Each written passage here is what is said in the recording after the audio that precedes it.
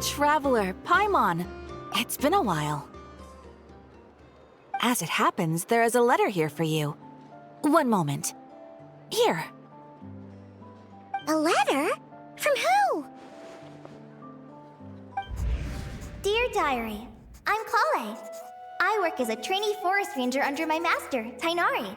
I'm also studying at the academia. I've been getting better and better at reading lately. Mr. Al-Haytham says that the written word is a crucial medium for exploring the world and understanding oneself. That's why I decided to start this diary. That said, what should I write about? Things are pretty quiet in Sumeru these days. Life is good. Every day is a fulfilling and happy one. When I think back to the days when I suffered from Elazar, or way back to when I was injected with God remains, I'm in a much better place now. I hope it stays that way forever. I'll leave it there for now. Master said he'll take me shopping in Sumeru City today, which is great because I've been meaning to visit the toy seller at the Grand Bazaar for a while now. Kale, time to go. Yes, Master! Huh?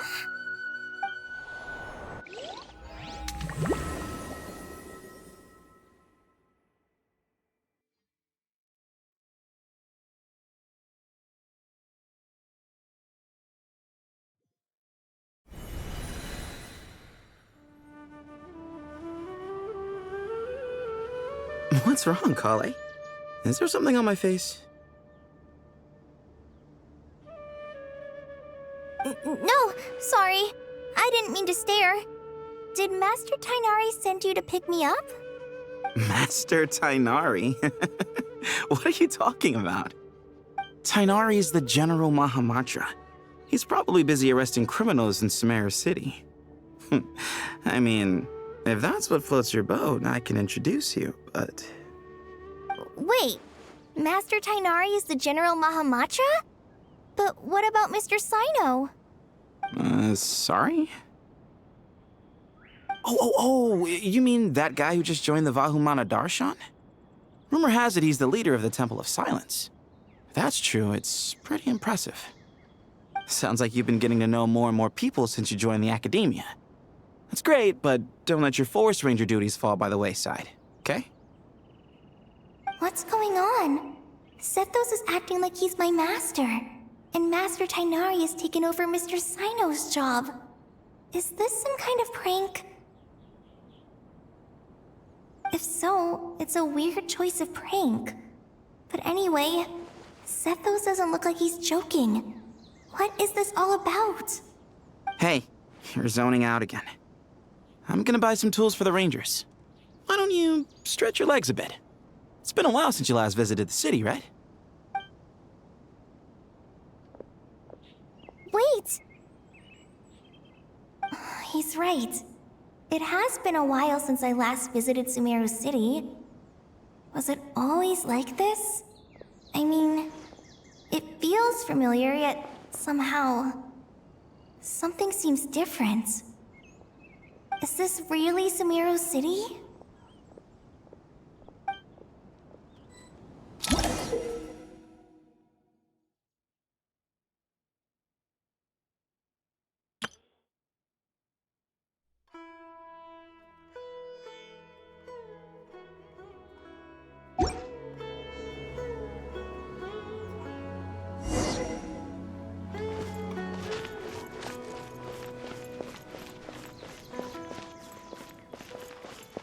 Did you see who just walked by?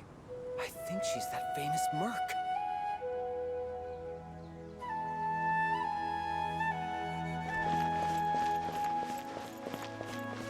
Would you like some fruit?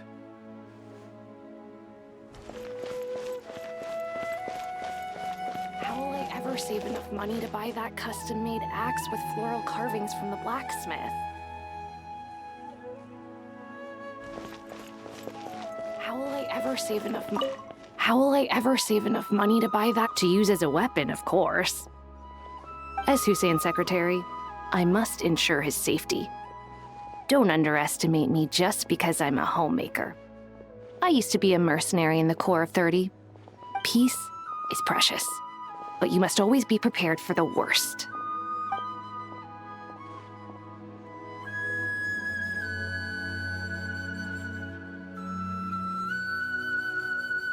How will I ever save enough money to buy that cup?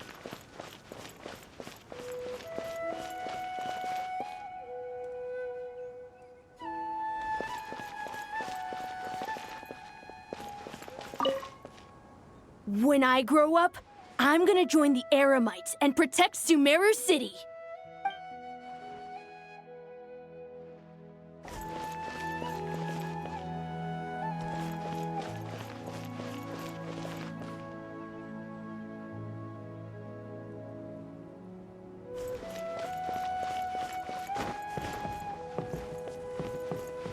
There's no one over there. I should go check out somewhere else instead.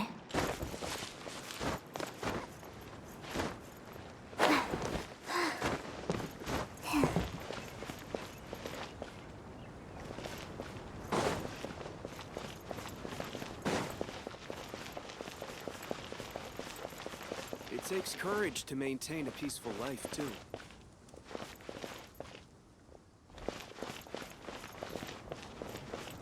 I heard that the sage disappears without a trace as soon as he gets off work.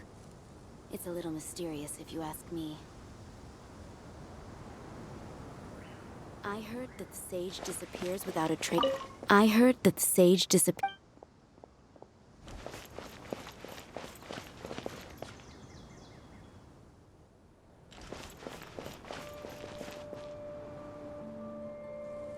Lord Kabe Bay, did you get a chance to review this month's accounts? Any feedback? You mean the version you sent over a few days ago? Yeah, I took a look when I received it. I was thinking that maybe our profit margin is a little excessive. I visited some of our commercial partners last month. Their earnings are very slim. Are you suggesting that we give up some of our profits for them? Well, since we have more than we need, yes. Making money for its own sake is pointless. Don't worry, I've already planned for it, and the numbers look fine. We can adjust the rates starting from next month. Also, about that designer you hired, I've had to revise his proposal 3 times now, but he just doesn't seem to... Let's cut our losses. Pay him his fee and send him on his way. I'd like you to get Layla on this instead. She was Cyrus's student, and she designed the Palace of Alcazarzare. Seems like a much safer choice. Who's sneaking around over there?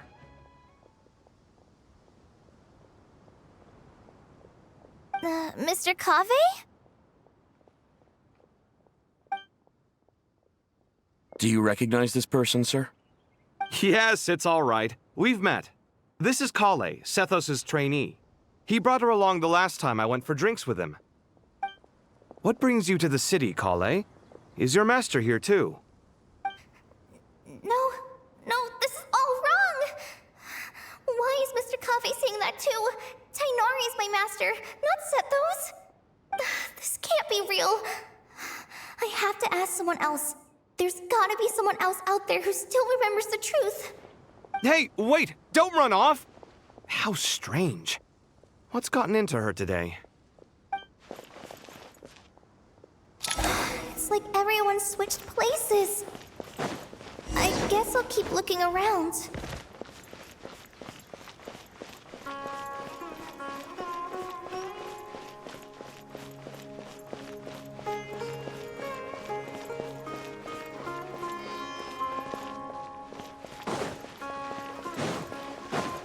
There's no one over there. I should go check out somewhere else instead.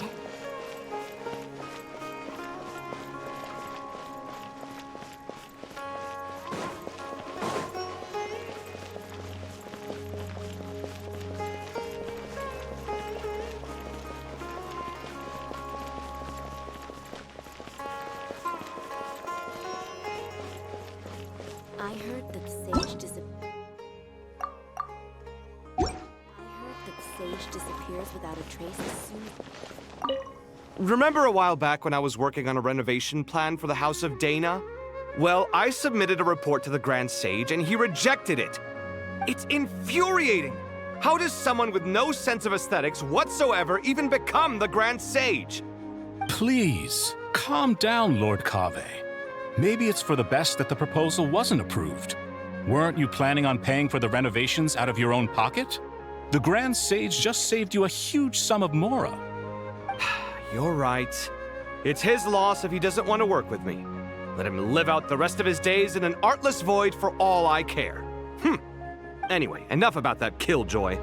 There's supposed to be a show at the Zubair Theater today. Are you guys free later? Tickets are on me if you want to join.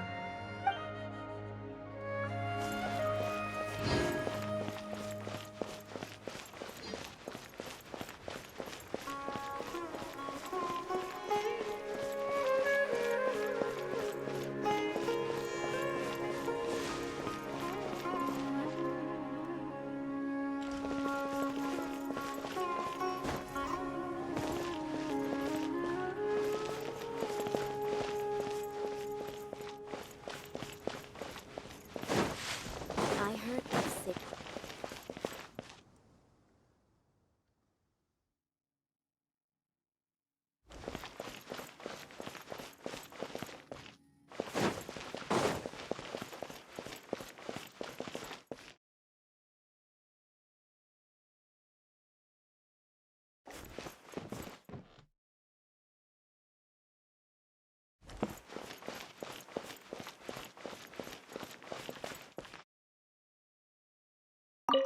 The Grand Sage always used to disappear the moment he got off work, but recently, for whatever reason, he's been seen sifting through records in the House of Dana late into the night. We asked him if there was anything unusual going on, but he answered us with a question of his own. Don't you find it strange that someone with my personality would willingly accept the position of sage?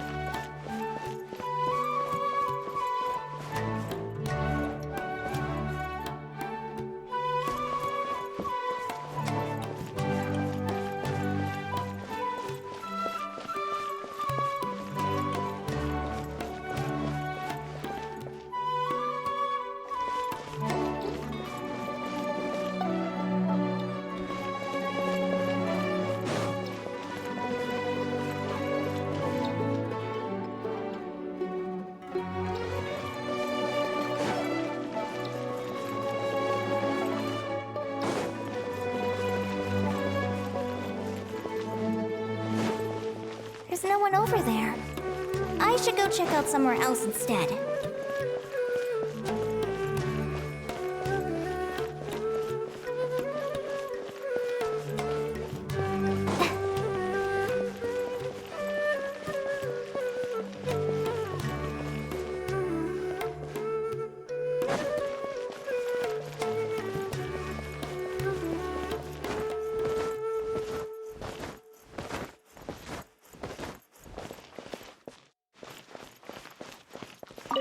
Hey, bud, can I ask you a favor? Is that all right if I borrow your thesis? Don't worry, I'm not gonna copy your work. I just need it as a reference. I guess that's okay. But if our theses end up sounding too similar, it's gonna be easy for them to spot. Yeah, trust me, plagiarism's the last thing on my mind. The only reason I ask is it's been really hard to get my hands on any reference material lately. Why don't you go ask the Grand Conservator? Candace should be able to find you what you need. She's super friendly.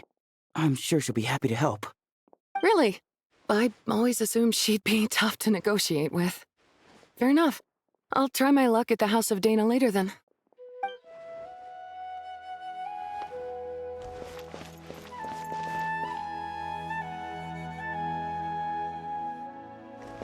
Would you like a cup of coffee? Would you like a cup of coffee? The store's been pretty busy lately. Lots of customers have been feeding Ashru, who watches over the shop, and Now, Asher's put on quite a lot of weight. Maybe I should put up a sign saying, please don't feed the cat. Students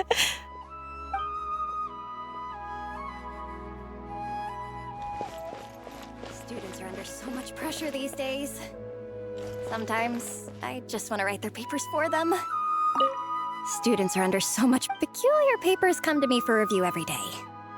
I really wish they were able to relax once in a while and not be constantly plagued by academic conundrums. It doesn't do a person any good to spend too long down the rabbit hole.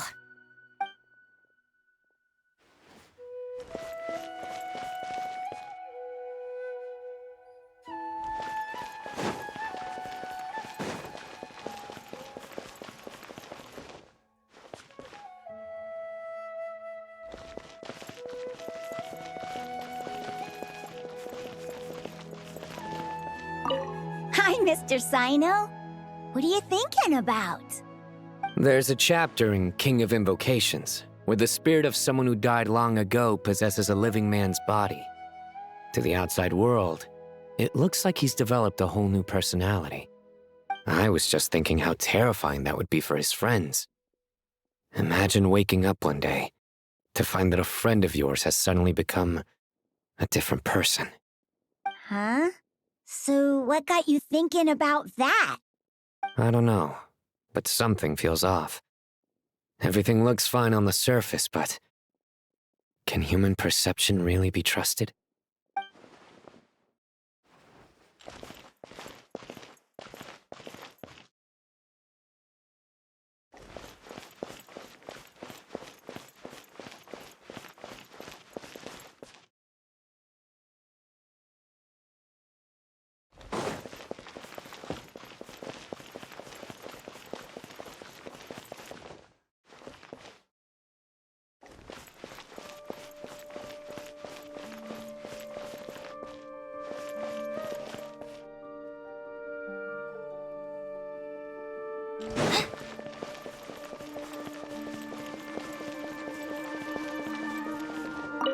All right, not a single Mora short. That covers you for this month's rent. What a relief. I was worried the design fees I received this month wouldn't be enough. Well, next time, don't fret. Just let me know and I'll give you a few days' grace. We've known each other long enough for that. Anyway, how are you settling in? I couldn't help but notice that you're staying up late quite often. Yeah, I can't explain it. I just feel more inspired at night. Once I get in the zone, I can race through a whole bunch of drafts, no problem. But what about you? I keep hearing you sighing these days. Is everything okay? Well, it's just... Don't you think this house is a little small? I guess I should be used to it after living here for so many years. But for some reason, I've been feeling claustrophobic recently. I want to move somewhere bigger. Once I've made enough Mora, I'm gonna buy a huge new house. As big as... at least as big as the Palace of Alcazarzaray. That sounds really expensive. True. I'll never be able to afford it on a scribe's salary alone. I need to find another way.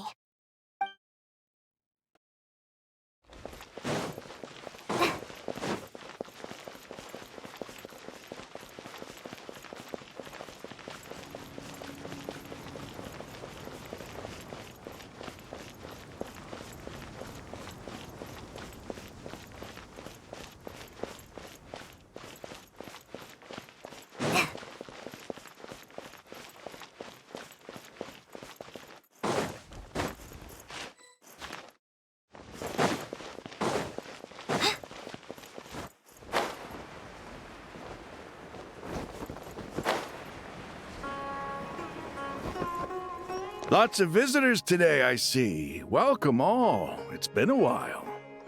Hey, Rahman. You know that guy who sells face powder on Treasure Street? I haven't seen him around in a while. Any idea what happened to him? Oh, you mean a Hongar? Yeah, he got into a brawl with Shavirme on Treasure Street. He's been banned from setting up shop there for now. Seriously? Oh, well, that's a shame. I was planning to pick out some makeup for you. Oh, don't worry about it. The legendary Flame Mane discussing makeup with the Zubair Theater star dancer. Now there's something you don't see every day. Flame Mane?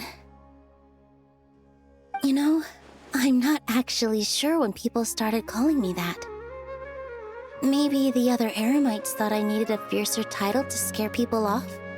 To be completely honest, I think the title would fit you better than me, Dia. You think? Can't say I've never imagined myself as a merc. If I ever give up the dancing, maybe I'll head to the desert and give the Eremite life a try. You would? Is that so strange? Oh, not at all. In fact, I've actually had similar thoughts before. If I ever get tired of sleeping out in the wild, I think I might go look for a job at the Zubair Theater. I've adored the dance of Sub-Zeros ever since the first time I saw you perform it. If the chance ever came up, I'd love to try it out on stage for myself. Really? If our manager Sataria heard you say that, she'd hold you to it. Probably grab you by the sleeve and never let you go again. Hey, when that day comes, I'll do your makeup myself. How's that sound? Sure. If the day comes, I'd be honored.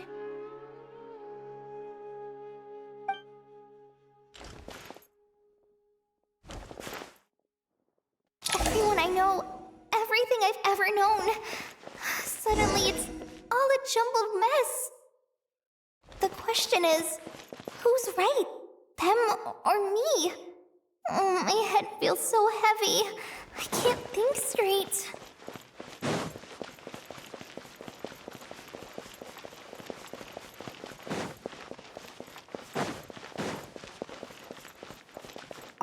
Nilu, have you been to Aru Village recently?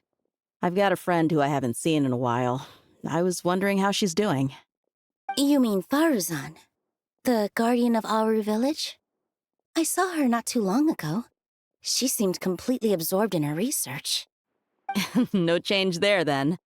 I'll have to catch up with her the next time I'm out that way.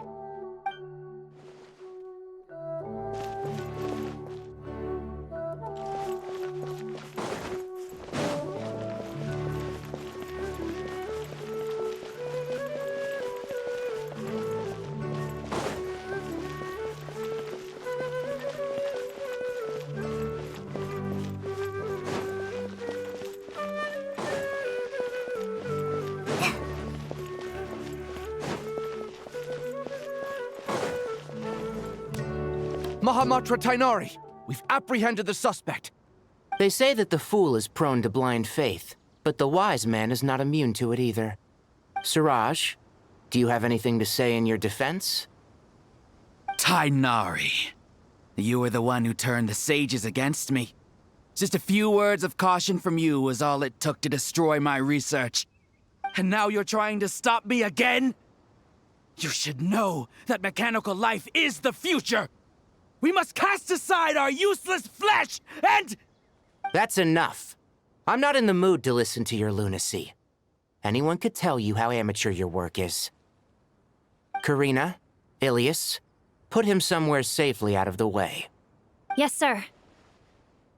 Next on the agenda is... Master? What is it? Wait, did Professor Zahahadi send you? She's been encouraging me to take on an apprentice. Might be getting a bit ahead of herself there, though.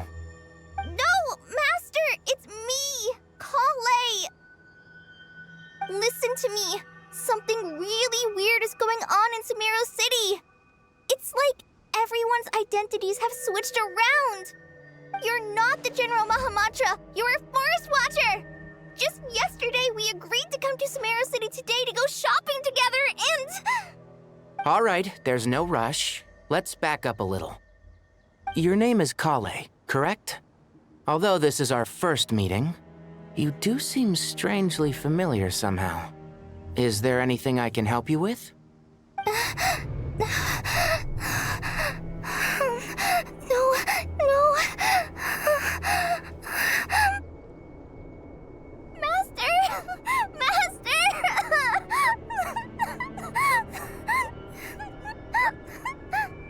What is it? Huh? Did you have another nightmare? I've told you before, when you're tired, lay down on your back in bed and get some proper sleep. It's much better for you than napping on your front. Poor posture obstructs your breathing, which can lead to all sorts of weird dreams. Now, we're supposed to go shopping in Sumeru City today, remember? Cheer up. I'll take you to Hushang's. I heard he's got some new toys in stock. Go wash your face, take some deep breaths, and when you're ready, we'll head out. Okay. Thanks, Master Tainari. So it was just a dream. And yet, dreams can sometimes be a warning of things that will soon come to pass. Who said that? That dream felt unusually real, didn't it? Here's my suggestion. Since you're heading into Sumeru City anyway, you may as well tell Lesser Lord Kusanali about everything that happened. And just to be on the safe side, I think you should also inform your 2 traveler friends who once helped save Sumeru. I'd write them a letter if I were you. Time is short. A storm is coming from beyond the bounds of fate.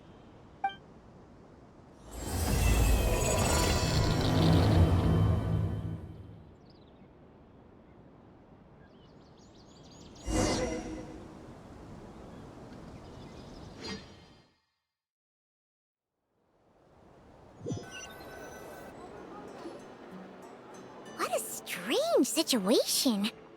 No wonder Kale was in such a rush to write us a letter. Imagine waking up one day to find that everything around you has changed. You might not even recognize Paimon anymore. Oh, that's a scary thought. Let's get to Sumeru and find out what the heck is going on.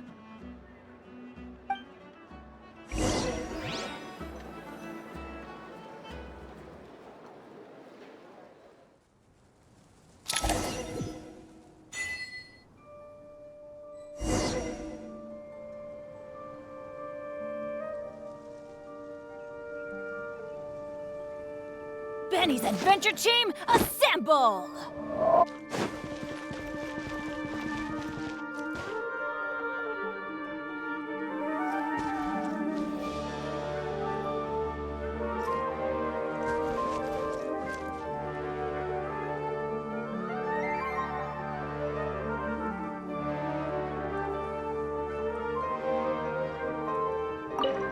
Thank you, Sage Balladuri. You really didn't have to stay with us to the end. Don't mention it. I'm your teacher. It's my job to look after my students. Is Panya doing okay? I think so. She just left the city with her mother. This will be her first trip away from home. She's handling it much better than I imagined. As her father, it's quite a relief. I just hope they have a smooth trip. Pack up your things. It's time we got going too.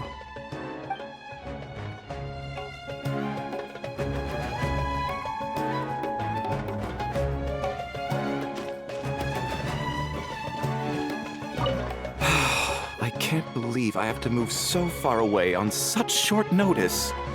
I made an automatic watering device so that my flowers won't wither and die while I'm away from home. Hey, do you think renovation works is the real reason they're moving us to Caravan Rebot? There's a rumor going around that Sumeru City's buildings aren't earthquake-resistant enough. Maybe that's it? All we know for sure is that the order came down from the Dendro Archon herself.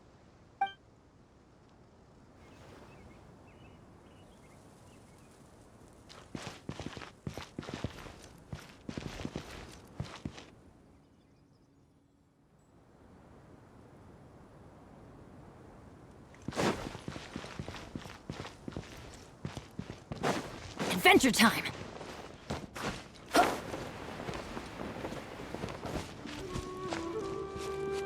Off we go!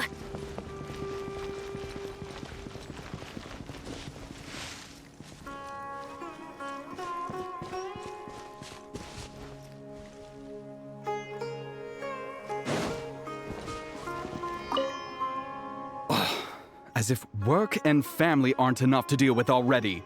Now they're telling us to move to Caravan Rebot because of renovations? Huh. I bet it's just some vanity project. I don't trust the Dendro Archon, nor any of the sages. Especially not that new Grand Sage, what's his name, Nephis? If you ask me, he's the worst of the bunch.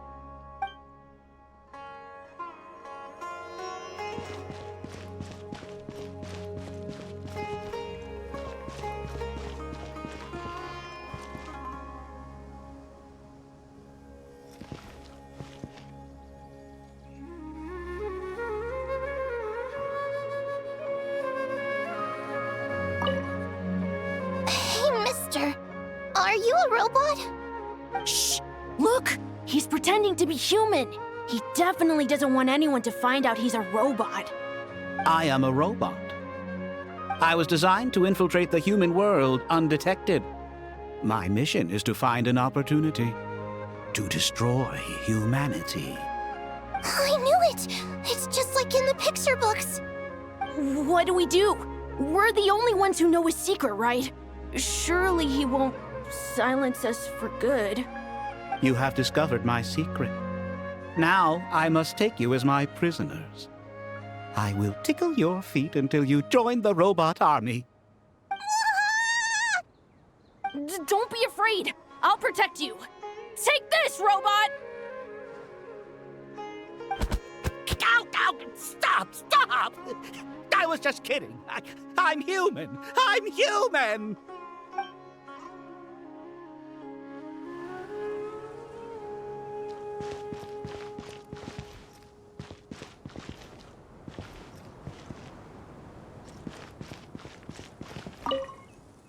Hey, now's not a good time to visit Sumeru City.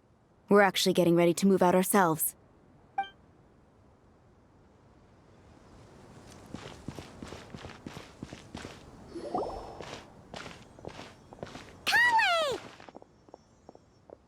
Traveler! Paimon! Thank goodness. I'm so glad you made it. Of course! We won't let anything happen to you, Kale. So, what's going on in Sumeru City? Looks like lots of people are moving or something. Yeah, I was just gonna say. After I wrote my letter, Master and I went to Sumeru City and told the Dendro Archon everything that I experienced, from start to finish. She was silent at first. It seemed like she was deep in thought. Then the next day, we got told that she was ordering everyone to leave Sumeru City immediately and move to Caravan Rebot. The entire population of the city has to move? Not just Sumeru City. The evacuation also includes Lokapala Jungle, Avidia Forest, Ashavan Realm, and Ardravi Valley. Basically, everyone living in the rainforest must temporarily relocate to Caravan Rebot. Holy smokes! It's crazy! Yes, it's quite an operation. Even if people only bring the bare essentials, the scale is simply enormous. They've requisitioned almost all the Sumpter Beasts in Sumeru for the task, including the entirety of Dori's Sumpter Beast Park. The Dendro Archon said that what Kale experienced was not a dream, but a warning. After our meeting, she immediately summoned the 6 sages to analyze the situation and discuss countermeasures. They concluded that the events seen in the dream are very likely to become a reality, and that an unknown danger is rapidly approaching. Oh, please keep that to yourself. We don't want to cause widespread panic. The official reason they've given is a large-scale renovation of the rainforest ecosystem. People are skeptical, but there haven't been any major incidents. So far, at least. The Dendro Archon seemed really worried when we spoke to her. She said you can go visit her in the Sanctuary of Surasthana when you arrive. She also said she'd hold out until the very end. Tighnari?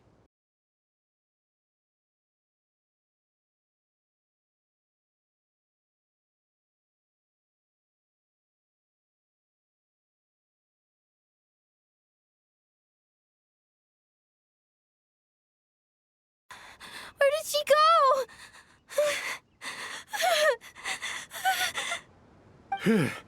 Don't worry. It'll be okay. Those items are worth a small fortune. Make sure you store them somewhere safe. You understand? I bet you thought you'd get away with this in the chaos, huh? Guess again. No petty thief gets past me.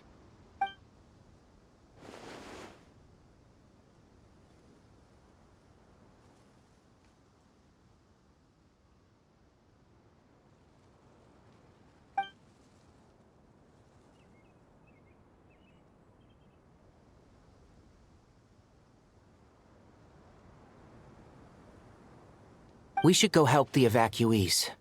See you around. I'm so glad that you believed me and came all this way to help. It means a lot. Please stay safe.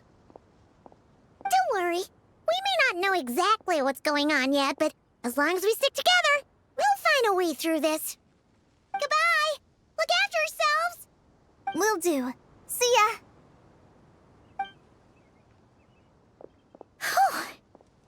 Paimon's not sure how she found the words to comfort Kale because, honestly, she's kind of nervous herself. Let's head to the Sanctuary of Surasana and see Nahida.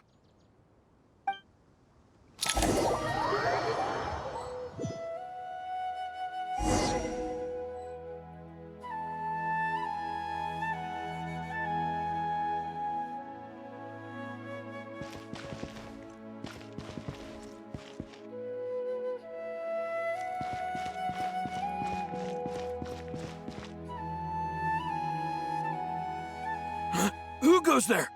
No unauthorized access to this place. By order of Mahamatra Sino. Are you blind? It's the Traveler and Paimon. Surely you've seen them before. Huh? Oh, so it is. I'm sorry, I haven't been sleeping well lately. My nerves are a little frayed. The Dendro Archon is in a very vulnerable state at the moment. Mahamatra Sino is concerned that our enemies might choose this moment to strike, so he's ordered us to strengthen our defenses. Just seeing you two again already puts our minds at ease. Please, enter. I'm sure everyone's expecting you.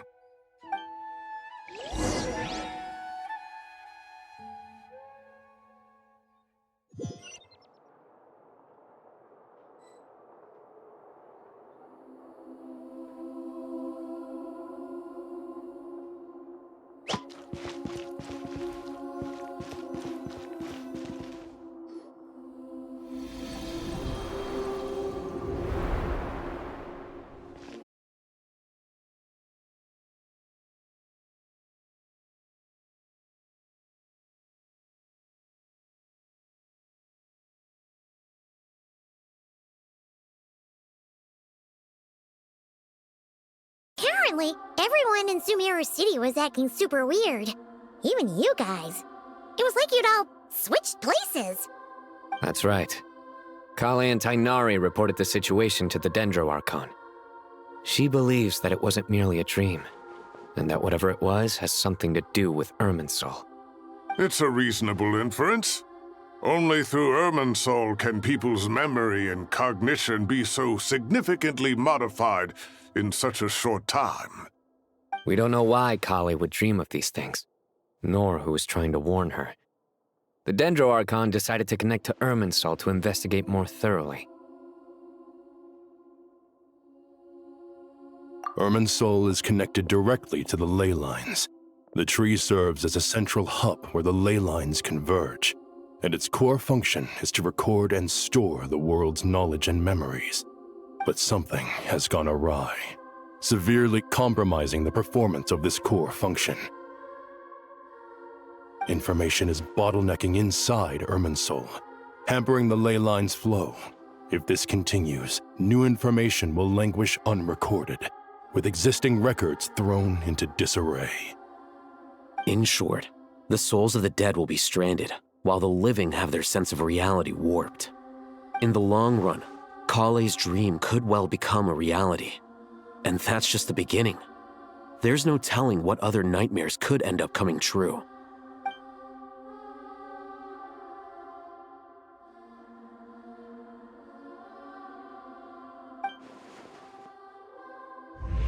I have come this far to use my death to open the gates of the ley lines to my people.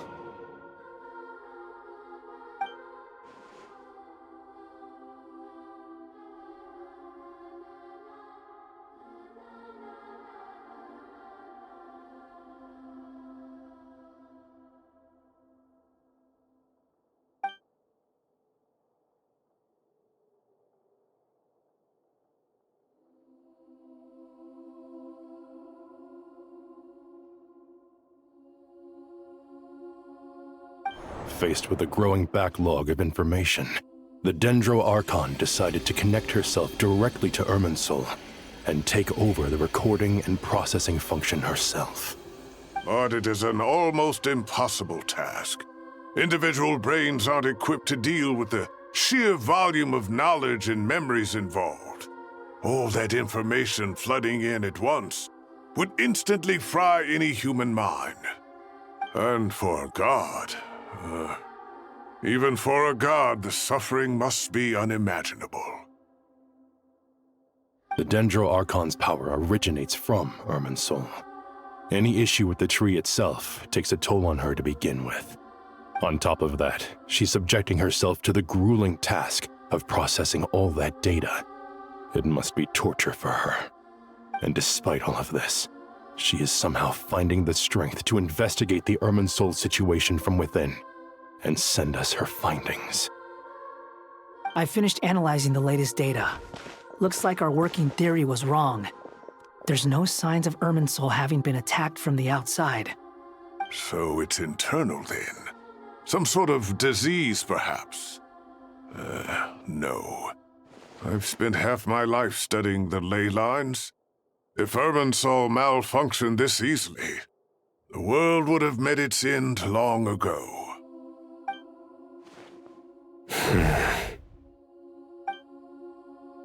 Sino? What is it? Not long ago, I got a tip from the Core of 30 that a large number of unidentified merchant caravans had recently been spotted entering Sumeru through Beta Harbor.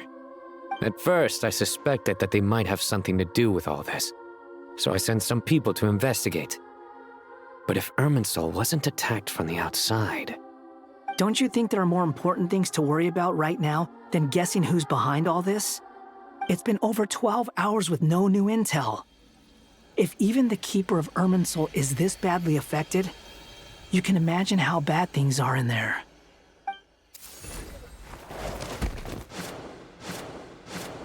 Dendro Archon.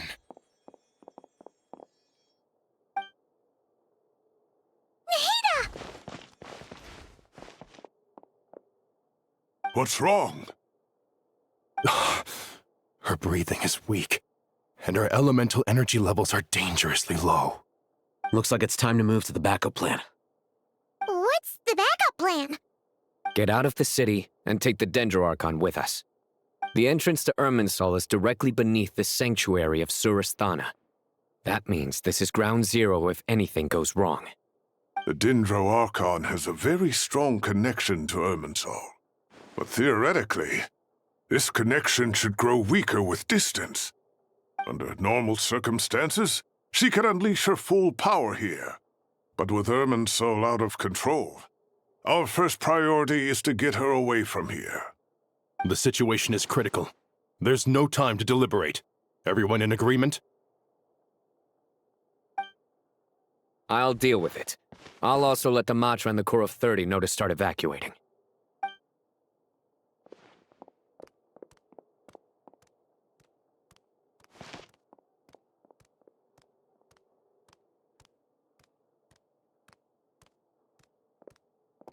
Let's go. No sense grieving when there's nothing more we can do. Agreed. We'll be back as soon as this is over.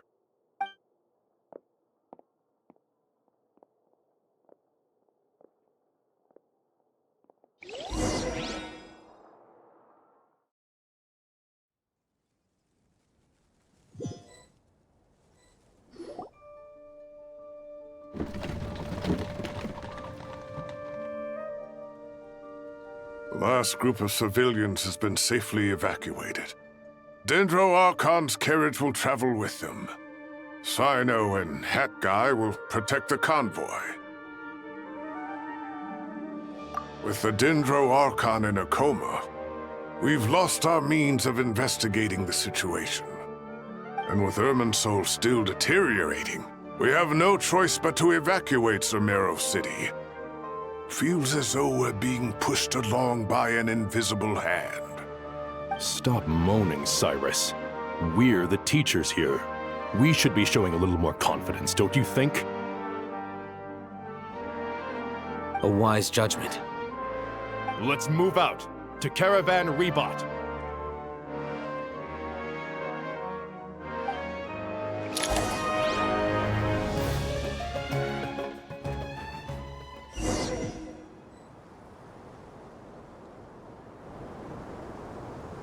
Sir, all units are in position. Good. Everything is going to plan. Interfering with Sumeru City is a necessary step, so do not hesitate. The Irminsul situation will not harm you. We need to speed things up here, too. We don't want to keep our client waiting, do we? No, sir. You have my word. Everything will be completed on schedule.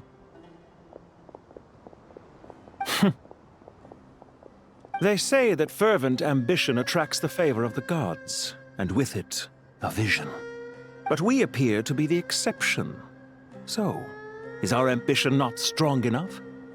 Or does it threaten the very foundations of this world?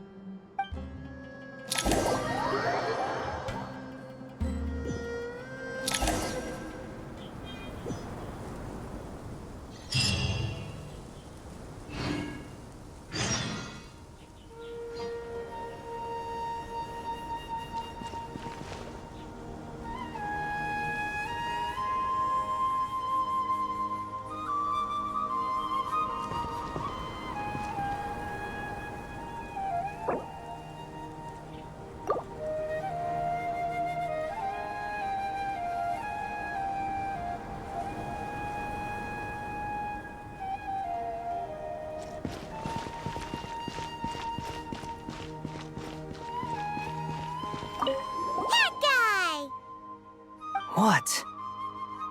Nothing. You just look like you were lost in thought there. Do you have any ideas about what's going on? From what I know about Irminsul, the system doesn't break down that easily. I don't have the faintest idea who could have done this. Actually, one name did cross my mind. But, he's already dead.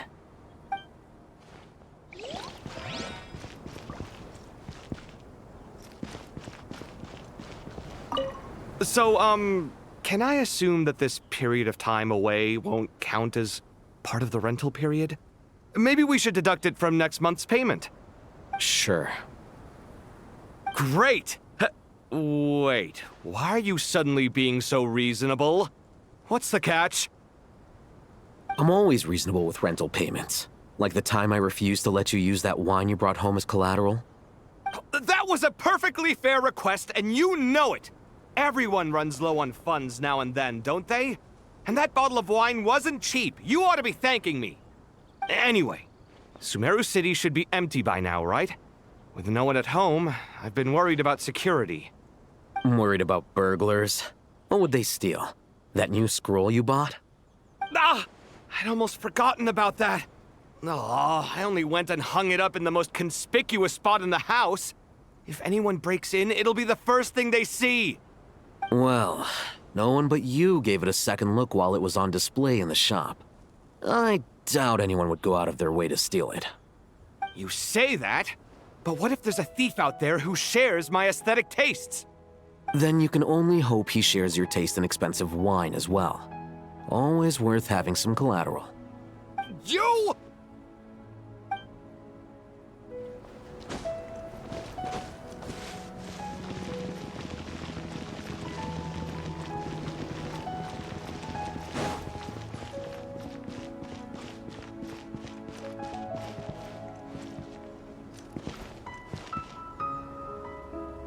Adventure time!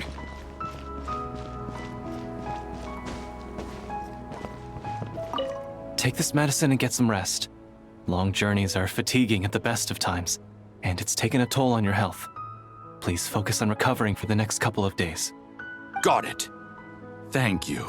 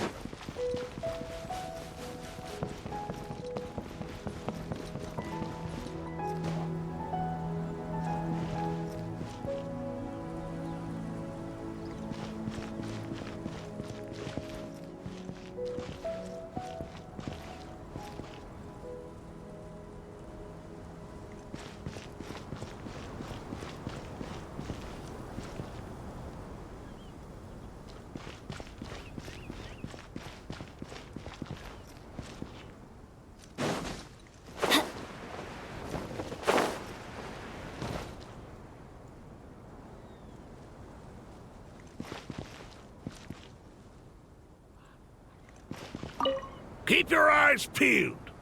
It's down to us to maintain order at this time. This is a direct command from the Mahamata. Everyone stay vigilant. We cannot allow bad actors to take advantage of the chaos.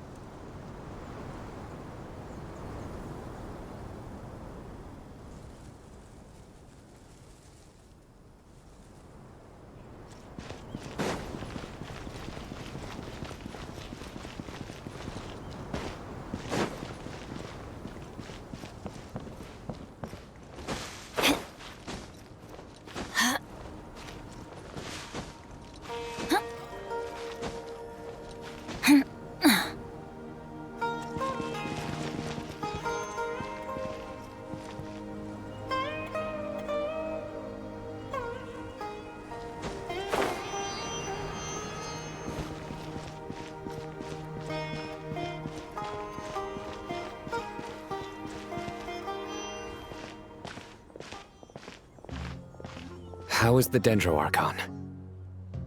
Her breathing is steady.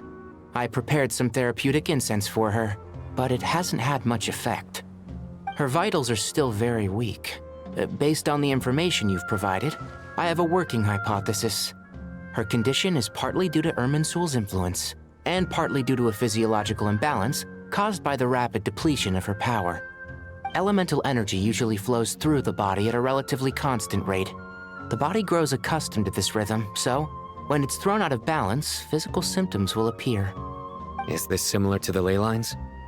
Overloading and withering both directly affect their vitality, potentially causing irreversible damage. Correct.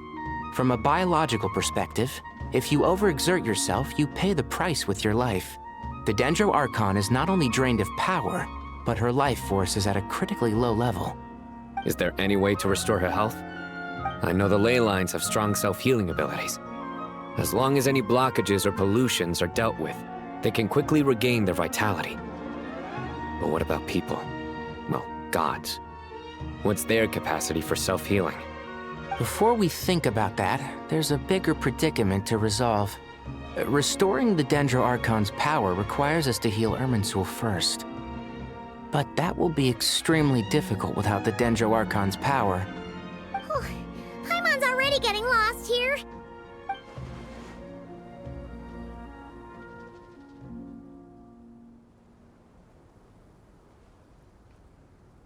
Master Tighnari and Cyno look so serious. I've not heard Master speak in this tone for a long time. Tighnari.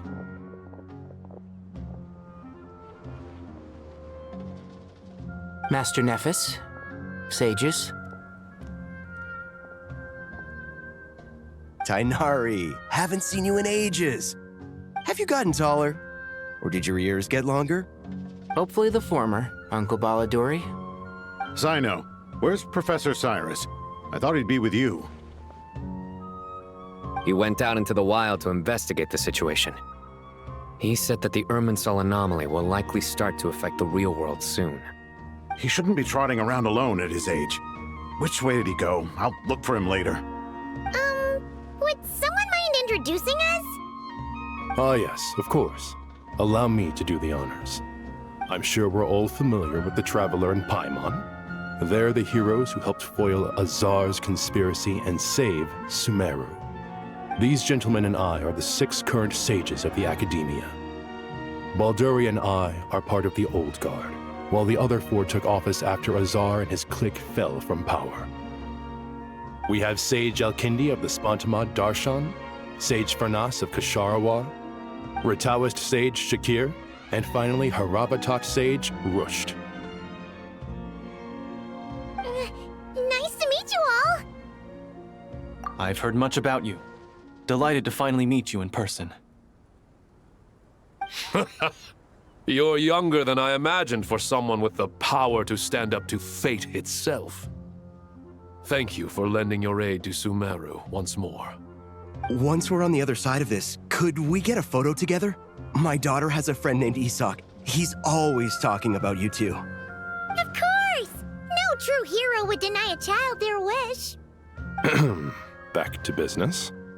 So with the Dendro Archon currently in a coma, the people have taken temporary refuge at Caravan Rebat, but they cannot stay here forever. We need to come up with a plan as soon as possible. Farnas, any thoughts? Well, firstly, having reviewed the data, I'm inclined to agree with your assessment. This doesn't look like an attack on Irminsul from the outside. Rather, it resembles a malfunctioning machine. Calculations going haywire and sparks flying. That being said, before we consider how to fix it, we need to understand precisely what has gone wrong. Furthermore, we somehow need to ascertain this without relying on the Dendro Archon's power. We have no direct access to Irminsul. However, we might be able to gather the information we need from the ley lines. Study the branches to learn about the trunk, in other words. Wait, is that what Cyrus is up to? No wonder he ran off to research in the wild. Curse's always one step ahead of me, isn't he? I heard that while in the sanctuary of Surasthana, the Dendro Archon had to serve as the central information hub herself. This is a clear sign the situation within Irminsul might be far worse than we can imagine. Irminsul is vital not just to the safety of Sumeru, but to all of Teyvat. We must be the ones to bear responsibility for this world. To be on the safe side, I think we need to consider some backup plans. Are you saying we should consider a scenario in which Irminsul is completely destroyed? I'm merely pointing out that the possibility exists. You have a valid point. But until worst comes to worst, I believe we should focus our efforts on resolving the Irminsul anomaly and helping it recover. Kale, I understand that you were the first to foresee this crisis. If it's all right, I'd like to talk with you about it in more detail. Of course, but even I don't know how I came to have that dream. If there are no signs of external damage, could it be a stress fracture? Metals tend to suffer from this issue with long-term use, and Irminsul has existed for centuries, after all. It's possible, but surely a stress fracture would be more likely to cause a complete shutdown rather than chaos. Sages, General Mahamatra, sorry to interrupt, but something has come up. What happened? Some citizens didn't believe that Sumeru City was really in any danger. They slipped away and hid during the relocation, intending to return home. How many people are we talking? About a dozen. Sakura found them while on patrol, but they appeared to be suffering from psychosis. For whatever reason, they were trying to kill each other. By the time we arrived, there were only 2 survivors. One was unconscious from their injuries. The other tried to attack us, but was subdued. Where did this happen? Near Yasna Monument. That's not far from Caravan Rebat. Master. I know. The Irminsul anomaly is beginning to have effects in the world. I didn't expect it to spread to Yasna Monument so soon. It almost feels like we're being chased relentlessly, with no time to catch our breath. Sir Cyrus said the same thing. He sent me back to report in, while he continues investigating. I'll go join him.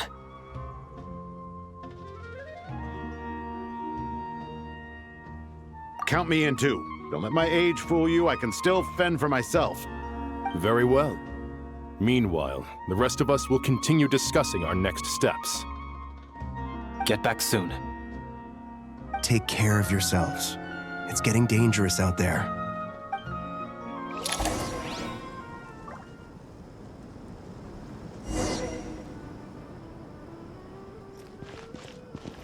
Don't be nervous, Kale. I just wanted to ask, have you ever had similar dreams to this one before? Similar how? Dreams so vivid, they seem real. Filled with strange or dangerous things that you cannot explain. Let me think. There was one time, I don't remember it very clearly, but I saw fire. Fire? Yeah. I wish I could give you more details, but all I remember is fire everywhere.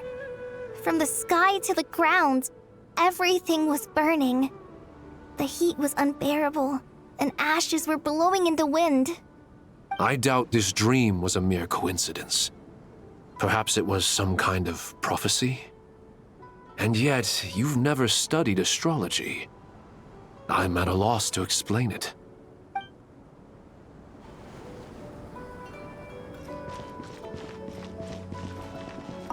I thought we'd be safer once we got to Caravan Rebot. If the Irminsul anomaly's sphere of influence continues to expand, our only option will be to move into the desert. To Aru village? We should check if they can accommodate so many people. Essential supplies will also become an issue. We were only able to relocate here so quickly because Caravan Rebot is well stocked. If we move to the desert, we'll need to carefully calculate how much food and water to bring.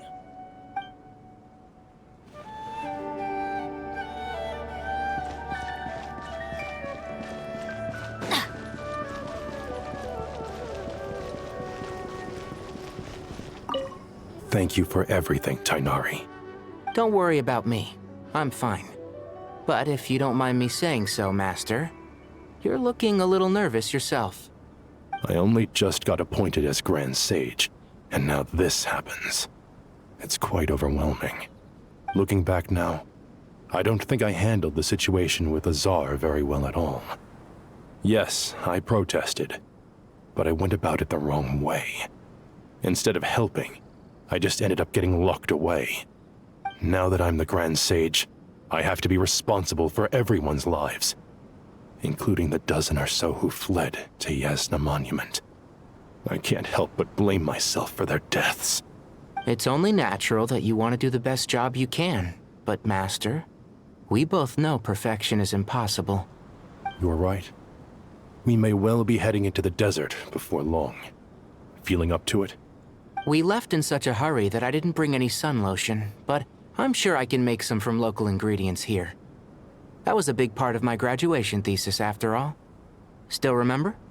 Of course, like it was yesterday. I remember asking you if you'd like to stay and teach, but you turned me down without a moment's consideration. Anyone else would fight tooth and nail for the chance to research by my side, but you couldn't get out the door fast enough.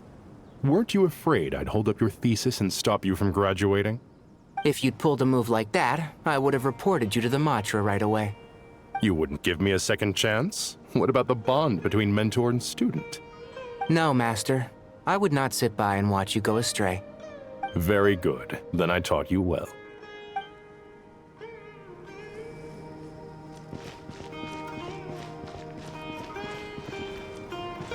That guy! What? Nothing. From what I know about, I don't have the faintest... Adventure time!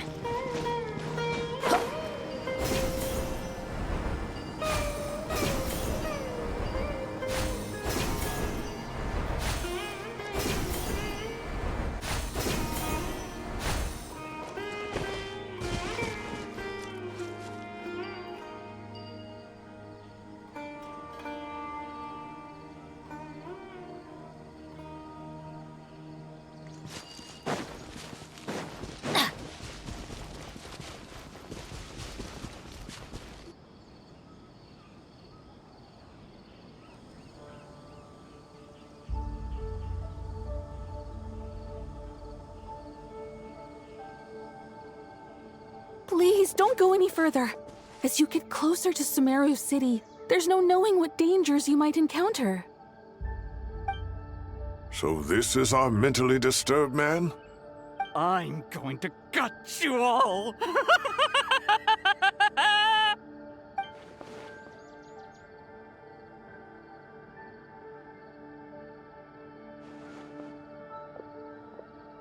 Cyrus, you didn't even bring a single guard? Do you think you're some sort of warrior? It's fine. Come here and look at this. Oh, it's... That's right. Flowers that bloom from openings in the ley lines, indicating some sort of anomaly. I don't believe I've ever seen a color like this before. Did you discover it nearby? Not just here. Way over there, too. They're everywhere. There's even more in that direction. How did you ascertain the situation further ahead? Didn't you just say that we can't go beyond this point? Yes. This area is relatively safe so far, but if you continue forward, delusions will start afflicting your mind. However, some vision-bearing mercenaries were able to maintain their sanity a little better. They're the ones who brought back news from further afield. Sino, do you remember the class I taught on dissecting ley line blossoms? I do, Professor. I received full marks in that course. Good. After all these years, it's time to put that knowledge into practice. There must be anomalous information hidden within these blossoms. Alkindi, I'll need your help as well. Been a while since we worked on a project together, hasn't it? Sure has. Well, what are we waiting for? Let's get to work. Anything we can do to help?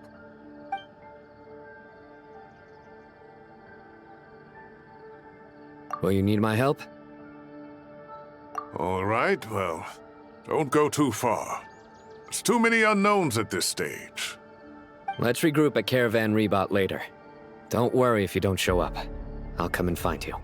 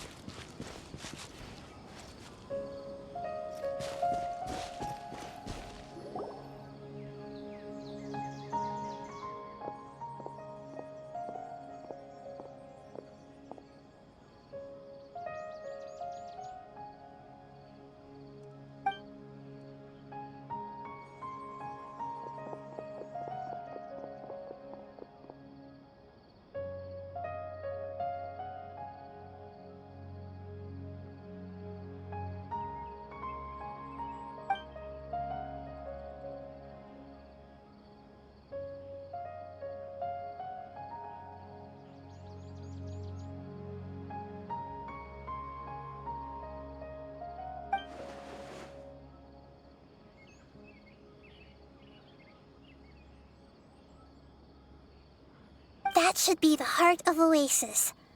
All we need to do is light it with the fire seed, and it'll restore a pep with elemental power. The damage it suffered internally will also slowly begin to heal.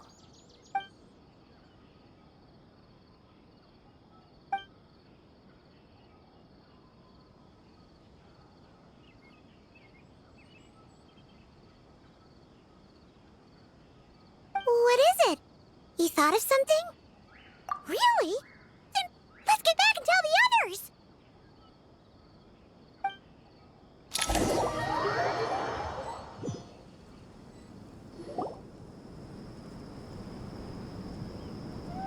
Whew. Glad to see you've returned safe and sound. Any longer and we would have gone out looking for you. Well, this is a nice surprise. I'm unsure feels better with everyone we know here. We've made some progress, so let's start by giving you and Paimon a quick update. By dissecting the ley line's blossoms, we've been able to deduce that although Irminsul is experiencing an anomaly, it has not completely rejected access from the outside. The Dendro Archon has the power to connect to Irminsul, But there's also another way. I assume you recall the devices everyone was wearing when you first arrived in Sumeru? Devices? Oh, wait. You mean... The Akasha terminals? That's right. Of course! It's been so long, Paimon almost forgot all about the Akasha. Wasn't it shut down, though? Yes, but although the system isn't currently operational, the technological infrastructure is all still there. And it turns out that a certain someone gets so bored at work that he's actually read through every single one of the instruction manuals. No prizes for guessing who that was. If praising others is that embarrassing for you, you can simply spare yourself the ordeal. As much as it pains me to say anything nice about him, there's no denying his intelligence. He rarely forgets anything he's read. The Akasha is exactly what Sumeru needs at this moment. Between us, we should have all the knowledge and expertise we need to get it up and running again. But if I recall correctly, doesn't the Akasha need a gnosis to function? That's exactly right. The Akasha relies on the Gnosis as a power source, and in its absence, we'll need to find an alternative. To tackle this problem, it looks like we'll be relocating once again. Namely, to the Temple of Silence. Ring any bells? It's the only major institution in Sumeru dedicated to preserving the knowledge of King Deshret's civilization. You might find the answers you're looking for hiding there. I agree. There's a good chance.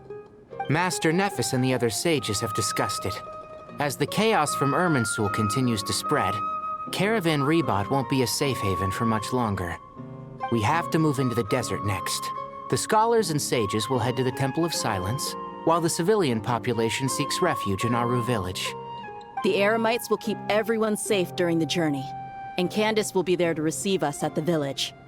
This leaves us just one thing to worry about. That Dendro Archon. She's very weak. We can't afford to wait until Irminsul is fixed. There has to be another way to help her. Huh. Well, luckily, the Traveler had a eureka moment while we were out investigating. Really? Wow, nice one, Traveler. Let's hear it. What say our Amorta experts? Theoretically, it's feasible. From what you're saying, although elemental life and elemental energy have their differences, the Dendro Archon has explicitly stated that she can imitate the power of the former. In which case, as long as Apep is willing, she should be able to convert her own power into a form that the Archon can use. It wouldn't be difficult for her at all. The only problem is convincing her to help. Yeah! Even though she wasn't exactly friendly the last time we met, she didn't refuse to talk with us. When she realizes the danger that Nihida is in, surely she won't turn a blind eye to it. Well, hopefully not. Either way, we're not exactly spoiled for choice here. Hey, it's better than having no options at all. I agree. Without Irminsul's aid, the legendary Dendro Dragon Apep may well be the only living thing in Sumeru who can help our Archon recover her power. There's no time to lose. I'll bring this proposal to Master right away. If he and the other sages agree, we'll split into 3 teams. The academics will go to the Temple of Silence to look for a solution to the Akasha problem. The Eremites will escort the civilians safely to Aru village, and the Traveler and Paimon will take the Dendro Archon to see Apep. There's still a long road ahead, and no knowing if we'll make it. But at least we have a direction now. I'll take it over floundering around in confusion. If there are no objections, then let's proceed. But before we adjourn, I would like to leave you all with some parting words. No matter the distance between us, there will always be an invisible force tying us together. May the bonds forged in the past shine bright like stars and open a new path before our feet. Huh. Is that from King of Invocations? No. This one's from King of Invocations, the sequel. What's the difference? The sequel's much cooler. Couldn't agree more. Well, it was very apropos. Once this is all over, I'll give everyone a copy of King of Invocations and the sequel to show my gratitude. Come on, let's get moving.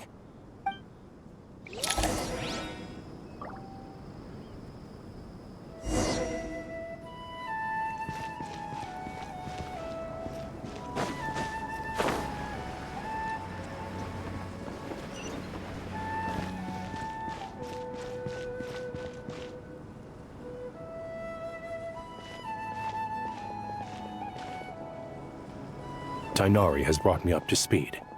I approve of your plan of action, but we can't proceed with everything right away.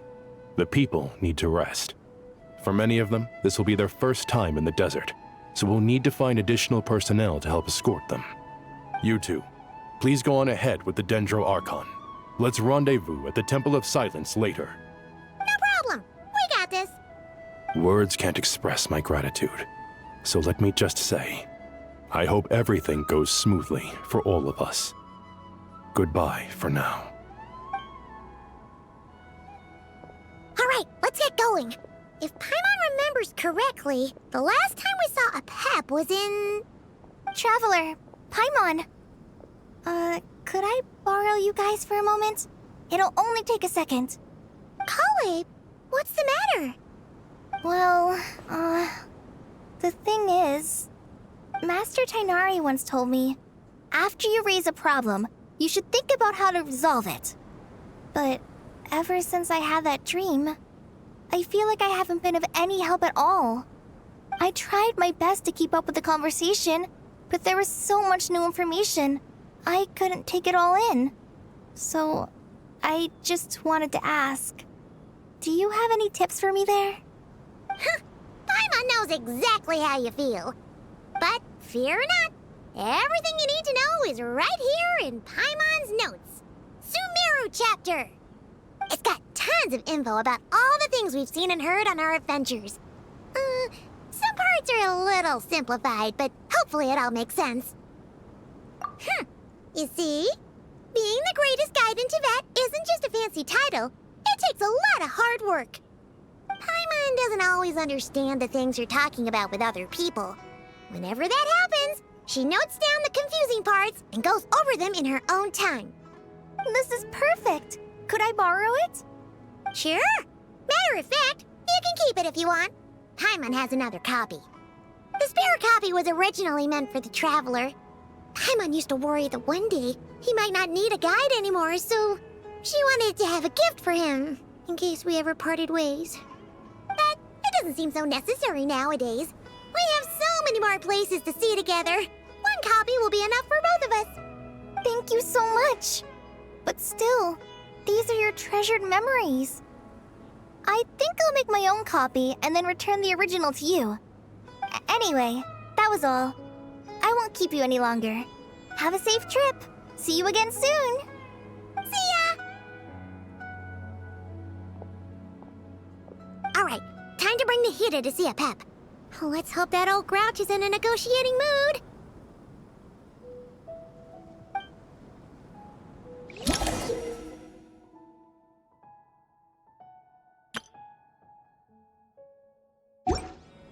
Hey, here's a thought. If we brought Nervalette along, do you think he could help us persuade a Pep to help? Actually, never mind. In a Pep's eyes, Nervalette's probably one of those dragons who's grown too close to humankind. They might end up fighting for all we know.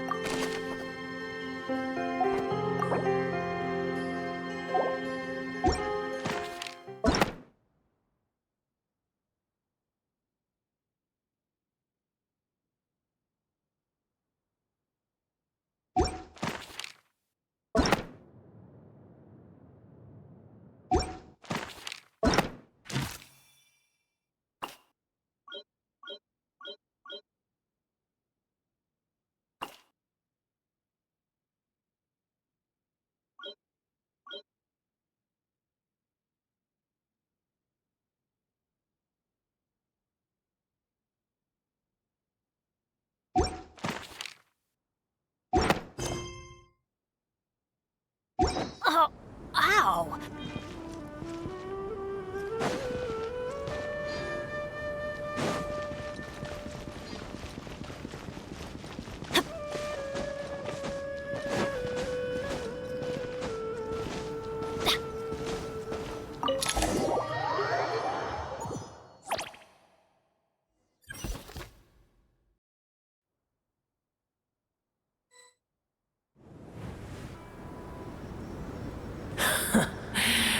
I had a feeling your kind might come calling.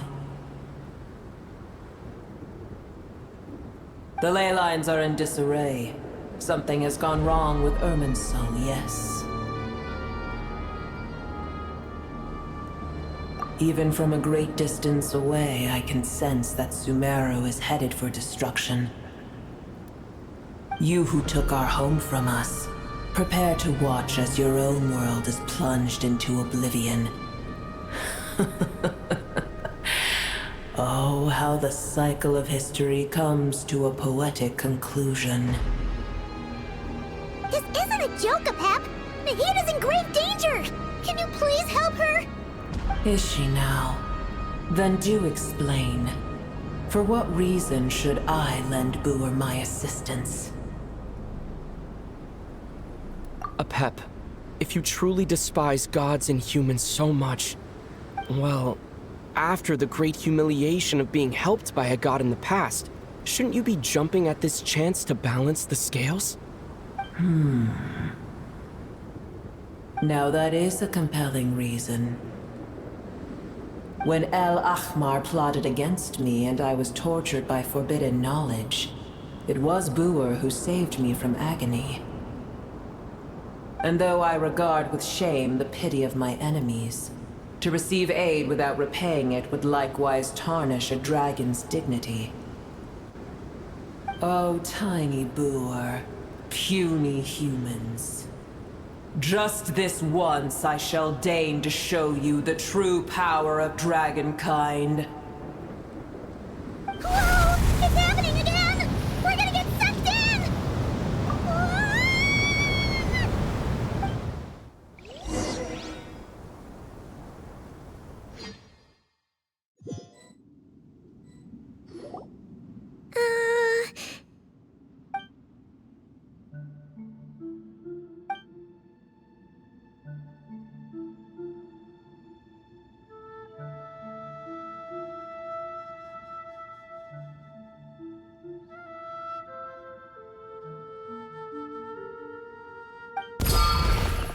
It is done. The heart of Oasis is supplying her with life force as we speak. It shall not be long before she recovers. But I should warn you. Boer's existence is closely intertwined with Irminsul. Unless the issues plaguing it are resolved, she will never completely recover her former strength. Oh, thank you. Spare me your words of gratitude. You may also spare me your feigned concern.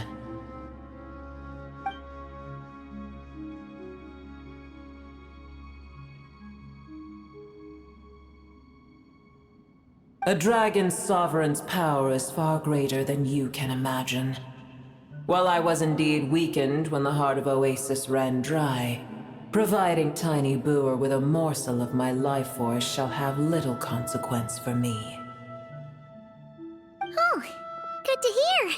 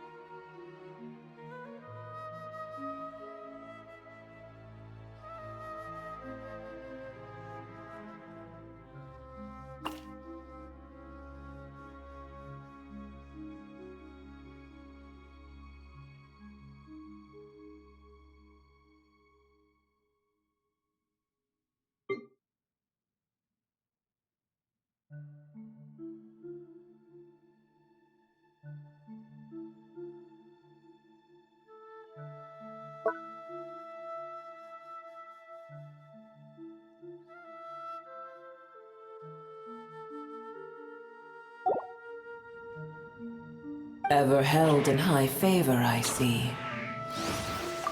Oh, well, you know.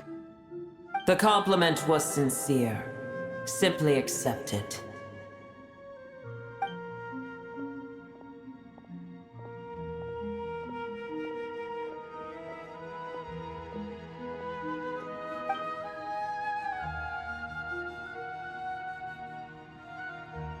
I did once.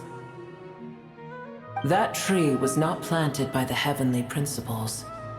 Irminsul existed before they ever arrived in Tevat. What? There was a time when it belonged to Tevat, to dragonkind. Its appearance and function then differed greatly from today. The ley lines flowed with an abundance of a familiar, primitive form of elemental energy.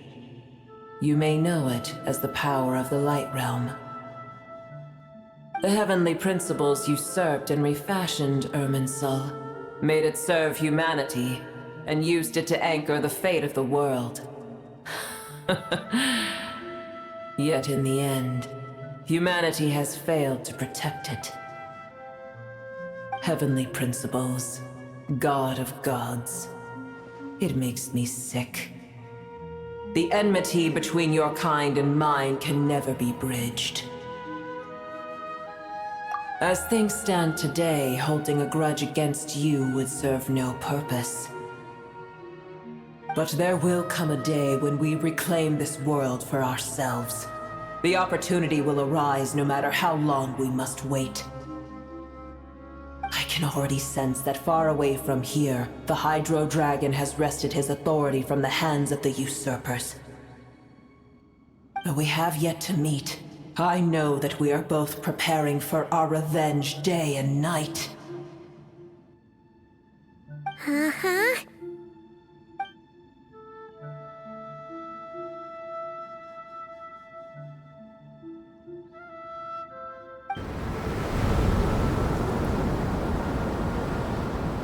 I hear a great disturbance out there.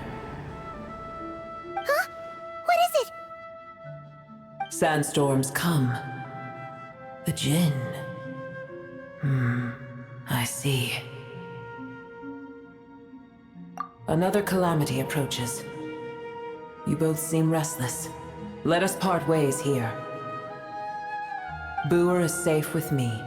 Once she has recovered, I shall return her to your side. Oh, thanks again. Take care, all right? I told you already I have no need of your feigned concern.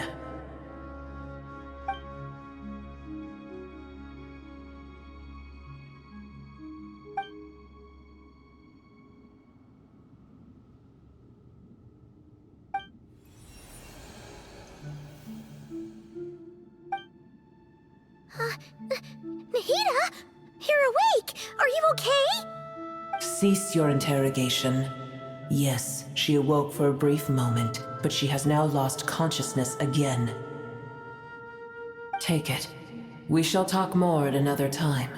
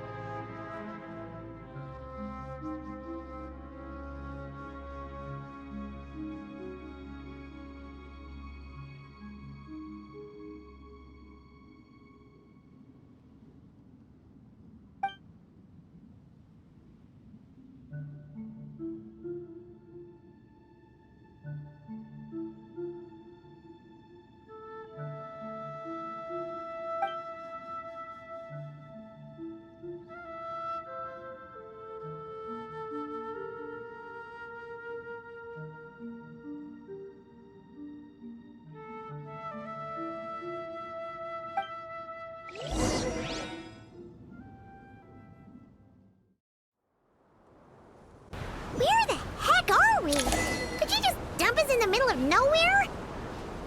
Wait. No, Paimon remembers now. The Temple of Silence is over that way. Come on, let's go find the others.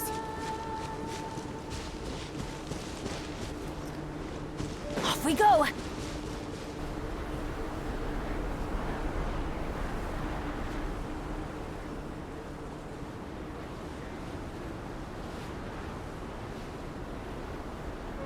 There's no need for everyone to stay here. I'll protect the sages. The rest of you, return to Aru village. Yes, Mahamatra Sino.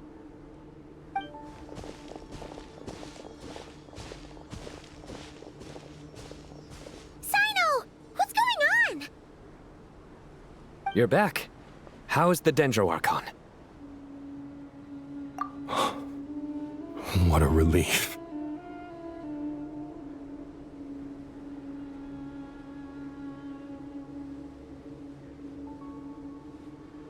It's the Jinn.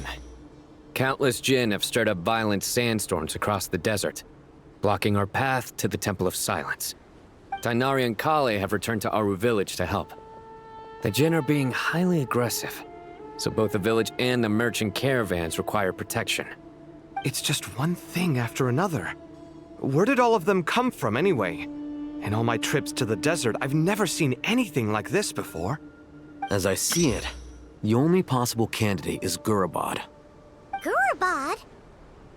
Baladuri could explain in more detail if he were here.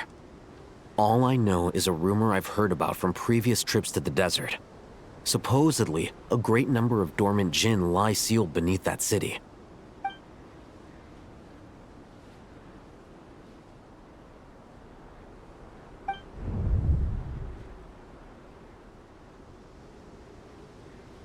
Gurabad is, for me, a fated land. I must therefore return back to this city, where my destiny awaits me still. My master, I am sorry that I couldn't stay by your side for long, and that I could not have more time to get familiar with you. Lilipar. Yeah, we once said goodbye to a friend there. Well, maybe not a friend exactly, but someone we met on the road anyway. She was a strange bottle. If we can find a way to wake her up, maybe she can help solve the situation in Gurabad. Well, be careful. You may find there's more than just the Jinn to worry about. You mean, there are other dangers in Gurabad? It's a sensible assumption to make. The moment we arrived in Caravan Rebad, the Irminsul anomaly started spreading in that direction. Now we've moved to the desert, and suddenly we're plagued by Jinn and sandstorms. To call it a coincidence would be a stretch. Don't worry, we've gotten a lot stronger since our last stint in Sumeru.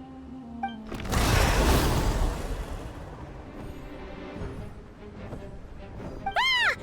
When did they show up? It appears the monsters native to the desert have been stirred by the Jinn's activity.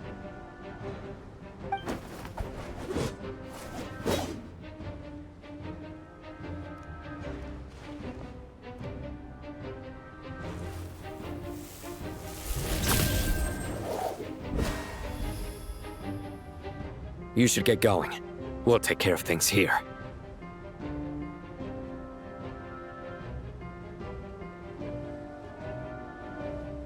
You too. Don't do anything too risky. You got it?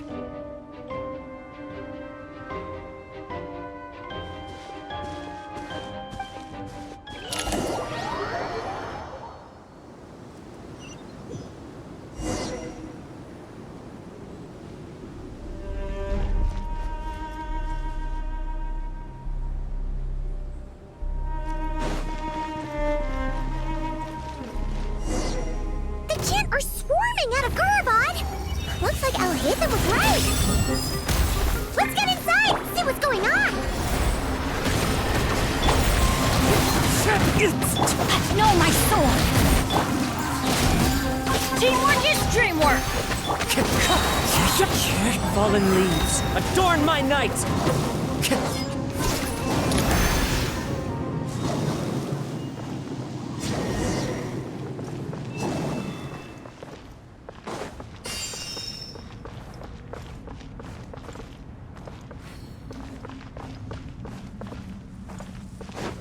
Time to go.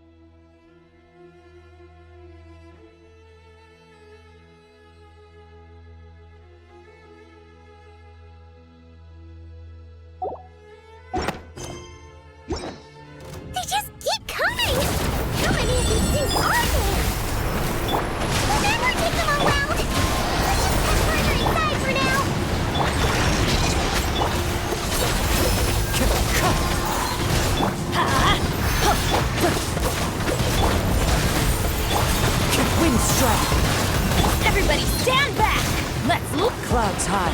The birds call.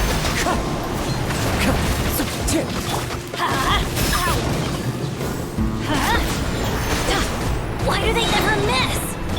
Wind strike. Time to go. No, my sword! Fallen leaves, adorn my night!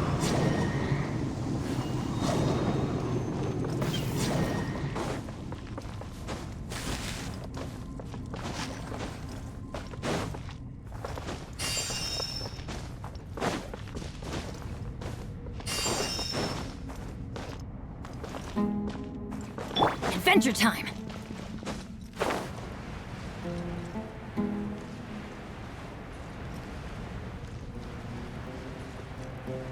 Target spotted! All units at the ready. The Fatui?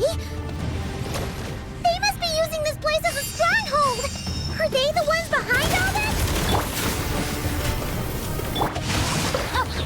Wind strike!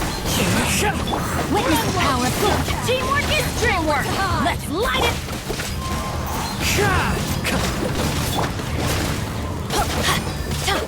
Did it take too long?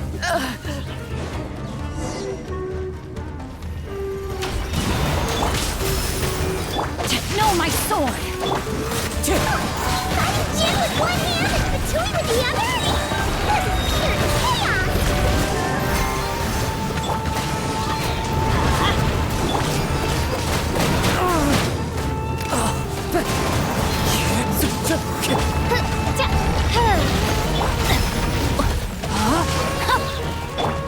By royal decree, Midnight Phantasmagoria! Wind strike!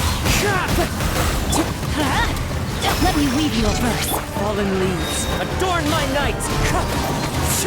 Let's light it up! Everybody stand back! No, my sword! That hurts! Clouds high, the birds call! Teamwork is dreamwork! Shadow Raven! Let's light it up! Witness the power!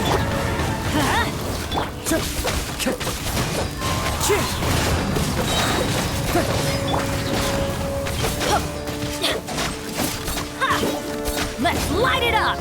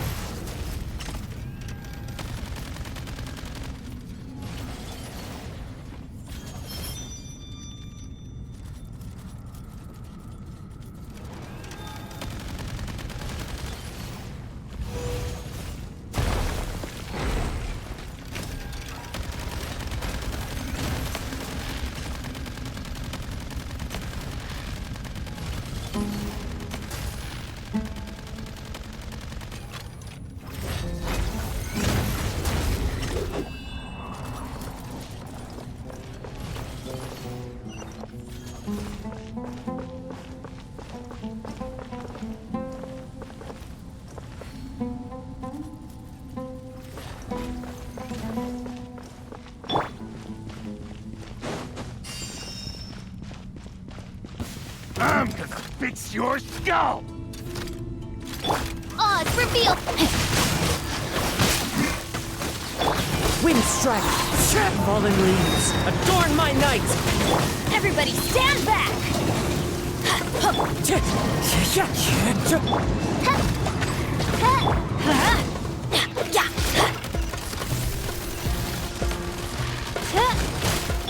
Let's light it up! Wind strike! Rain outlines your face.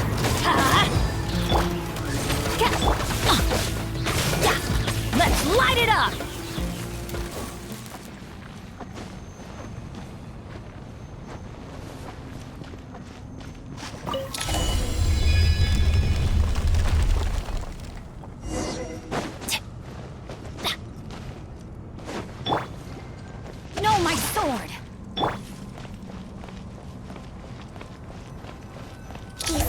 strange machine? Paimon has a sneaking suspicion that that's the thing wrecking Gurabad and setting all those dangerous Jinn free! The target has reached the core zone. Requesting backup. Repeat, requesting backup! Backup en route! Stop him at all costs!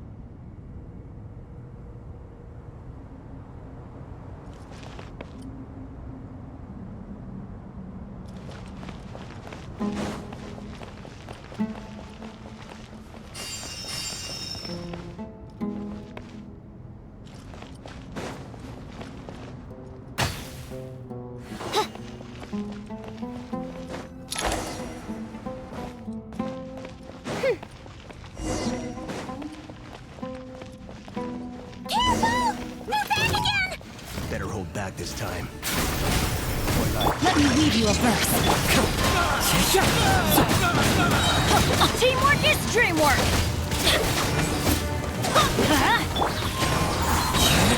As one with wind and cloud! Let's light it up!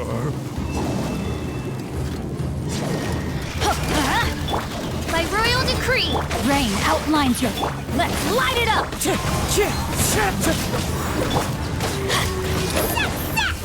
Nice one, Traveler! Let's keep going!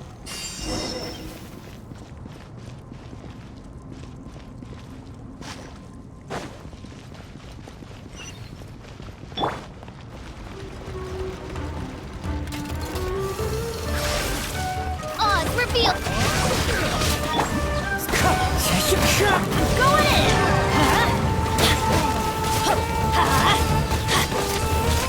Wind strike! Fallen leaves! Adorn my night! Midnight Phantasmagoria! Witness the power of Gurwa!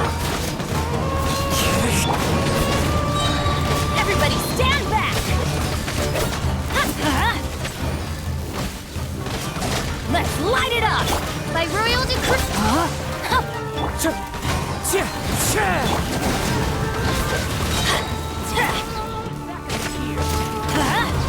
Going in!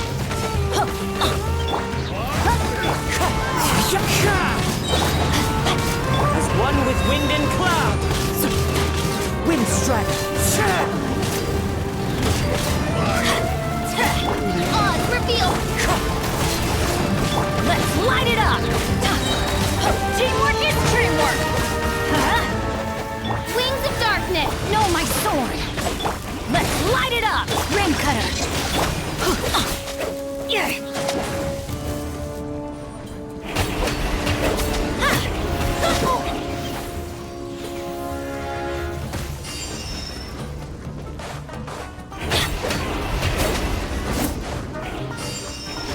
Off we go!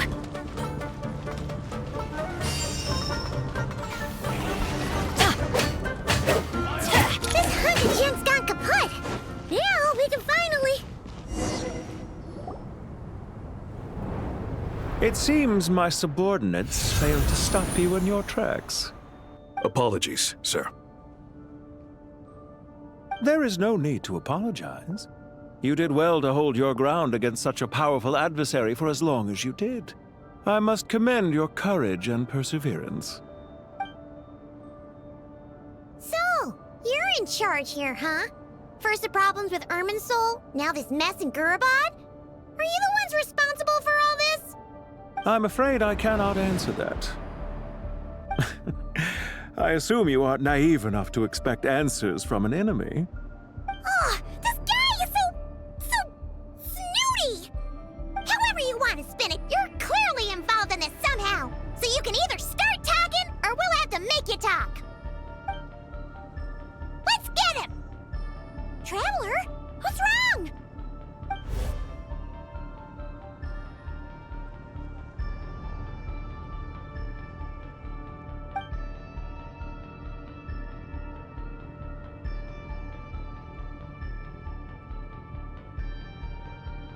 You're remarkably calm. Some would act more rashly upon finding the ringleader all alone. But you keep your cool. Even as your enemy, I must applaud you. Did you show yourself just to say that? Is this you trying to take back control of the conversation? Unfortunately, I really don't have anything to say to you. I am here merely to indulge my own curiosity. Your names are well known among the Fatui. Naturally, I wanted to observe you up close while I had the chance. Hey! Don't treat us like we're some kind of exotic animals in a zoo! Oh, I wouldn't dream of it. You seem rather predisposed to misunderstand me. I'm quite aware that you are both heroes of great renown. You have resolved crises in many nations and won countless allies along the way. I've been following your adventures with great admiration. My only regret is that the trajectory of your journey conflicts with our goals. What do you mean, admiration? Sorry, but that sounds pretty weird coming from you. I don't see why. We may happen to occupy opposing sides, but there is no cause for deep-seated enmity between us. To respect one's enemy is to respect oneself. Well, now that you're observing us up close, what do you see? I've observed as keenly as I can. Yet, while I endeavor to understand, your true strength remains a mystery to me.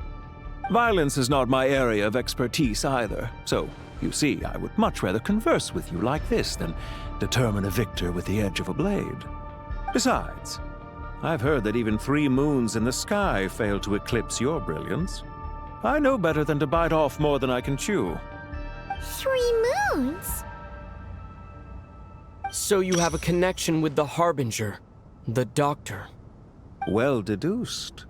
Our commander, Dottore, died in Nodcry, but there are things that do not end with his departure. We must... Look at me. I almost divulged more than I should have. What are you after? Revenge for Dottore? Or are you plotting something else? I've said quite enough, I believe. There's no point in continuing this conversation, except to say, I've noticed that you seem to know your way around here quite well. A repeated visitor to Gurabad, are we? Ugh. I'll take that as a yes. Then I'm sure you'll have heard the story of this place. The mother of the Jinn, Lilupar, and the tragic tale of her vengeance that spanned 3 generations. It was right here that Lilupar once helped the wise to ascend to the throne. But from that moment on, every king who sat upon it was corrupted by power. These degenerate rulers lost control over their nation, and with it, the right to occupy that exalted seat. What are you trying to say? I once admired you for your adventures. That is the earnest truth. But it appears to me that your journey serves ultimately to uphold the rules of this world. Are these rules truly just? Does the heavenly principles rule with wisdom or folly? And how can we be sure that the 7 who wield authority over the world will not be corrupted? Do you seriously think you're gonna convince us of anything? Convince you? I'm sure my commander already tried that. Why would I waste my breath doing the same? If a few words from a stranger were enough to make someone completely change their stance, it would only prove that they never had a firm will to begin with. I am merely stating my position, so that we might understand each other better. One's enemy in the present may not necessarily be an enemy for life. As for what game I'm playing here, I'm simply buying some time. But now I must bid you farewell. It was a wise decision not to attack me immediately. Since you did not fall for my ambush, I will now have to ask those in hiding to reveal themselves. Leave this to us, sir. Very well. I trust you to do what is necessary. Stall him while I execute the next step of the plan.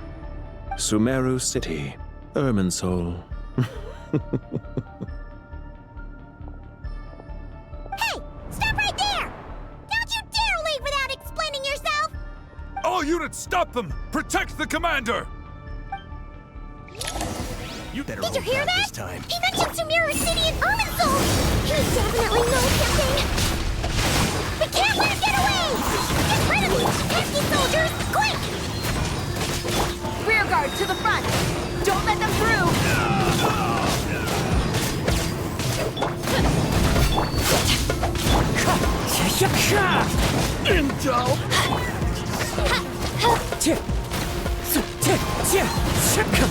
No, my sword!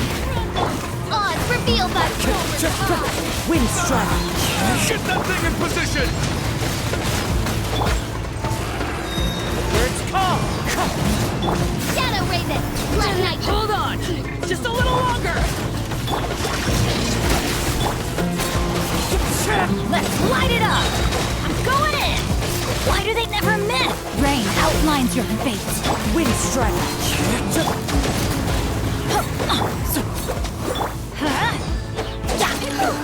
We finally beat them! That mysterious guy can't have gotten far!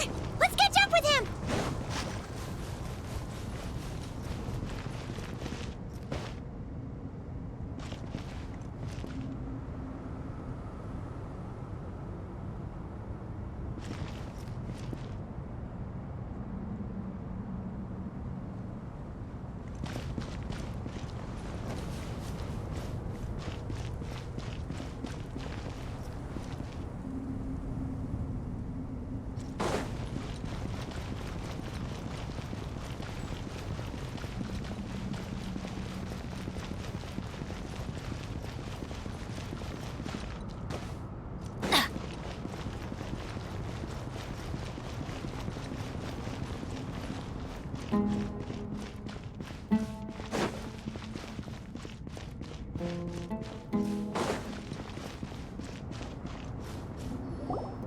Found him! Over here!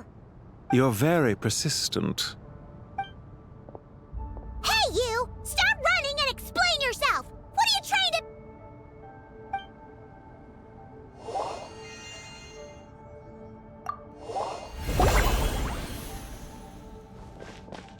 What's this?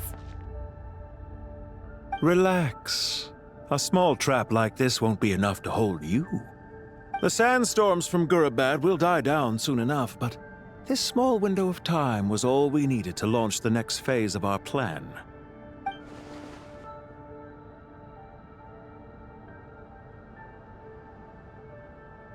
Don't be discouraged. I knew that someone would come here eventually, so I planned ahead.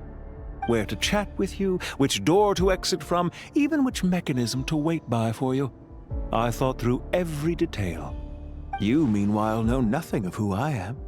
So far, you've only heard my voice, and for all you know, it may not even be real. But not to worry. This is only our first meeting. It shan't be our last.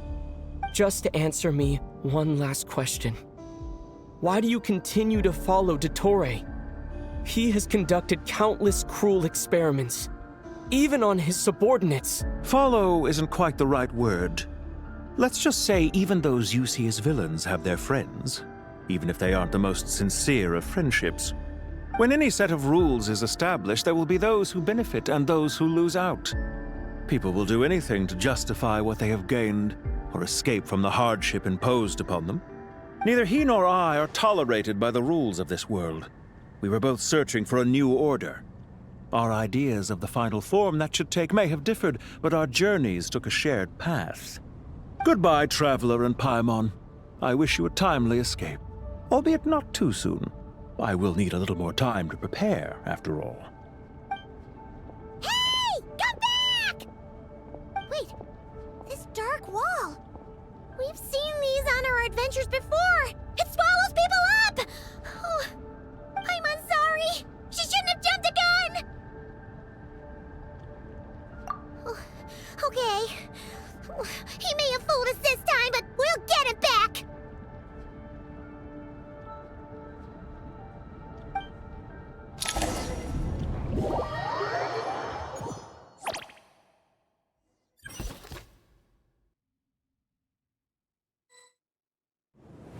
Sino and his team are guarding the north.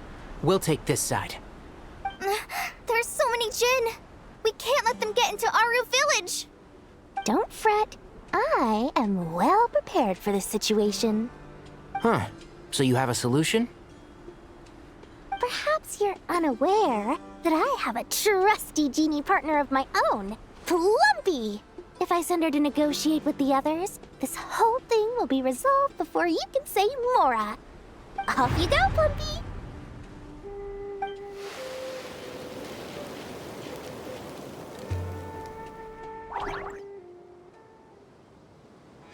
Come on, let's What's the holdup? 5,000 mora. 20,000 mora.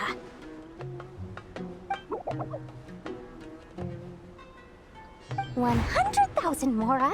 Final offer. Ah, so she's a hired partner.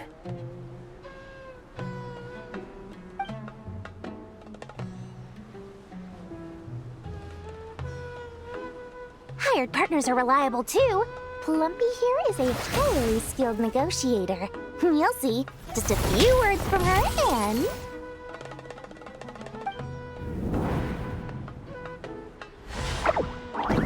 Plumpy!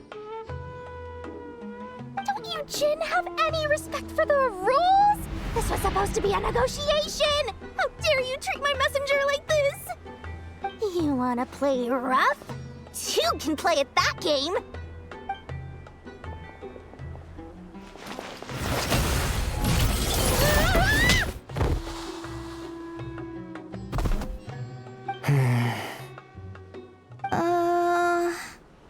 Looks like it's up to us now. Be careful, Kale. Yes, Master.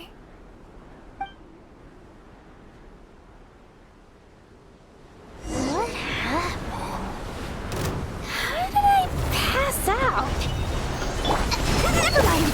Plumpy, it's time for revenge. You know, this reminds me of when you first arrived in a video forest.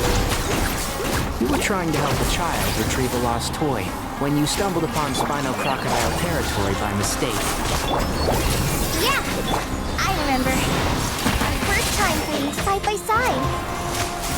Fighting side by side? I seem to recall swooping in to rescue you with a team of forest rangers. Please stop.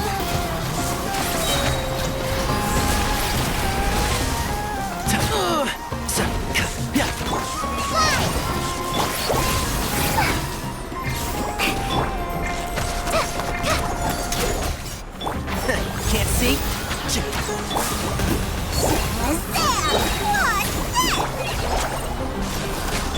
I hear everything! There's too many of them! I can't believe I used 12 rare items in one battle! Ugh. I shudder to think how this is going to affect this month's accounts. The sight of that glaring deficit might be more than my poor heart can take. Tighnari, how's the situation on your end? We held the line, though it was a close call. But it looks like they're preparing for another attack. Has something happened? They've breached our defenses in the south. The Jin are pouring in. We're moving the villagers to the north as we speak. We're hemmed in. This is getting precarious. Our margin for error just got a lot smaller. That's why we wanted to confirm your status.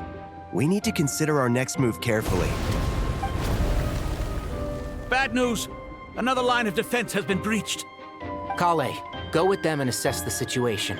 Dory and I will hold the line here. But Master! Even with 3 of us, we barely managed to. This is not a discussion, Kale. Don't worry about us.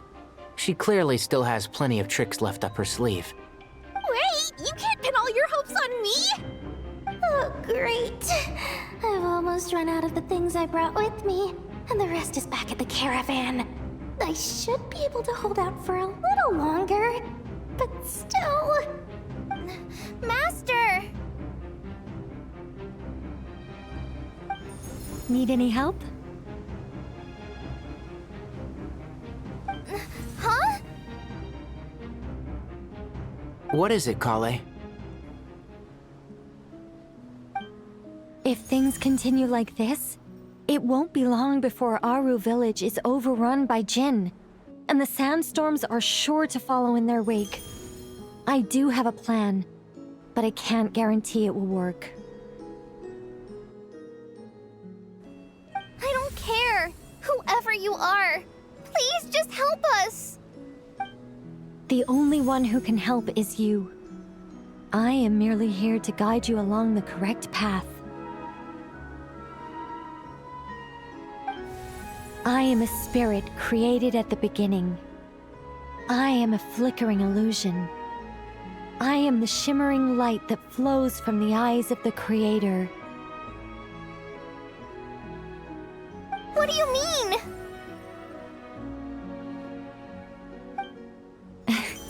It doesn't matter. You don't need to understand it. Just repeat after me, one line at a time.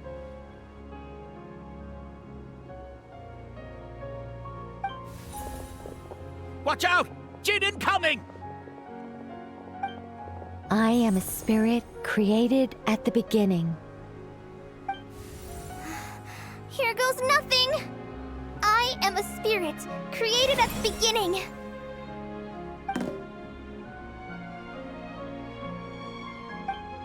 I am a flickering illusion.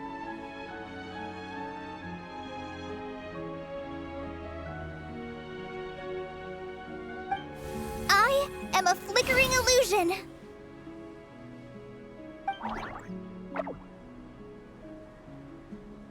What's wrong, Plumpy? I've never seen you so agitated before. But how do you... Do you know what Kale is reciting? I am the shimmering light that flows from the eyes of the Creator.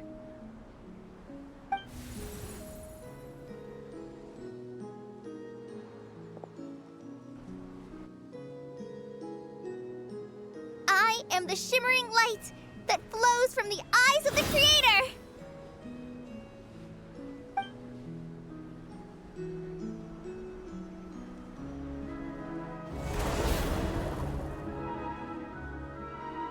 It's a song composed by the goddess of flowers, but very few records of it remain, even in historical texts. All we have is a few fragments. Is Kale an avid historian? Not to my knowledge. The Jin have actually quieted down. Although... No, it's more than that. It looks like they're showing... submission. Clearly the songs left by the goddess of flowers have a soothing effect on them. At the very least, they're much calmer now. Really? Let me try. I am a spirit created at the beginning.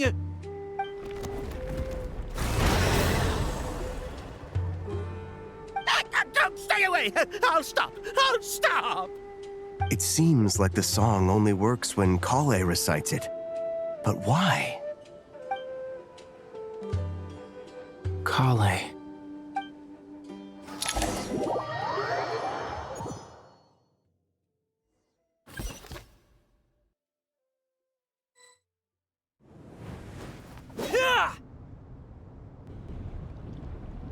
Any luck?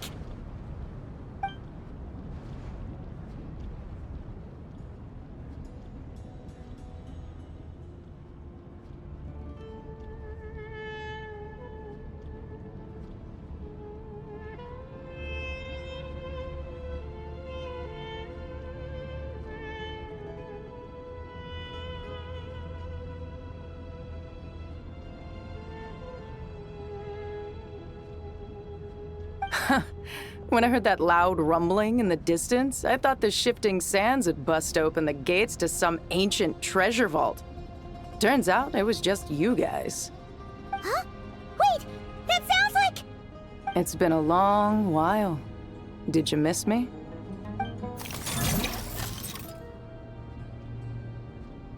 Jet! Ben! Let's save the catching up for later. First, I gotta get you guys out of there. This should be the right mechanism. Ben, can you handle it?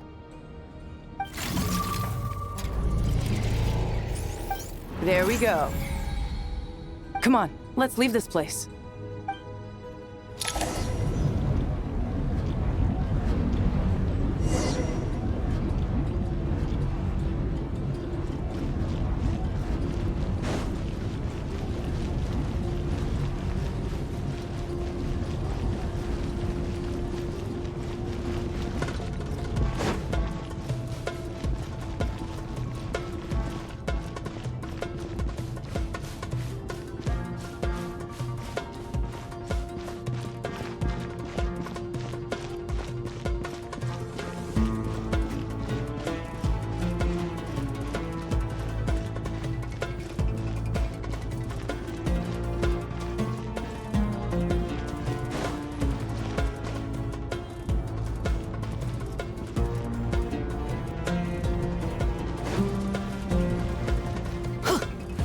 adventure time!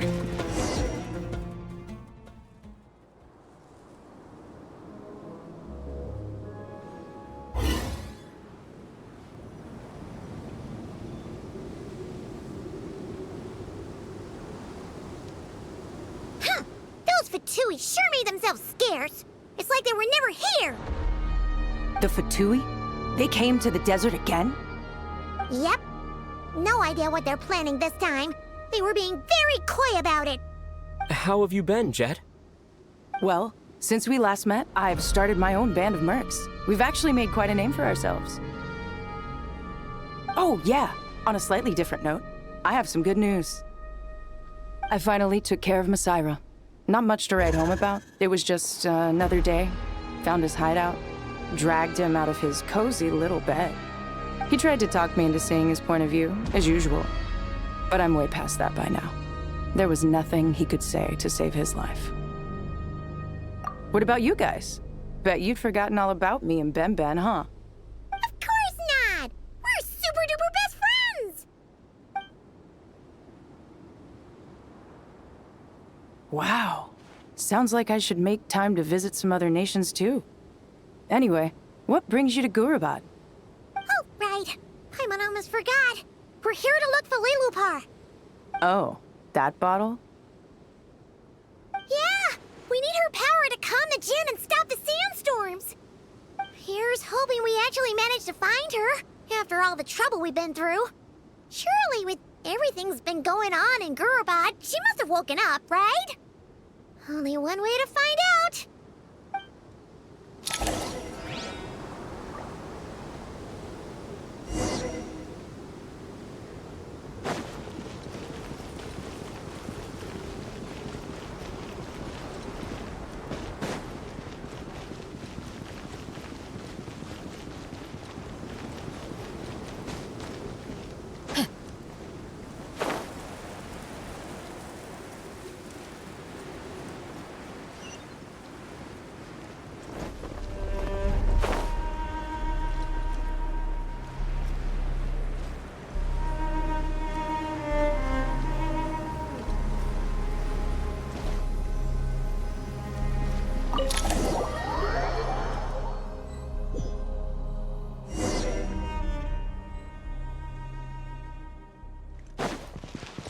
Let's see.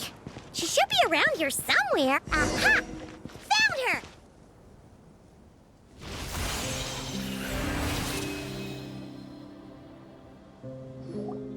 Lilupar!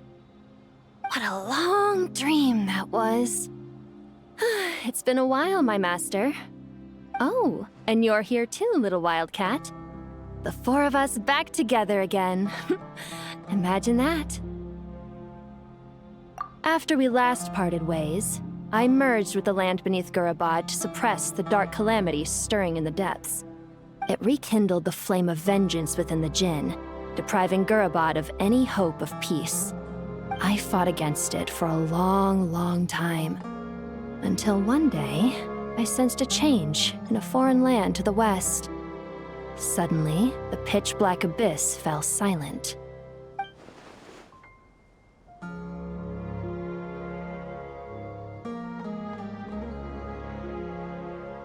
Once satisfied that that dark power could no longer bewitch the Jinn, I too fell into a deep slumber, from which I have only now awoken. Why have you returned to Gurabad, my master? And why is my sand-swept homeland in disarray once more?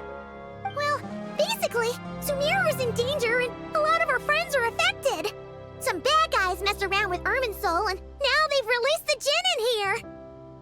We managed to chase off the culprits, but we have no idea how to seal this place back up and stop the sandstorms.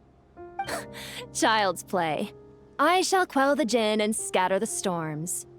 Thank you, Lilupar. No need to thank me, my master.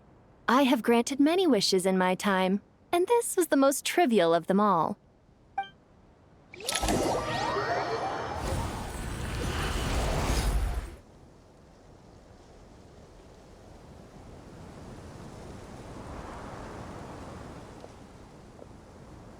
The sandstorm's gone. The sun shines bright again. When I said that we'd meet again under a lovelier sun, this was exactly how I imagined it. Yay! Although, honestly, Paimon would love to hang out with you more, even if the weather sucked.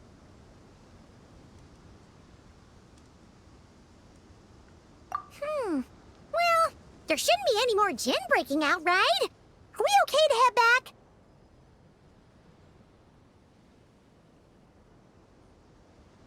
Sounds good. You can introduce us to your other friends. Another adventure begins. Lovely. The storms have stopped! We should be able to get to the Temple of Silence without any problems now. Time to regroup!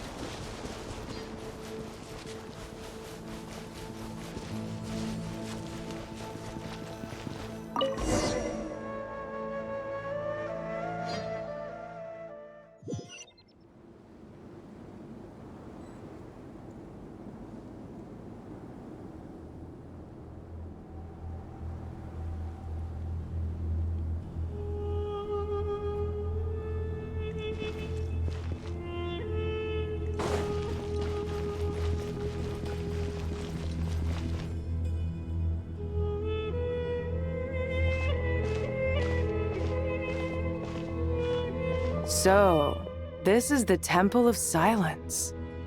I've heard the Nagarjanites mention it in passing, but I never imagined it would be this big. It's colossal.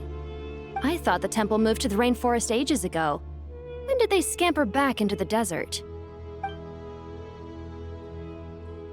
I don't know. This plan sounds a little too risky for my liking. Even in King Deshret's day, this was experimental technology. We have no idea what could happen if we activate it. Well, unless you know of another viable alternative for the Akasha terminal, I'm afraid this is our only option. The plan is sound, and the risks are manageable. However, if we are to proceed, we must act quickly. The scale of this project is enormous. Even with Kaveh, Faruzan, and every other scholar of mechanics working on it full-time, the proposed modifications won't happen overnight.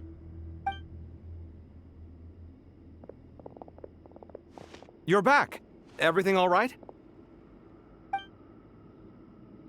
And who are they?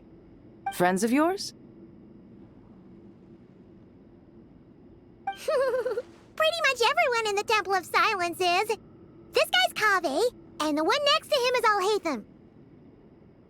Hello, I'm Jet, and this is Lilupar. Ah, a famous name from the history books. Pleased to meet you. A friend of a friend is a friend of mine, as they say. Who's they? Huh? Do people not say that? Not in the desert. Friends you can trust, but friends of friends? Gotta keep an eye on them. Still, I do trust the Traveler's judgment. I'm sure you're good people. The sandstorms have calmed down. I take it the Gurabad problem is resolved? What did you find?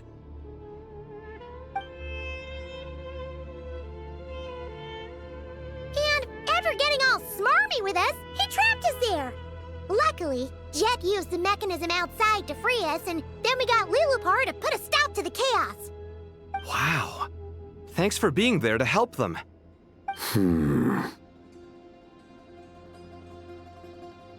So, this mystery man openly admitted that he was merely a Harbinger's subordinate. Yeah? Is there something weird about that?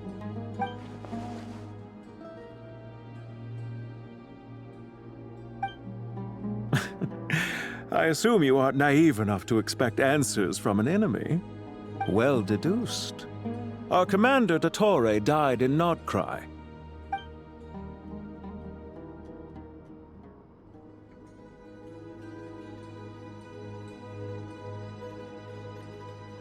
Are you wondering about his true identity? Or do you think there's a big conspiracy behind all this? I wouldn't go as far as to call it a conspiracy. Just the simple fact that having someone to shift the blame on tends to prove useful should trouble come knocking later. The most important thing for now is to solve the immediate problem. Perhaps that man knew you wouldn't have the resources to investigate his background and so didn't put much effort into disguising himself. This is all getting a little cryptic for me. I'll let you guys talk while I take a walk with Lilupar. Jet? Aren't you with the Blazing Beasts? What a coincidence. Didn't expect to run into you here. We're mercs. You can run into us anywhere. Who's this with you? So, did you find the solution you were looking for in the Temple of Silence? You bet we did.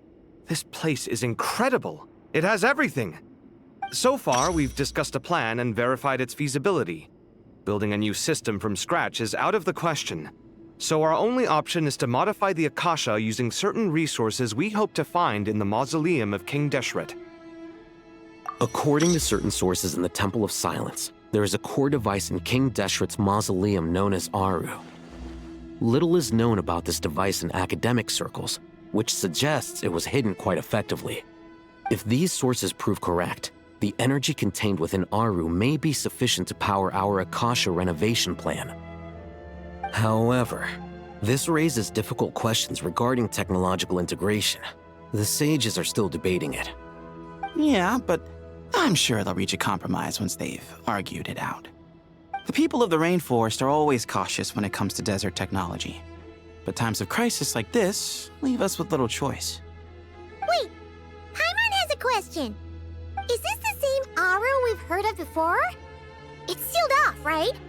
Some sort of prison where the Goat King, Ibis King, and Crocodile King are locked up. Well remembered. Yes, that's exactly right. According to our records, Aru was the most brilliant creation King Deshret ever conceived of. Built by divine and mortal artisans working together. It was a miraculous accomplishment, and it lies hidden deep within the king's mausoleum to this day. That being said, what Aru actually does and why it was built, those are deep secrets we are not privy to. Until recently, I wouldn't have been optimistic that the place even exists. The only reason I'm inclined to believe it now is because we heard it from the Ibis King Thoth himself at his temple. The tale of how the 3 retainers of Al-Akhmar were imprisoned in Aru. Paimon totally gets that. When Paimon first heard about it, she thought it sounded pretty unbelievable too. Do you guys still remember that? The Ibis King told us they were trapped in Aru and that they had to answer 3 questions to get out. I think I remember. What causes our rise and fall? What obliterates love and hate? And what determines truth and falsehood? Those were the 3 questions, right? Yeah. If only Nefer were here.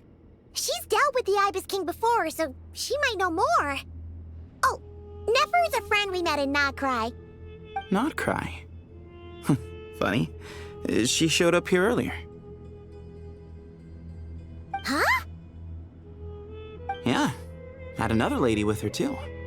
Both said they knew you. They contacted the sages, claiming they might be able to offer some assistance.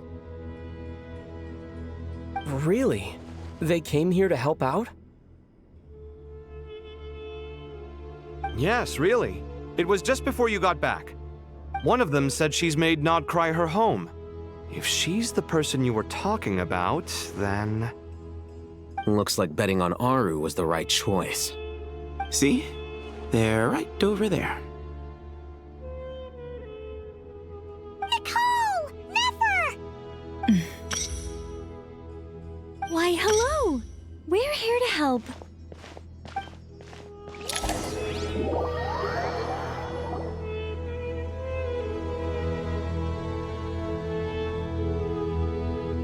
It's a good thing we left early.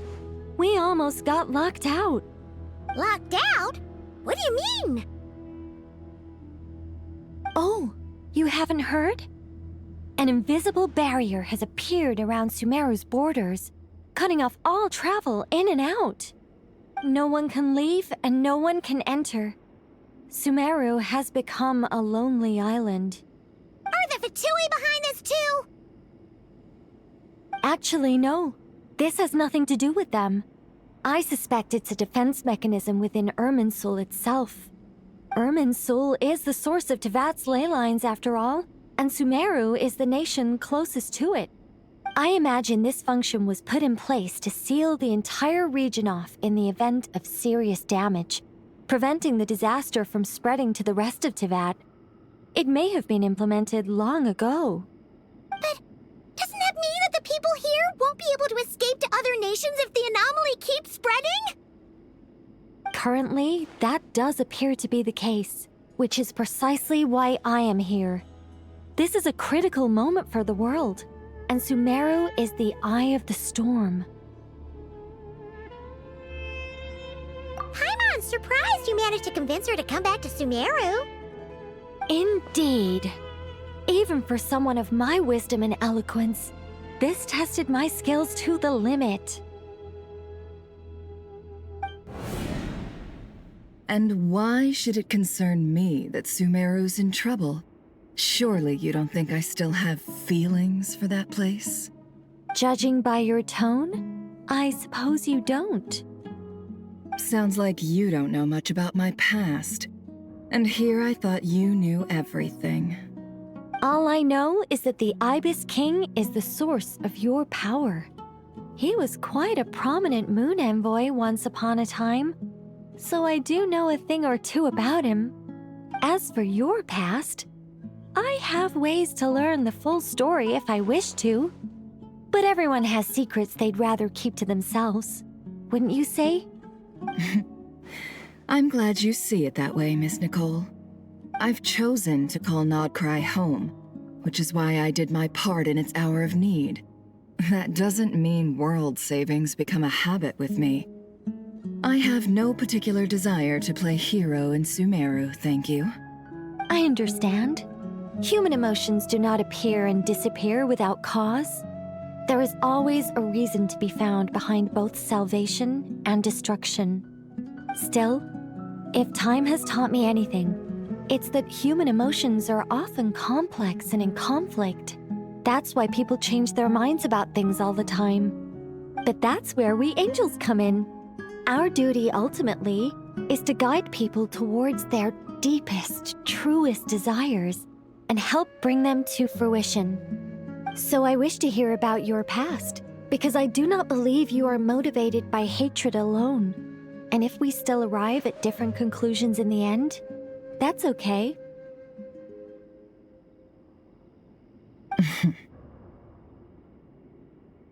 I refuse. Wait, what? But I set the atmosphere and everything. Isn't this supposed to be the moment when we finally open up to one another? Is it? Maybe I'm not so good at reading the atmosphere. You're right, Nicole. There's more to me than just hatred. Had it consumed me, I'd be left stuck in the past forever, never living in the present. But I don't think that your guidance can change my mind. The all-consuming sands, the bloodshed, both deserved and undeserved. Those old emotions cling to me like a shadow. Do you wish to shake them off? No. I hope to remember them forever. Those emotions and memories shaped me into the person I am today. They'll always be a part of me. In that case, would you like to hear my perspective, at least? Sure. It's not every day you get to hear an angel's opinion. A long, long time ago, when the angels still walked freely upon the earth, I found life tedious. Monotonous work, lukewarm relationships. Things weren't nearly as interesting as they are now. And yet, since the angels' demise, I have found myself missing those days on more than one occasion. Human emotions are often attached to a person, a place, or an object. When those things are gone, the memories quickly fade, and the emotions slip away along with them. If Sumeru were destroyed, both rainforest and desert would be no more. With the object of your hatred wiped from existence, it would not take long for the memories buried deep in your heart to slowly fade. Both love and hate are intense emotions, but they are nothing compared to the void left behind when they disappear. Most sophisticated, Miss Nicole. But anyone focused on the future could only ever applaud the destruction of the things they hate. Still, I'm a special case. Someone once told me that human memory is more selective than a Mora-hungry merchant choosing between customers. We all need a reality check once in a while, so we don't forget the truth. As much as I dislike Sumeru, this is no way for it to perish. All right, you win. I'll help you out a little, but I won't work for free. How much will you need? You're not gonna milk this for all it's worth, are you? What do you think? I'll be upfront with you. I don't have much more on me. If that's what you need, I could borrow some from Alice. Or perhaps I could pay in sculptures. The ones I carve are actually worth quite a lot. Just cover my travel expenses. Huh? Is that all?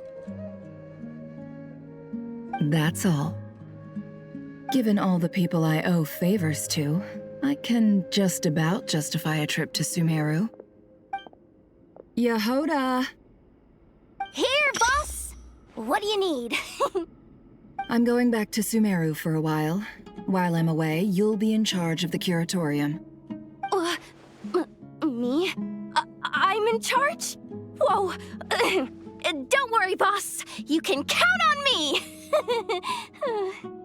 And that was how the ingenious Angel Nicole brought you the perfect person for the job in your hour of need. Hip hip hooray! That was far more detailed than necessary. Not lacking in embellishment either.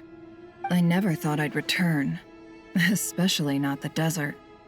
But life doesn't always go as planned, I suppose. What's Candace up to? I don't think I've seen her yet. She's still taking care of things in our village. Should be joining us before too long.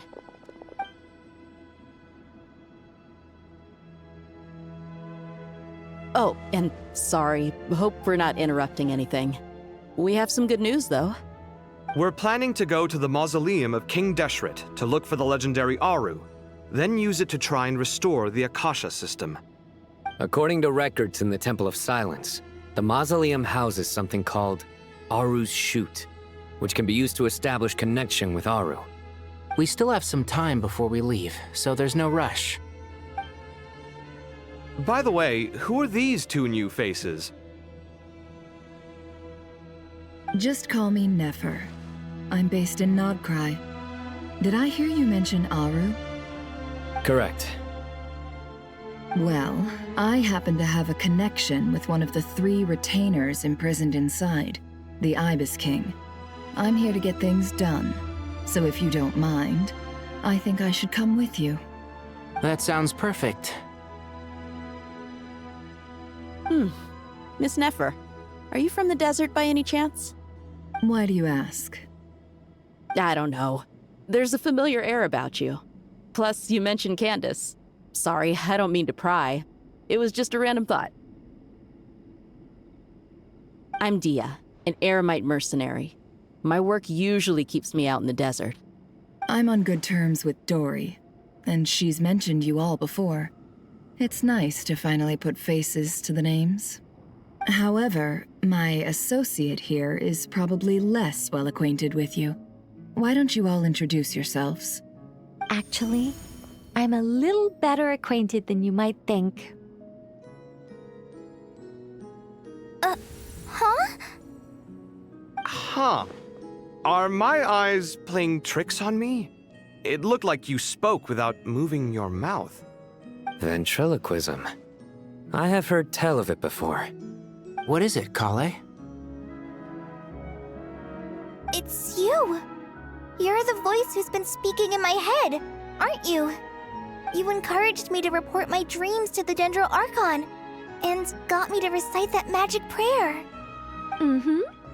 I have many titles, but let's go with the most pertinent one. I am Nicole Rain, an angel who has lived since ancient times. An angel? Sounds like a big deal, but, what exactly is an angel? Oh, Well, we're a rather long-living race of beings. Not gods, technically, but we can still tell you a lot of stories from ancient history. Yep, and she's also an amazing sculptor.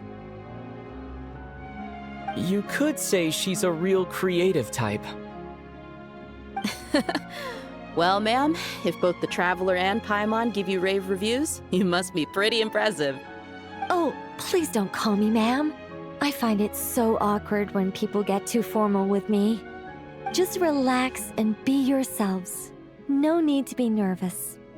Miss Nicole, if it's okay, could I ask you a few questions? Yes, you may.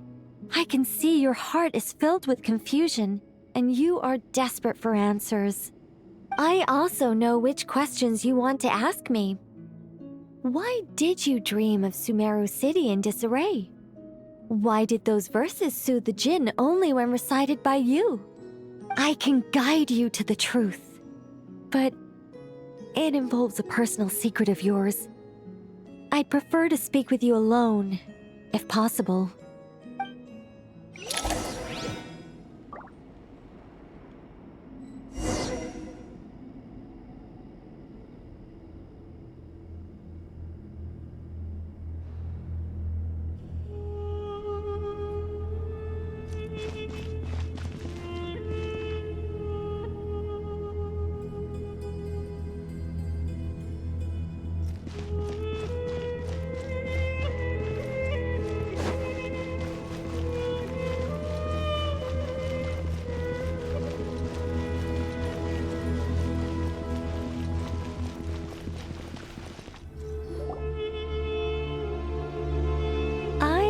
We were going to speak alone. This is a lot more people than I was expecting. What's wrong with it?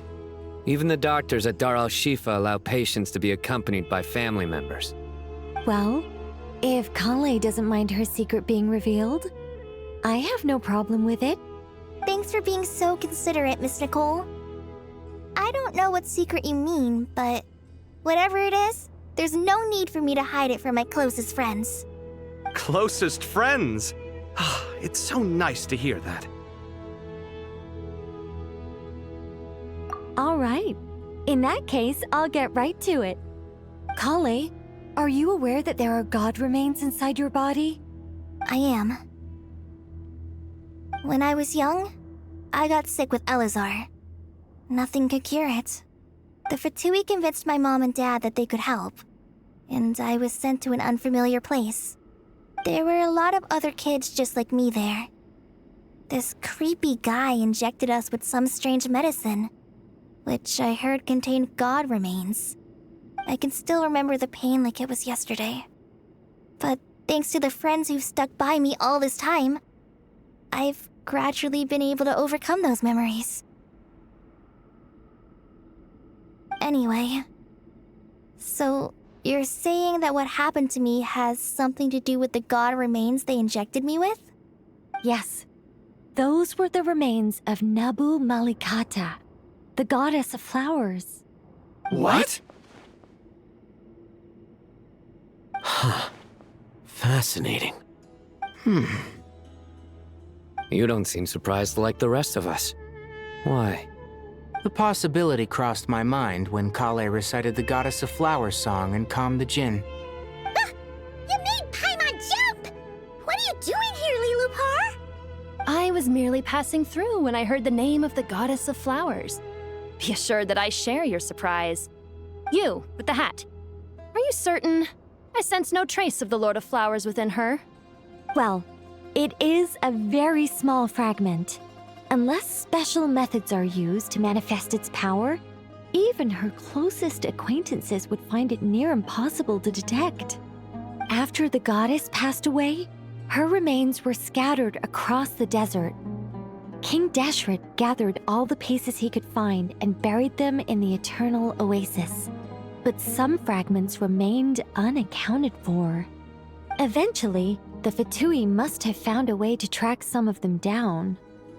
Presumably for use in some experiment. It's not an uncommon occurrence. You're more shaken than I thought. In one sense, you've been extraordinarily lucky. So many people who yearn for this kind of power never attain it, yet you have coexisted with her all this time without even realizing it. I don't know what to say. I'm glad that I could help everyone with this power, really. But knowing that a fragment of the Goddess of Flowers is inside my body is... it's a strange feeling. Well, people value their autonomy very highly. Even a well-intentioned intruder can shake one's sense of self. I understand how you feel, Kale. But once you get used to it, you'll find it's nothing to be concerned about. Huh. I guess you, of all people, have a good reason to speak on this. 2 good reasons, in fact.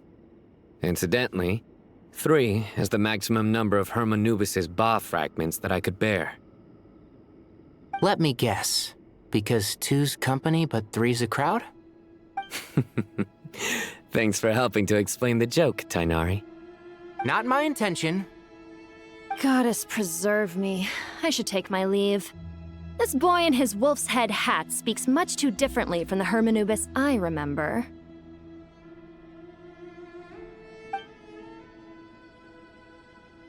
Kale, all I'm trying to say is, no matter how many Hermanubis fragments there are within me, you wouldn't think of me as Hermanubis. In the same way, you are simply you. Yeah, I know what you mean. So about that dream I had, was it a warning from the Goddess of Flowers? Yes. Just like me, she was an angel created by the primordial humans, born with the instinct to guide living beings. Though her body and soul have perished, her essence retains its natural instincts.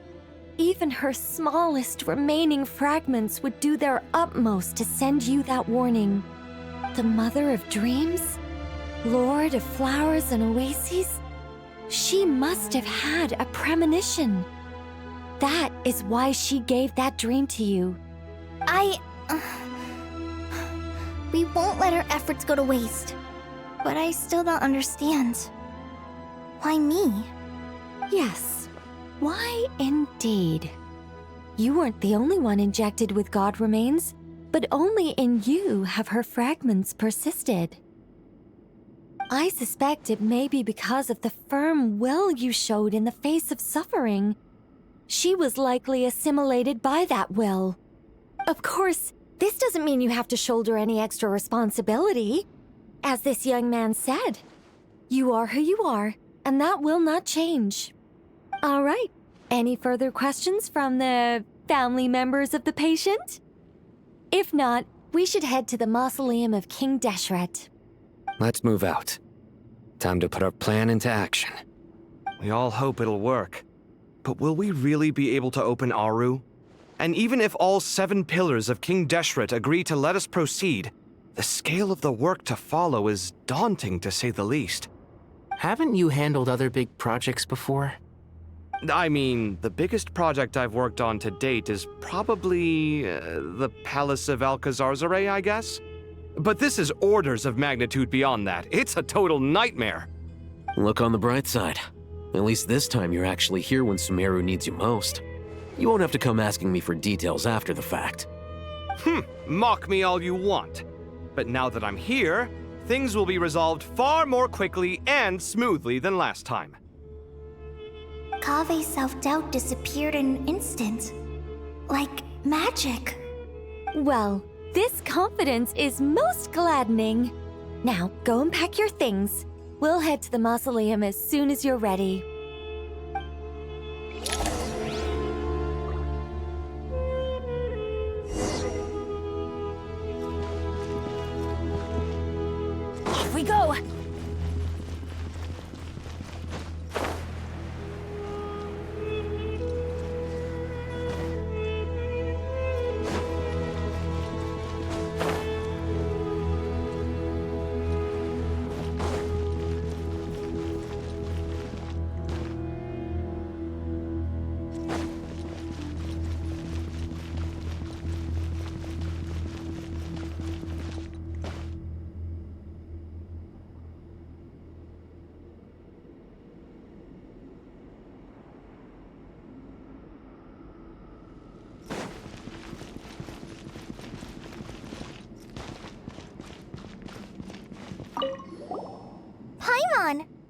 again for your notes.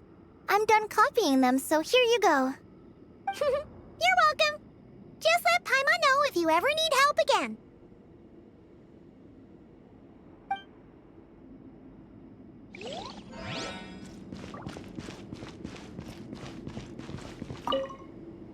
Oh, so many books. More than I could ever read in my life. But I've learned a lot that the textbooks could never teach me. I never realized that people in the distant past thought about some of the same questions we ponder today.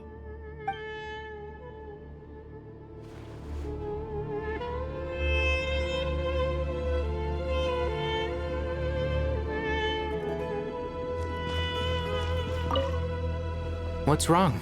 You look a little depressed. Kale got a fragment of the Goddess of Flowers, and all I got was one of the 7 pillars who served under King Deshret. I lost out, didn't I? That's what you're upset about? You're such a child.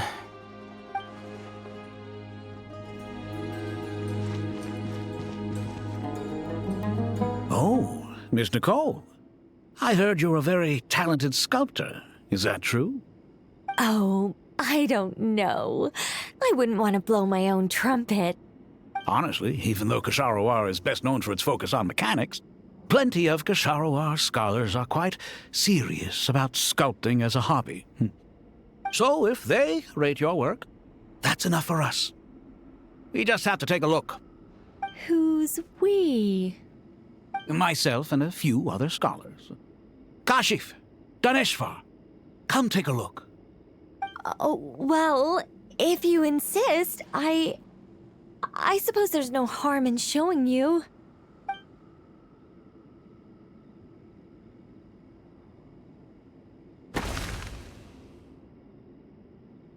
Whoa! Where did that come from? Look at the level of detail. It's so lifelike. The squirrel descends from the heavens like a champion, and the earth trembles beneath its feet. What do you think? Striking, isn't it? Kaveh? Kaveh, come here for a sec. Oh, and Madame Faruzan, didn't you used to study in our darshan? Come take a look. All right, but hang on a moment. I have to finish reviewing this proposal first. You called? What is it, youngster? This squirrel statue. Isn't it cute? Oh, a squirrel. I wouldn't say cute per se. The realism is what stands out to me. Were you trying to carve a statue of a hero, young lady? Oh, a hero? I suppose so. Actually, I didn't really have a specific theme in mind. I just started working on it, and this is how it turned out. I see. Well, do you tend to read novels about heroes in your spare time? As a matter of fact, I do quite enjoy those. Everyone loves a good tale of daring do, right? Then perhaps this statue represents the heroic tale you long to see deep down inside. Also on the subject of heroism, I feel that if the subject posed with a finger raised towards the heavens, it would lend a greater gravitas to the overall image. I'm sure some would call it cliché or old-fashioned, but not me. I think it would be a perfect fit. It has a certain classical beauty about it. Kaveh! Sorry, Madame Faruzan, I'm a little busy right now. Don't wait up for me. What a pity. That young man has excellent aesthetic tastes. I was hoping to ask him for his opinion. What a genius idea! Why didn't I think of that? Classical beauty is a great direction to explore. That's it. Once I get back, I'm going to sculpt a heroic squirrel pointing its finger towards the sky. Precisely. A declaration of victory. You understand my vision. Then place the 2 statues face to face. Yes! That's exactly what I was thinking. It'll be a masterpiece. Miss... I'm sorry. I didn't catch your name. Just call me Nicole. Madame Faruzan? Was it? What? No. That wouldn't be right. Why ever not? Madam is a state of mind cultivated from within. Anyone may call me Madam if they so desire. My dear Miss Nicole, once we make it through these trying times, should we have the pleasure of meeting again, I shall look forward to seeing your new work. In this day of age, it's rare to find people with an appreciation for classical aesthetics. Meeting you was truly a pleasant surprise. Honestly, I feel the same way. It's been a long time since I met anyone interested in this style of statue. Clearly, they don't call you Madam for nothing. Also, I have to say, you're a very good judge of character. Because when I think about it, I really am someone who likes stories about heroes. That must be why I've quietly kept watch over generation after generation of them. Sorry, keeping watch over heroes? What exactly do you do for a living? Oh, never mind that. Let's not tell Madame Faruzan about Miss Nicole's true identity for now. Good idea. Let's limit the conversation to aesthetics.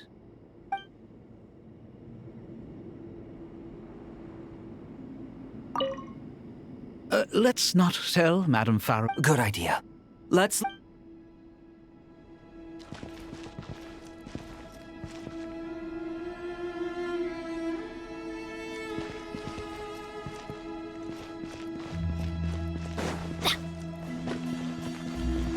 Good to finally meet you in the flesh. It's a little surreal seeing you here after exchanging letters for so long.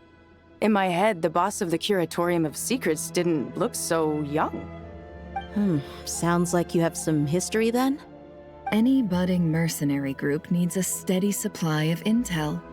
They, in turn, can prove an exceptional source of the same. The Curatorium of Secrets is happy to cooperate with friends from all over the world. If you're interested, you'd be very welcome to join our network too, Miss Dia. Can't say no to a solid partnership, especially out here in the desert. Having intel can mean the difference between life and death. But cooperation's built on mutual trust, and there isn't much contact between the desert and Nodcry. So I'm guessing you reached out to Jet first, Miss Nefer? What's behind your interest in the desert? Nostalgia? Or is there someone you're looking to take care of? Let's put all our cards on the table first. Things will go more smoothly that way. I like your style, Flame Mane. Actually, I had this same discussion with Jet before we started working together. To be clear, I have no intention of using you for any ulterior motives, and I have no enemies in the desert as things stand now. Were that to change, I wouldn't drag outsiders into a conflict that doesn't concern them. There's no point in doing certain things if you don't do them yourself. Wouldn't you agree? Well said. Taking responsibility for one's own affairs is the way of the desert folk. Huh. It's like you're one of us. You sure that's a compliment? Absolutely. I'll take it. Perhaps we can discuss our cooperation in more detail now? Sure. I love working with no-nonsense people. And you certainly fit that description. I look forward to a fruitful partnership. As do I, my friends.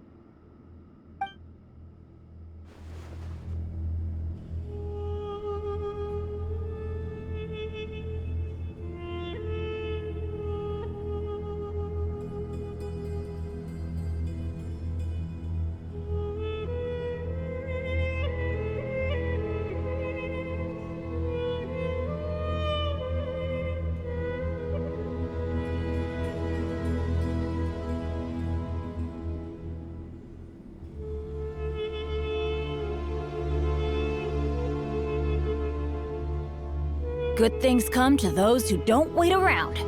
That's what they say anyway. Knowing my luck, the opposite is probably true for me.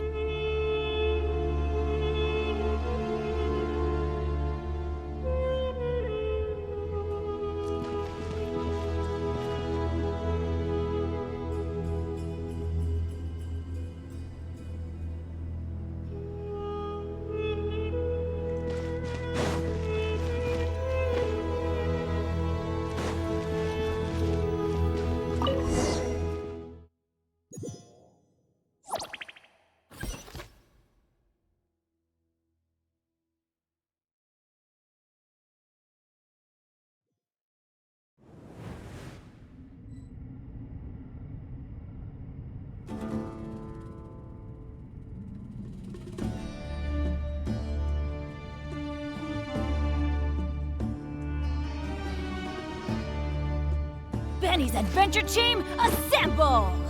I hope everyone's ready. We'll be arriving at our destination very shortly.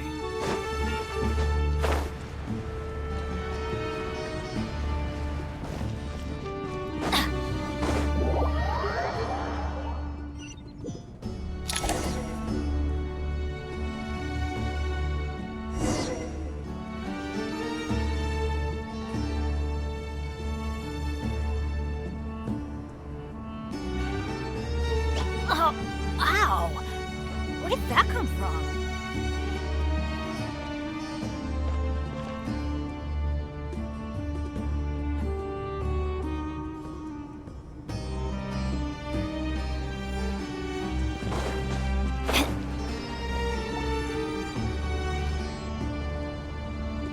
Why, we've not seen so many visitors ever, really.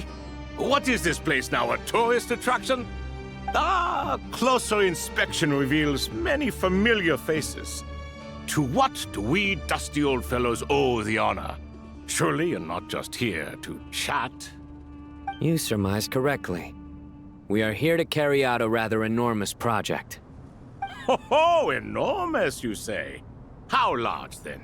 Larger than the gaping void in our lives?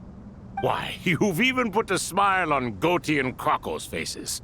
All this activity is making for quite the special day.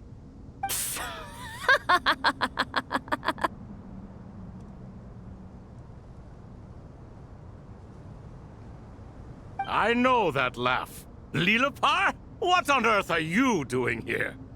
Oh, this is hilarious. Turns out good things really do come to those who wait. As long as you stay alive long enough. When did you three get locked up in here? And still you act all high and mighty, putting on a show for the younglings. Truly hysterical. Why, you... Yes, I know. No need to shout. You're right, Lilipar. Goatee, Crocco, and I all have the same problem. But didn't King Deshret seal you away? How did you break free, and how did you get in here? Who knows? Perhaps you can ask my master one day, should you ever get the chance. Behold, the executioners of old. Some have turned into fragments residing in human bodies, and others are imprisoned eternally, leaving not a single shard behind. It's almost tragic, watching lowly prisoners like you act all self-important. Curiosity gnaws at you, doesn't it? Your interest in the outside world threatens to burst you at the seams. I'm starting to take a liking to this magic bottle lady. Time is of the essence. Let's get down to business. We come to you, O three ancient lords, to request your assistance on behalf of the Academia. If we can help you regain your freedom, then please consider lending us your aid. As for precisely what we need your help with, it's a long story. So, to demonstrate our sincerity, we are prepared to first resolve the problems that plague the three of you. All right, stop arguing, Crocco. And Goatee, don't you start. What's the harm in letting her speak? It's not worth getting so angry about. Forget about her. The three questions are the crucial thing here. But do you really have a way to answer them? You once answered the final question, Nefer, but the seal did not open. Unless, with the passage of time, you have found a new answer? You could say so. When you first asked me what determines truth and falsehood, my answer was a liar's soul. Liars are the best at seeing through the falsehoods of the world. But if you want them to tell you the truth, you have to reach their soul. I think that makes sense. I found it quite compelling myself, and I told Nefer so. Unfortunately, it brought us no closer to liberation. Well, that's simply because it was my answer, not the one King Deshret was looking for. Can you guess which answer Al-Ahmar wanted then? Time. And that's not only the answer to the final question, it's the answer to all three of them. All things wax and wane with the passage of time. Love and hate eventually fade into nothing. Current affairs are always fraught with conflict and controversy. Only time can distinguish between right and wrong. You once described King Deshret as a proud man.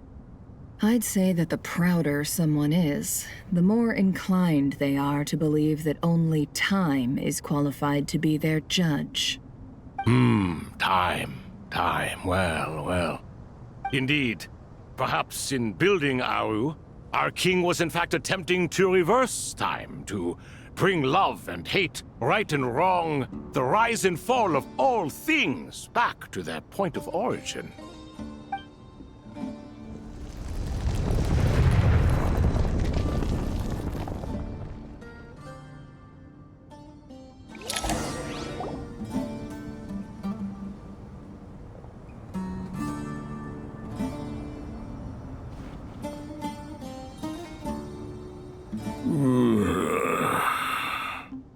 This is the most eventful day I have experienced in a long time.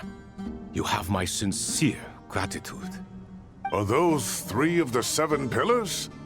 Turns out the statues were quite faithful to the source. You 3 seem to be in good spirits. Prison can help a person grow and learn to cherish what they have. Nevertheless, after everything you've done for me, I sincerely hope you never have to experience it for yourself. Hello, Nefer. It's good to see you, Thoth, the Ibis King. Nice. Definitely puts my mind at ease, seeing you two getting along so well. Should we maybe introduce ourselves, or... Sure. I'm Sethos, the current leader of the Temple of Silence. This is General Mahamatra Sino, and this is the former Spantamad sage, Cyrus. But I'm guessing none of that means a whole lot to you. Everything is equally new to us, in truth. We've been gone from this mortal world for longer than you can imagine. Let's hold off on the introductions for now.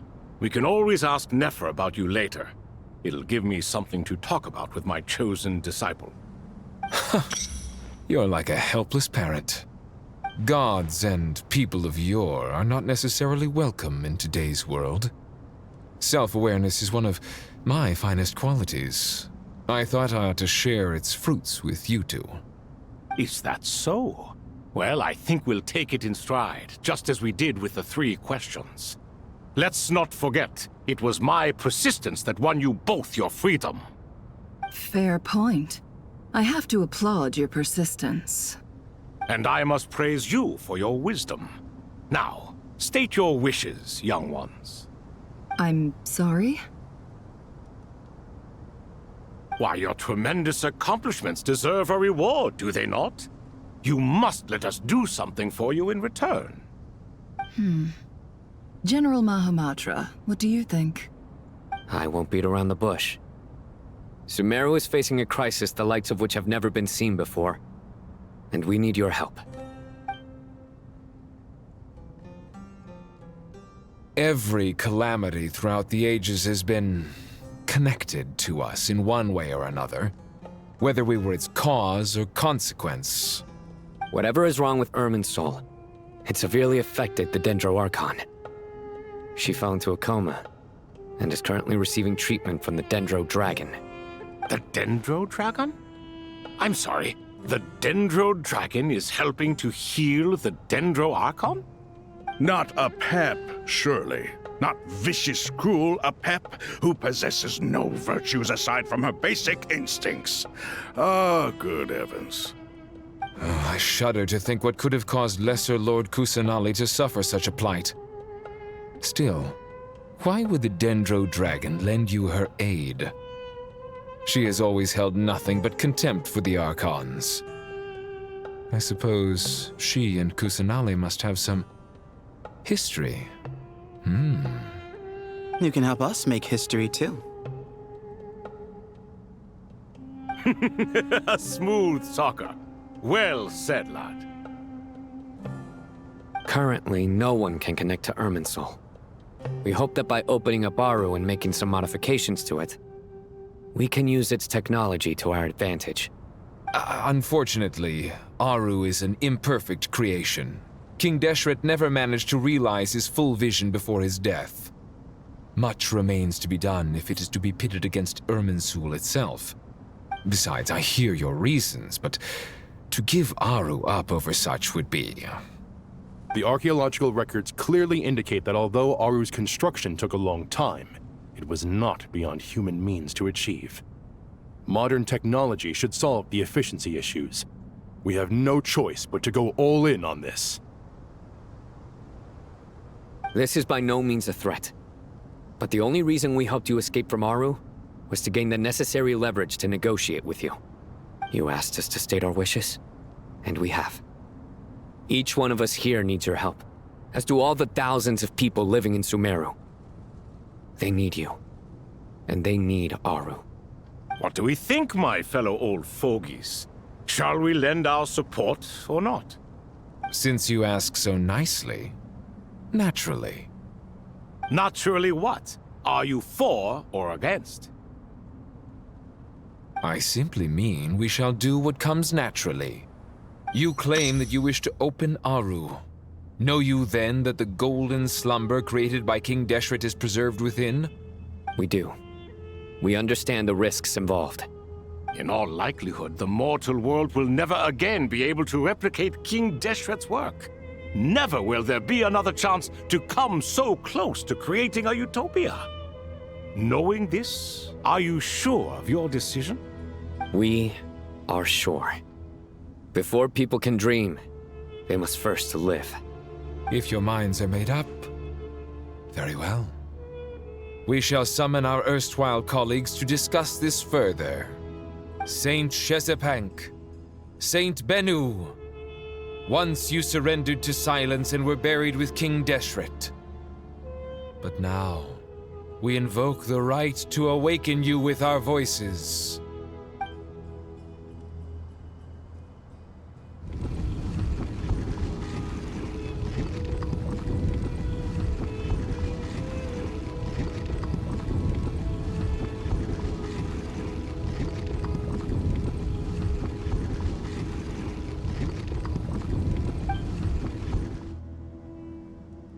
Saint Bennu, responding to your call. 3 kings detected. Initiating autonomous will. Saint Shezepank, responding to your call. 3 kings detected. Initiating autonomous will. Ah, Lord Herreshoff. What a long time it has been. I trust you are keeping well. Then your trust in my well-being has long outlived your physical body. You have always opened with that same phrase, in life, death, and now even beyond. Al-Akhmar is long gone. What is the reason for this meeting? You're awake? Good. We are voting on whether to give the people of present-day Sumeru access to Aru and permit them to perform technological renovations. You have the right to support or oppose the motion. Aru is the pride of Al-Akhmar. Opening Aru requires the unanimous consent of the 7 pillars. I hope you have a convincing reason to present to us. Sumeru is currently in the midst of a major calamity. Let us not forget that while Al-Akhmar was a stern ruler, he was also a teacher of wisdom. A god without his people shall cease to exist, and King Deshret's greatest wish was to provide protection for his people. Let us then honor our God King's wishes as we consider our decision. I do not mean to mock these proceedings, but what is the point of a unanimous vote when we know that the last of the 7 pillars, the Dendro Dragon Apep, will never communicate with us? This will no doubt surprise your mechanical mind, and I have no intention of trying to persuade you it is true. But Apep is, in fact, healing the Dendro Archon as we speak. Huh? Can someone attest to this? Do we have any proof? I ask the 3 kings. Can any of you vouch for the truth of this claim? Naturally, the Ibis King, Thoth. What? It was Thoth's disciples who revealed the truth to us. We need not debate its veracity. Simply let Thoth bear accountability. That way the rest of us may have a clear conscience. Harishef, you diabolical fiend! I awakened our former colleagues for you, supported your opinion, and backed your decision. What sort of fiend would do that? I miss the days when Hermanubis was still around. At times like this, he would offer to take accountability. What are you trying to say? Is my word worth less to you than Hermanubis's? Hypocrite though you are, Lord Thoth, you are humorous in equal measure. How could we bear not to associate with a character such as you? I, Saint Shezpank, approve the Goat King's proposal.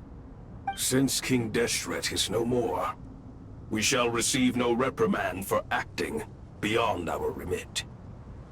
Nevertheless, I sincerely hope that those before us understand the significance of what they intend to do. Remember, the moment that Aru is liberated, the myriad souls residing within the Golden Slumber will return to the ley lines. And once the ley lines flow again, these souls shall in turn be received by Irminsul. To take this step is to bring the perfect afterlife created by our king to a permanent end.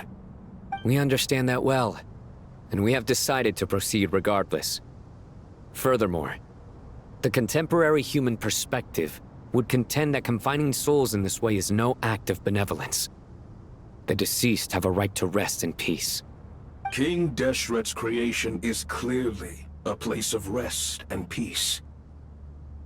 It is just that many do not see it this way. But no matter. Saint Binu approves. Hermanubis' representative and the Dendro Dragon Apep made their choice ahead of time, while the Goat King, Ibis King, and Crocodile King have also granted permission to liberate Aru.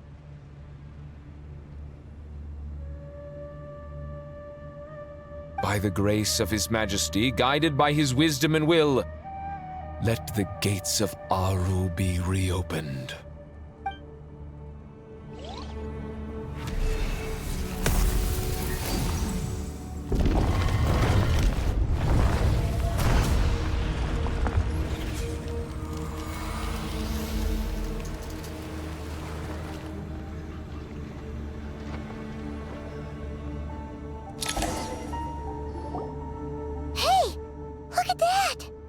What's this? Are we under attack?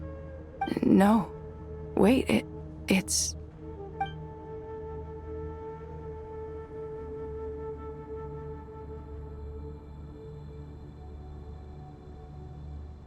Here you are. Through the sands of time. I see you. Father. Father, is it really you? It's Jet's father, Jibriel! That's right! He entered the Golden Slumber, didn't he? I smell blood and sand on you. You've grown. Strong as a wild beast, and without shedding a tear. You have to leave, don't you? Please, just answer me this. What should I do for you? This meeting is a blessing from the gods. My soul, once imprisoned along with that of Semail, is finally free. I am truly grateful for the chance to see you again. That the dead should meet the living is itself a miracle. One brief, precious moment is enough. Enough to set my heart at ease. Do not weep for me, Jet. I know you will accomplish many great things in your life. You will go further and climb higher than I ever did. All I ask is that you take good care of yourself.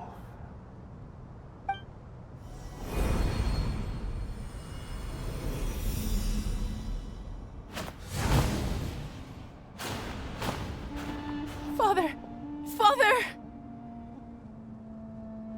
Father. Hey, Jet. Do you want something to eat? Maybe it'll help you feel better. I'm fine. Thanks, Paimon. It was just a little sudden. The chance to see my father again meant the world to me. He was trapped in the golden slumber for our sake. And now, after all this time, he can finally rest in peace. I'm glad. It's a huge relief. You've grown strong, Jet. More than enough to fend for yourself. Yeah. I'll leave the past in my memory where it belongs. My family, the good times and the bad. Goodbye, Father.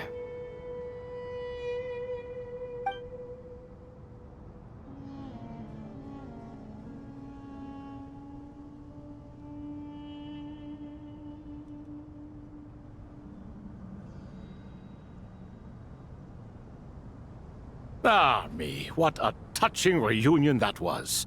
It seems we did a good deed today. We three retainers, once imprisoned for our iniquity, are surely the least qualified to judge whether this deed is good or bad. Either way, Aru is open. Now you have your opportunity, and with it, whatever trouble may ensue. Although Aru was created by a god, human craftsmanship was nevertheless required to build the gate that connects it to this world. Perhaps the relationship between gods and humanity follows a similar principle. As for your proposed renovations, we cannot determine which functions to keep or discard. Proceed as you see fit, but please entrust the task to your most accomplished scholars, or Bennu will be most displeased. It matters not. The Ibis King shall be accountable if any problems arise. Ibis, you chose to take on disciples, and so it follows that you must accept the risks of associating with humans. If I'd known you'd be like this, I would have locked all of you away in Aru, never to leave again for all eternity. All of us? What does this have to do with me? Vilify me no further. Scholars, since you have liberated Aru, allow me to present you with a gift. Using Aru's power, we shall install a defense mechanism at our king's mausoleum. You must be guarded even against Irminsul itself. This shall afford you some convenience. Unseen and unheard. From this moment forth, none may by sight or hearing perceive anything said or done within the mausoleum. Amazing. And all this is achieved just with the power of Aru? With technology from the heavens, the possibilities are endless. Just because King Deshret did not use it for this purpose does not mean that it cannot be done. So, marvel away. This is the reward you have earned. All right. Well, that resolves the issue of confidentiality. What about the technical side? Do we have the manpower? Why, yes. I've already contacted them. They'll be here soon.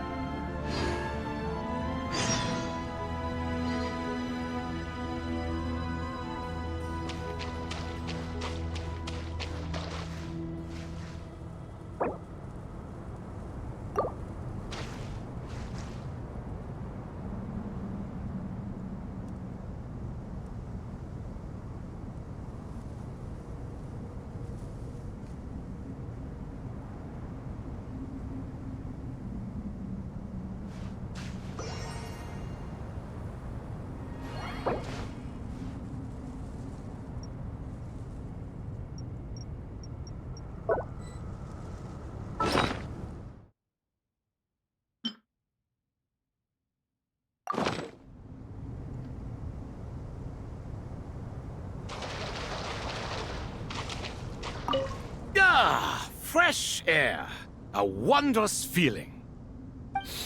Naturally. I have a sudden urge to stretch my legs. Can anyone recommend a suitable leisure activity? I might have had some recommendations for you were this the past, but here and now, For someone who has just left prison, there could be no greater joy than simply being outside of it at last. I could not agree more.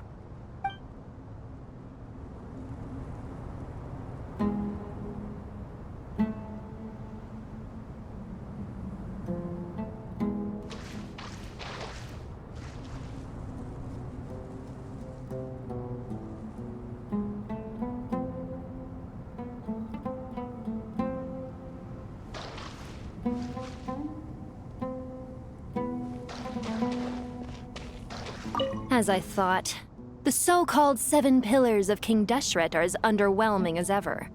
What do you mean? Not a fan of the boys' club?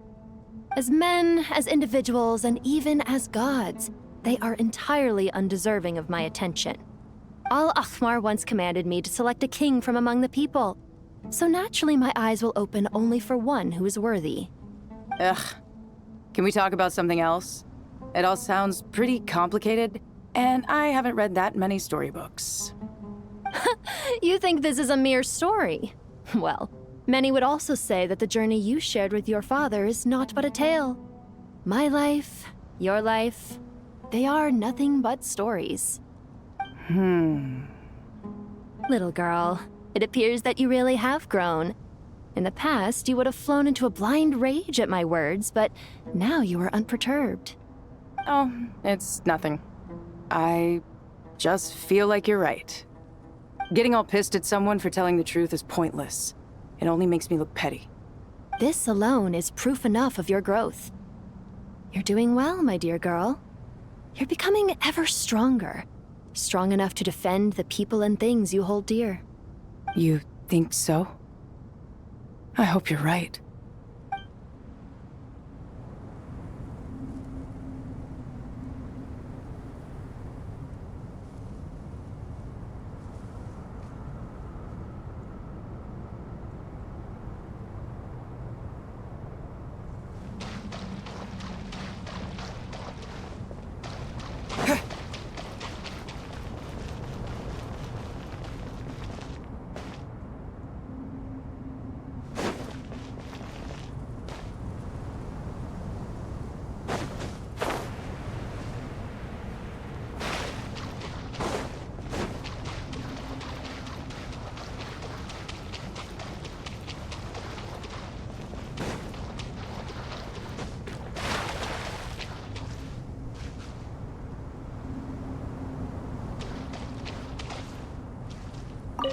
You must be Sethos, the successor to the Temple of Silence.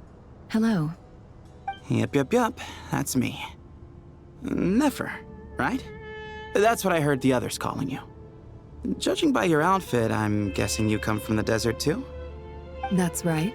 Started off in the desert, went to the rainforest, then went from there to Nodcry, where I work as an intel broker. Huh. Well, this is interesting. You don't seem to talk about yourself all that much. Yet here you are, volunteering your life story to me. However abridged. Maybe I'm looking to make some new friends. I like making friends too. I'm easier to talk to than Sino and a little more streetwise than Tainari. Which is why you came over this way, giving me the chance to strike up a conversation with you. Was I that obvious? I think you did fine. You were mindful of my attitude and hoped to lure me in through sentiment. Lure you in isn't exactly how I'd put it. I see it more as an invitation. An invitation to what? To put down your luggage. Lay down your burdens. To return to your homeland. And be truly welcome in the place you once felt so estranged from. You're a more interesting heir to Bamun than I was expecting. Since you're familiar with my grandfather, I'll assume you're aware of our situation. I'd like to make friends with you. And I think you'd be a great asset to us. Not to mention the power you and I both hold. Originally belonged to the same organization. Aha, there we go. Now we're getting somewhere.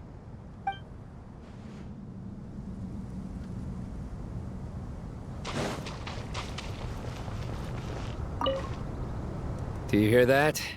Sounds like your teacher is scolding mine. Huh. Classic. Did you see her? She's a former Vahumana student who dropped out of the academia and went to Nodcry to work as an intel broker.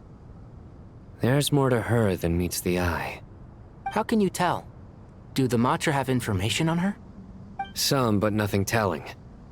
I'm basing it on the fact that she seems to be an expert liar. She can fool many with her words. A sixth sense for liars after investigating so many of them, I take it? Yep. What about you? What do you make of her?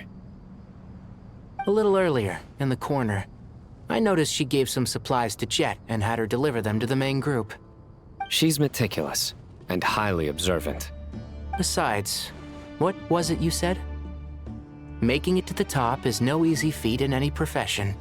Anyone who's at the top of their game has to have some sort of edge over others. That's true. But she's not the only one at the top of her game.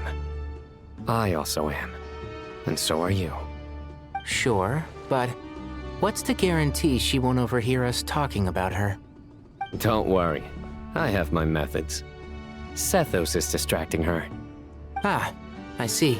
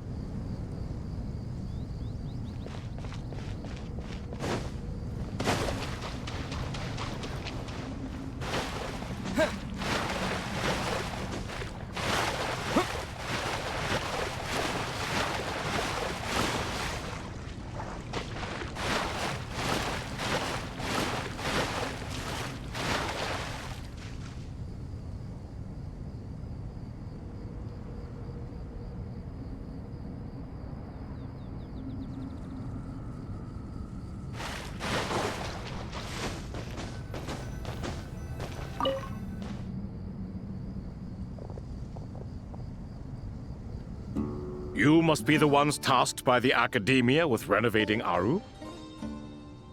That's right. Good afternoon. I'm Kaveh, and these two are Termezi and Naisaburi. Hey, I'll hate them! Come and introduce yourself! We've met before. This is Thoth, the Ibis King, and everyone knows these two. Afternoon, gentlemen. I've only ever seen these two in murals! Ah, the paintings in the temple. They show us chatting, playing cards, playing chess. Precisely the activities we most enjoy, funnily enough. No, only you enjoy playing chess. We were just humoring you. I wouldn't go that far. Back to the matter at hand.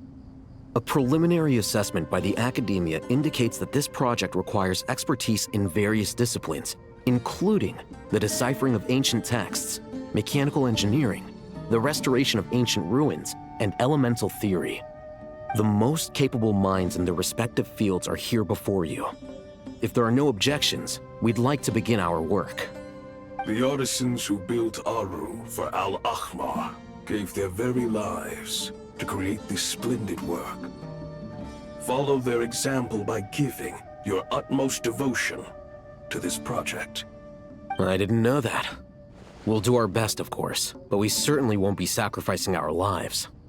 Such brazen words.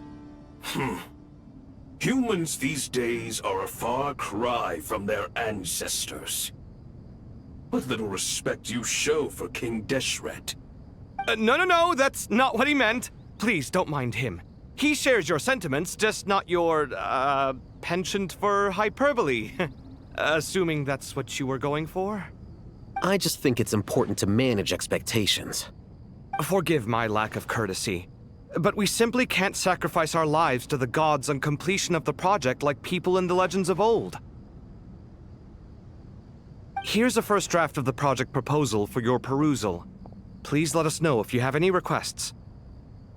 Normally, I'd have made it look a lot more visually appealing, but we were really pressed for time on this occasion.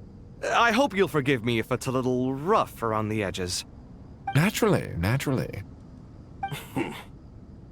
If my fellow ministers deem this meager display of respect sufficient, I suppose I can consider agreeing to their proposal. Why are you so preoccupied with the ostentatious displays of respect to Al-Ahmar? We should be trying to make things easy for them. You never know. We might have to rely on these young people to look after us in our old age. Exactly. This is Aru's mainframe. Be reminded to use it with great caution. We certainly will. Thank you for your assistance. You may attempt to lay out punishment should you so desire, though I'm afraid it would be futile. You and I both know that certain components of Aru can only be operated by humans. King Deshret always believed in humanity. Still, the reason that Aru's modules are designed that way is not so much because he trusted them, but more because he was wary of you. Is that true? No wonder human artisans helped to build Aru then. He actually required human assistance to create his greatest work. Naturally. Have you noticed that the Goat King keeps giving superficial responses? It's like he's just going through the motions and leaving the real debate to his colleagues. He understands the art of perfunctory speech. That's what earned him his position as the Minister of Ministers. It seems the rumors about King Deshret being a poor judge of character are baseless after all. Excuse me for being blunt, but it sounds suspiciously like you're putting yourself on a pedestal and mocking me. You're mistaken. And while there's nothing strictly wrong with making every conversation about yourself, it's not exactly a positive tendency either. You? Whatever. I knew it'd be like this working with you. All right, let me past. I need to look at this console. It's your job to activate it after all. Let's begin. Everyone, please proceed with the external checks and preparations as per the procedures outlined in the engineering plan.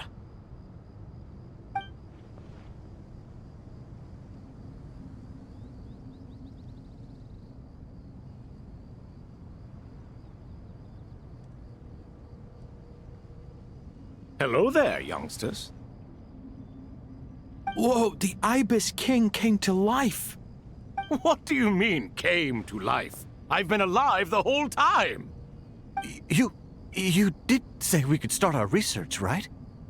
Are you having second thoughts now? I've reviewed the proposal. The work you're planning to carry out on this grand device is ambitious in its scope. You have ample confidence in your abilities, I take it? I wouldn't say I'm feeling hugely confident, but given how bad things are, I'd rather at least try something than sit around waiting to die. You are the top scholars of your day.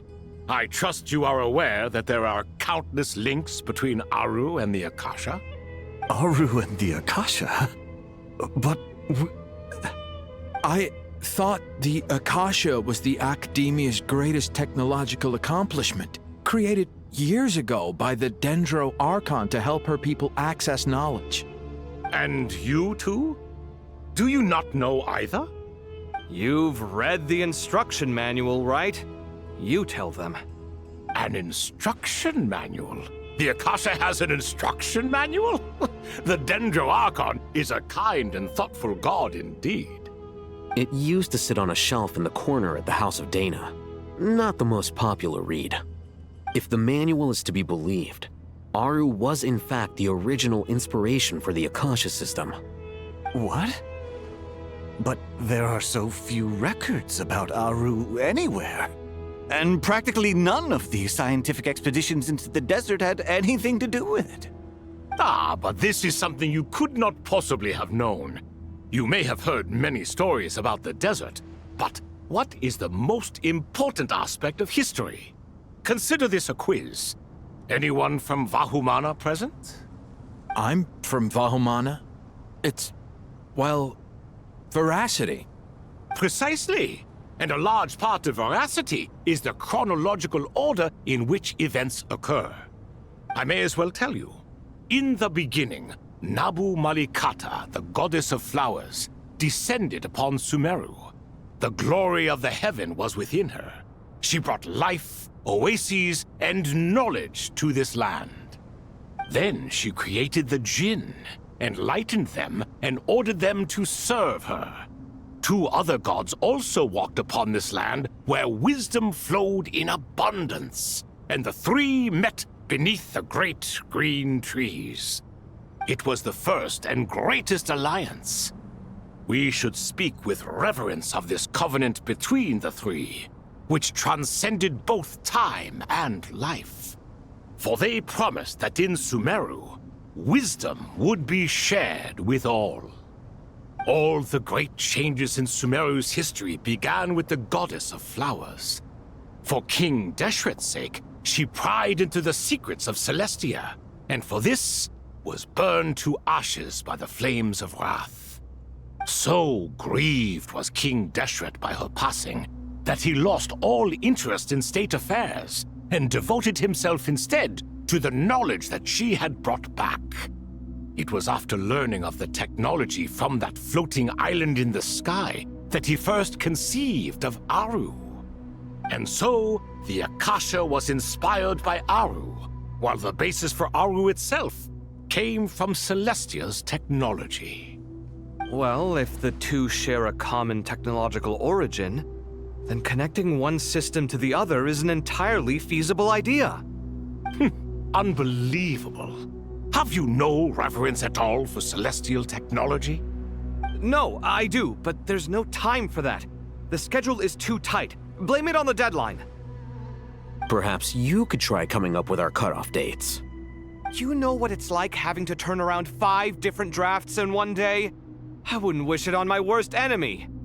Yeah, also, Sir Ibis King, you don't plan on getting directly involved at all, do you? Yes, well, you strike us more as having come to give a popular science lecture. Or, wait, does this count as more of a first-hand witness statement? Neither. Anyway, this sounds like far too much work for me. Still, if Aru is so powerful, why didn't King Deshret use it for more ambitious ends? Because it was never fully completed.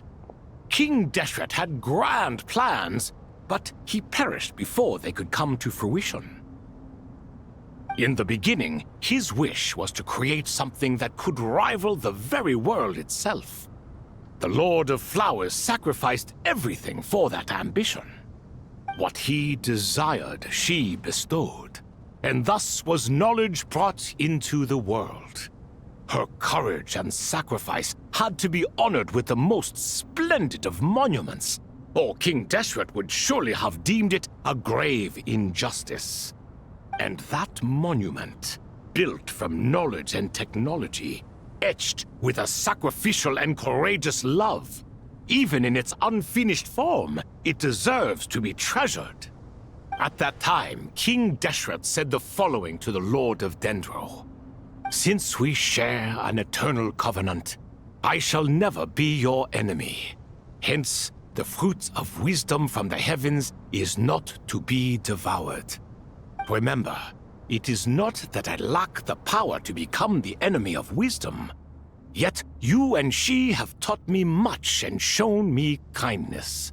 For this, I cherish you both. In the end, Aru was only used to store a portion of the souls. It was but a primitive form of the masterwork the king had envisaged.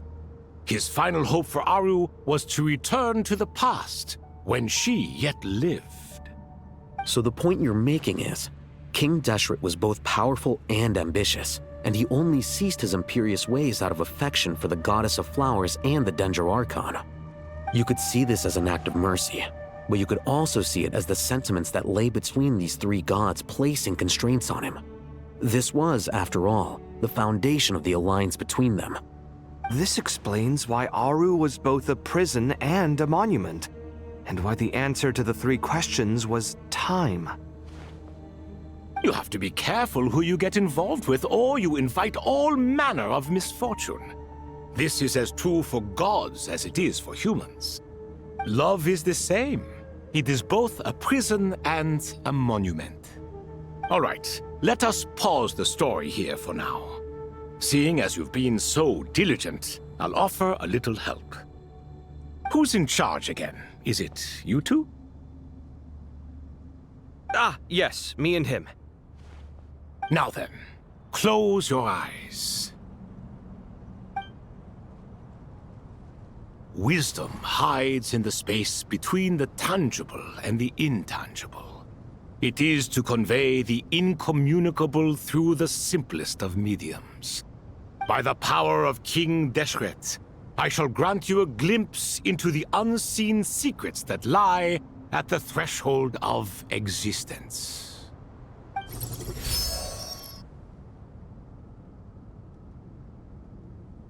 Where did this come from? Is it a new mechanism? It looks more like some form of externalized information. You've rendered it visible? Just as the Akasha allows you to access a greater range of knowledge, the power of our king permits one to perceive ingenuities that do not belong to this world. This is no ordinary mechanism. It reflects the internal structure of Aru. Whether you choose to increase or decrease, keep or discard. Come, use these to achieve the outcome you desire. Looks mechanical to me. Better let me handle it, just in case. But wait, how do I get up there? Turn around. So that's where the elevator is!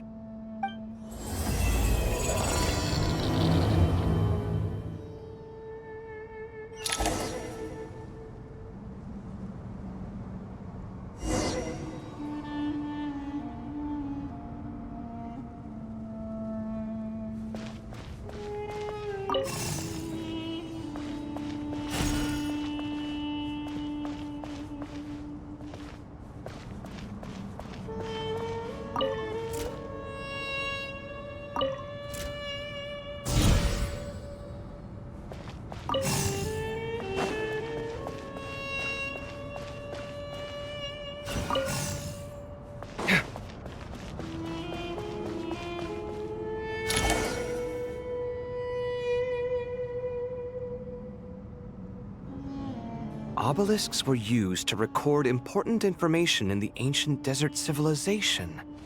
Hey, Al-Haytham, there's some writing here I'll need you to decipher. I've sent it to your screen. Do you see it? Got it. It's a little blurry, but I should manage. Take a look and tell me what it says. Oh, and I'll send any other similar text directly to you from now on. Let's start with this one. It's a variant of an older script. Herein lie verses written for the Yellow Sands. Looks like cultural information from the age of King Deshret. If so, I suggest you delete it. Words thrown together merely for fun. I had no idea Aru kept a record of this. Well, as long as you're certain that this is strictly private information, that's fine. It is unimportant. All right, well, I guess I'll start now.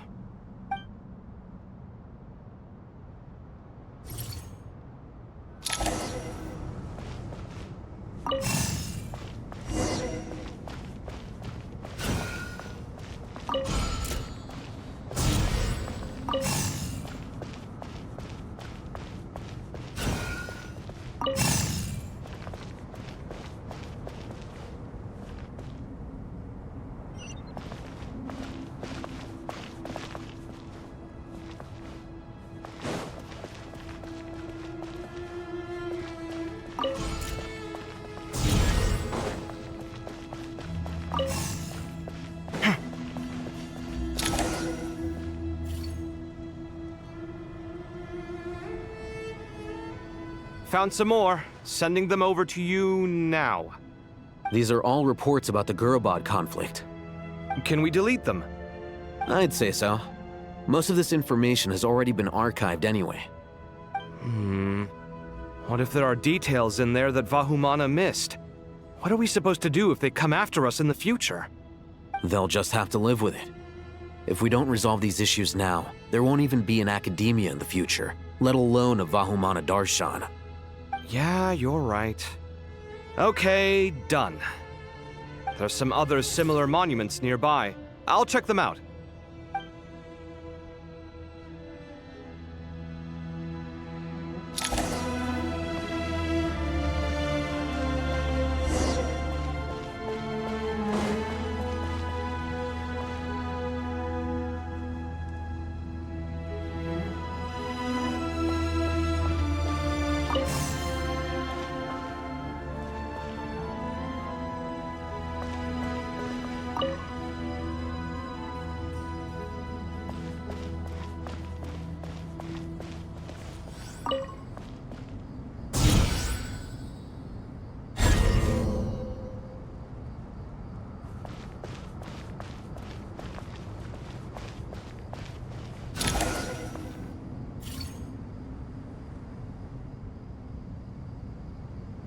Another monument.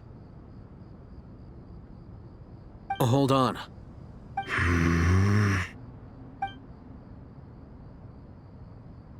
You're still reading it? How long is it?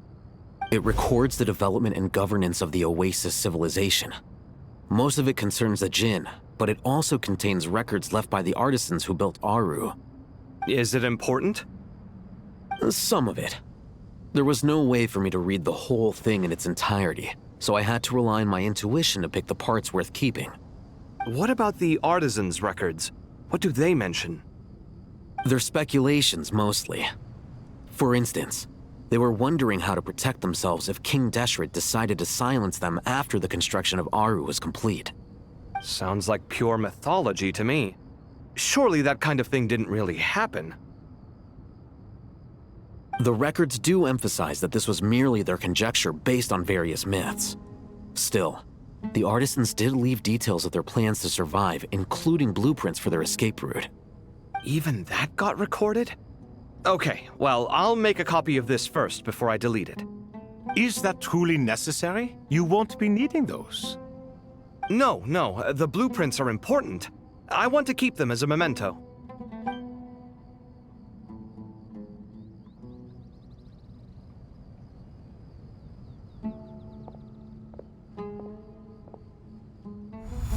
I think that should just about do it.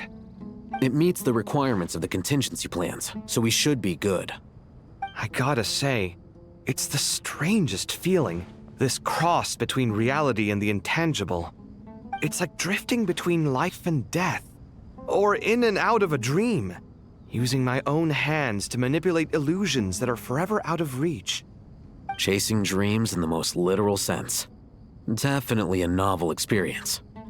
What happens if my spirit just floats away? That won't happen. Anyway, I wouldn't celebrate just yet if I were you. There's likely to be a phase 2 of this project. All right. I'd better keep my wits about me then.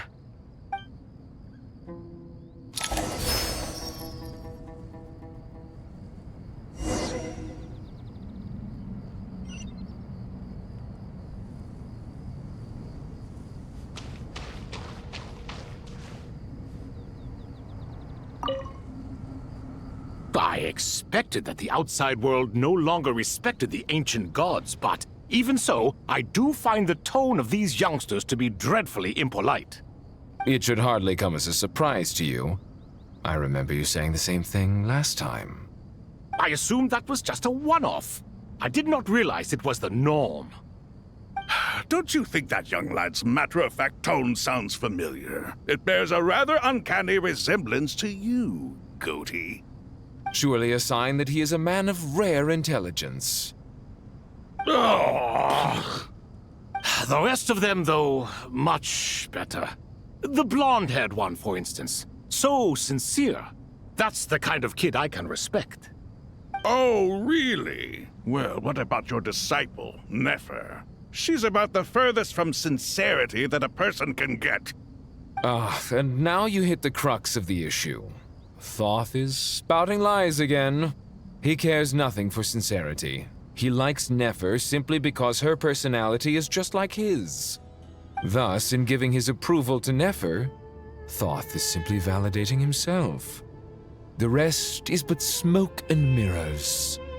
You have some nerve saying that. There really is no helping you two. Shut up, chess rookie. What nonsense is this? How dare you tell me to shut up? How can you engage in such banal chitter-chatter at a time like this?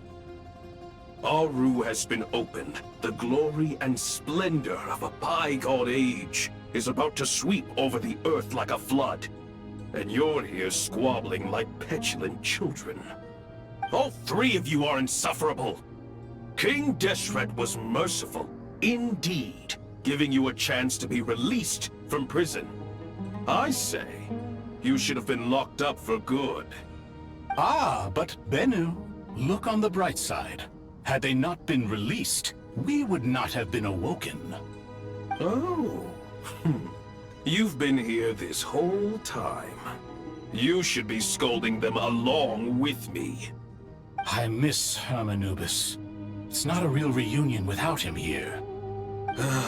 And now you're avoiding the topic and talking to yourself. Why King Deshret designed your personality like this, I will never understand.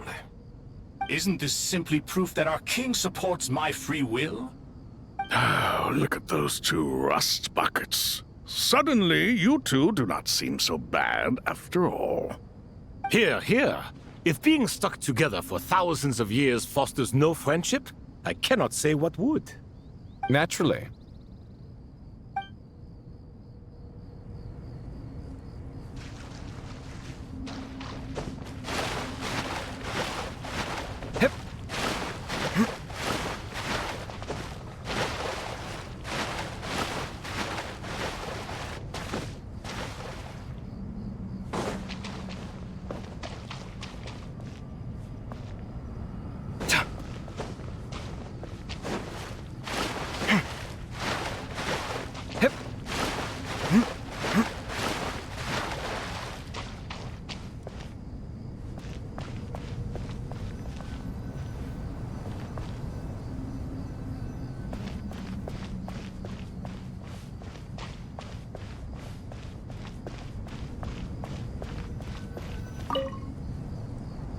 How's it going?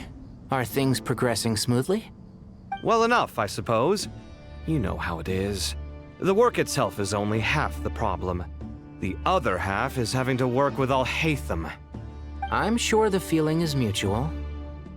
Honestly, though, I thought you two had already worked things out. As if!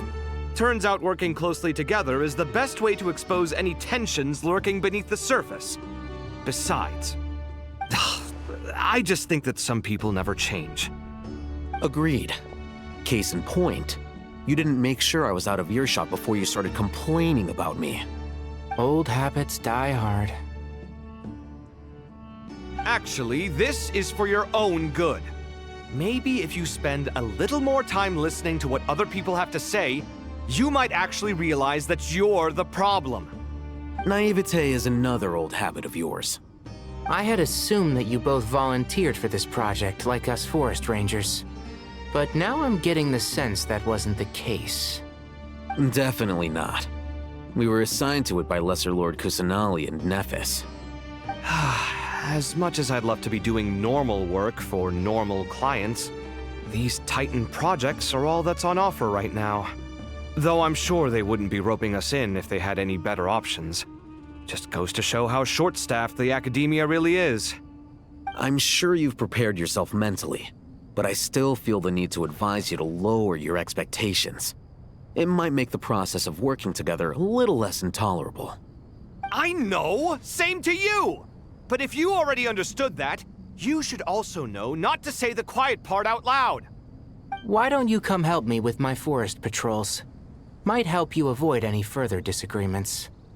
Good suggestion, but unfortunately, differences of opinion will always exist. Changing the nature of the work won't get rid of them. For once, I actually agree. There is zero chance of us ever resolving our differences. Zero! But even so, the work must be done. Care for some coffee? I'm glad to see you making progress. Don't act so smug! It'd be nice if you made some too! I feel like even I've made some progress today. In the past, I never would have dared to try and mediate a conflict between you two while you're both right there in front of me. Apologizing probably makes it sound like I'm in the wrong, but I'm sorry. I was just kidding. Truth be told, I don't have any work to do at the moment, so I'm just here to kill some time. How's Kale? She's studying with Nicole. I'm not sure how she's getting along, but she seems to be in good spirits at least. I wouldn't worry. Angelic affairs are probably above your pay grade anyway. I know what you mean, but Sino and I are still a little concerned for her. He said he'd go keep Kale company after he's finished training the mercenaries. I'm planning to join them myself shortly.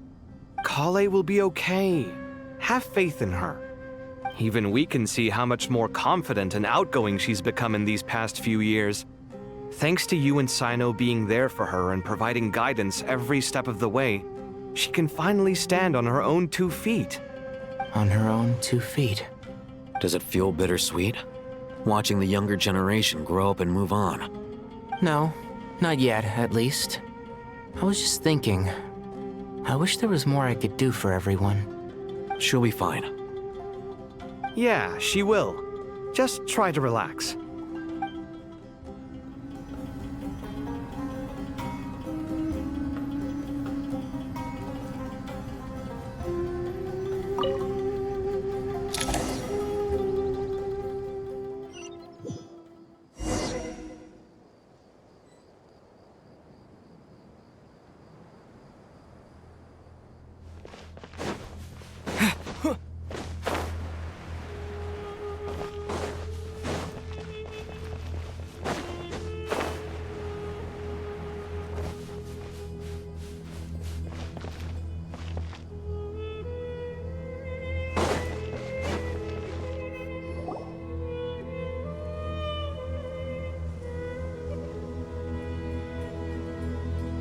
Traveler from afar, do you worry for the fate of Sumeru as well?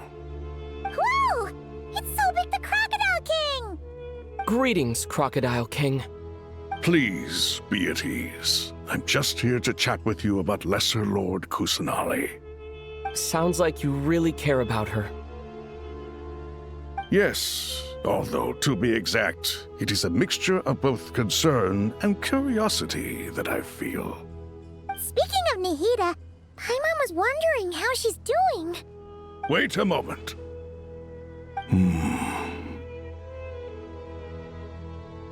What is it? I tried calling out to a pep, but there was no response. This can only mean that she is focusing all her energy on taking care of Lesser Lord Kusanali. All the gods who served King Deshret seemed super surprised to hear that a pep agreed to help Nahida. Guessing she made a bad impression on you or something. Are you aware of the history between her and our king? The story begins a long time ago. Al-Ahmar was always a wishful thinker where the Dendro dragon was concerned. Without consulting her, he decided to list her among the 7 pillars and declared his own power to be far superior to hers. That was when our king was at the height of his power. Ibis Goti and I were no match for him, and so we chose to submit and serve as his ministers. But not a pep. No, she never thought much of him. To a pep, Al-Ahmar's pride and sense of superiority were nothing but ignorance and hubris. In fact, they fought numerous times, but usually the battle ended in a draw. In the end, King Deshret coveted the power of Celestia, only to end up corrupted by knowledge. His final act was to trick the dragon into swallowing him whole, leaving her to bear the torment of his sins. The Dendro dragon stands for the glory of a bygone era. She hated Al-Ahmar and what he represented. All the gods, all the power they wielded. And so, her willingness to help the Dendro Archon through this crisis comes as a great surprise indeed. It makes one wonder whether, perhaps, the Dendro Archon assisted her in the past. Yep, Nahida did her a huge favor.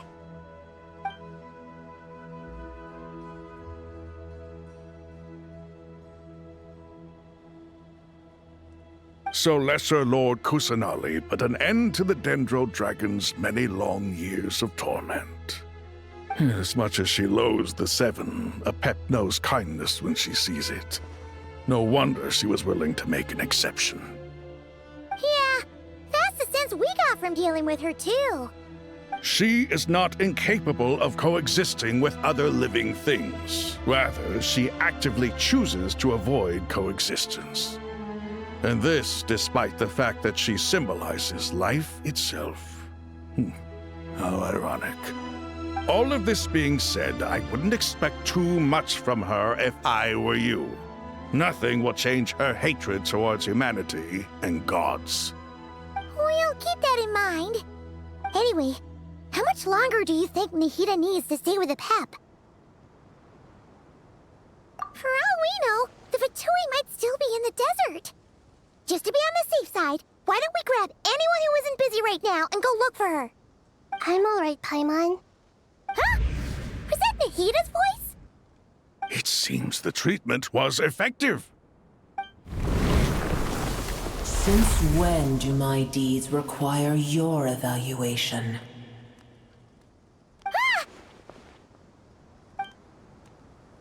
Here will do just fine. I had no intention of taking you any further. One ought not expect greater generosity than they have earned. You always hide your kindness away like an oasis within a sandstorm.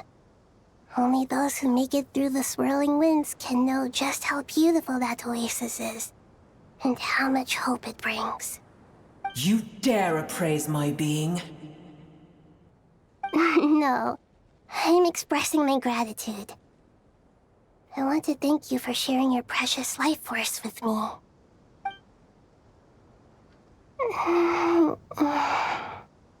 Awake already. You are more resilient than I thought.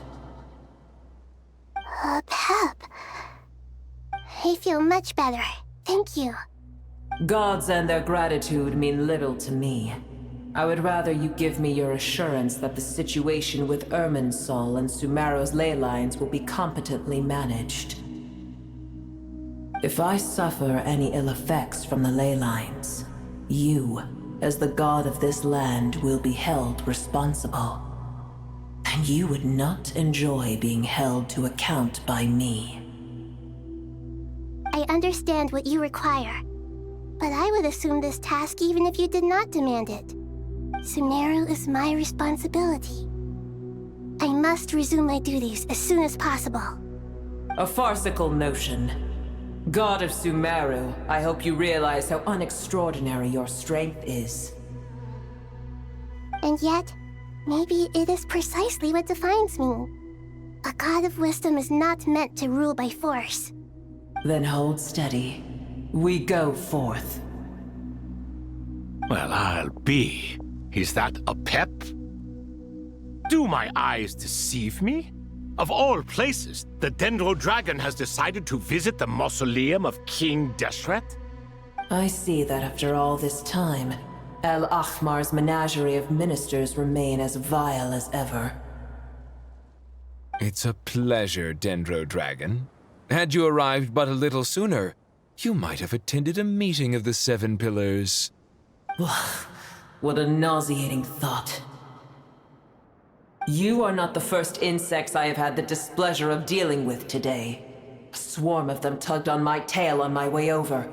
Goodness knows what hovels they crawled from. Why do all the creatures of this world remain so lowly after all this time? What did you do with them? I cast them away. What would you have me do? Keep them as trinkets? Boer, this is where we shall part ways. To be clear, I do not wish to see you or anyone else here ever again, unless absolutely necessary. Then I wish you peace as you return to your dwelling place. It matters not to me. Simply refrain from bothering me again.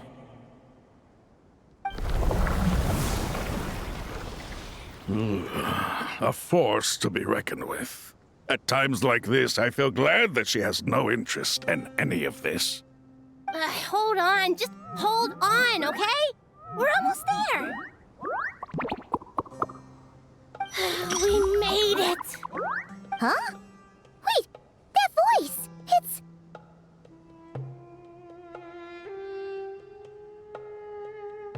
Uh-oh, I'm gonna fall!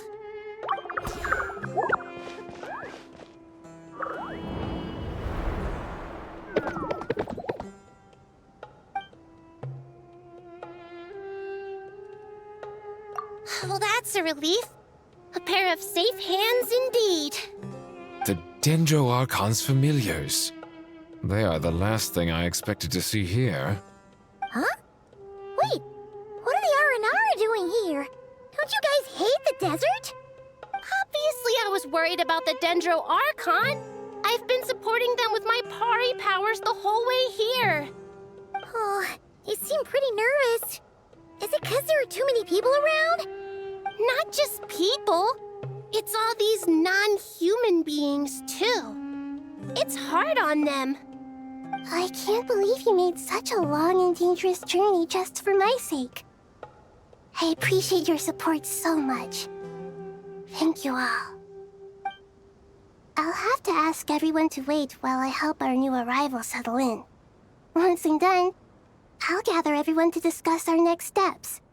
Traveler, Paimon, shall we find a place for our friends to stay?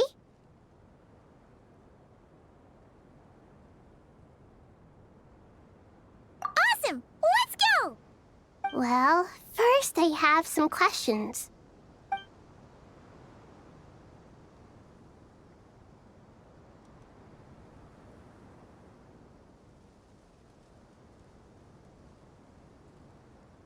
Okay, I think that covers everything.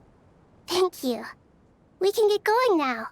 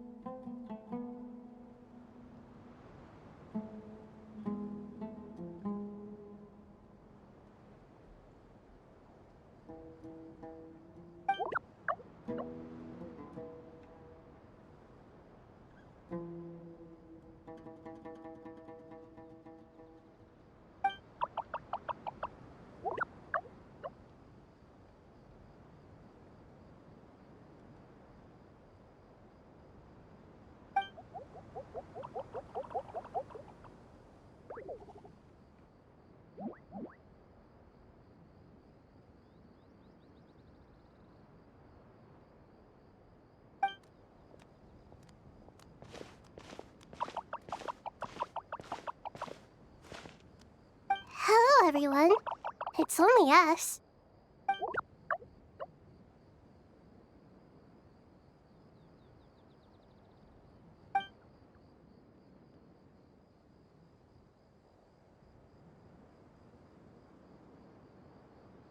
It must be very tough for you coming all the way out here, especially since you don't like the Voluka.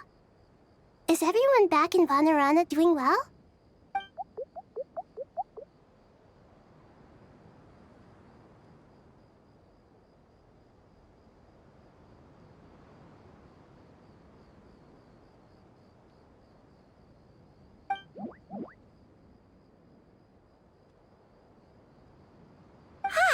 Everyone's here. Good. Are you okay? You look like you were about to pass out back there. Then you're forgetting who I am. Don't underestimate me. Oh, excuse me! Are you comparing me to Paimon?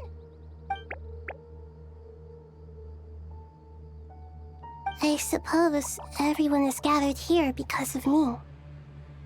As we can see, the situation is critical, and everyone is very busy with their various tasks, so...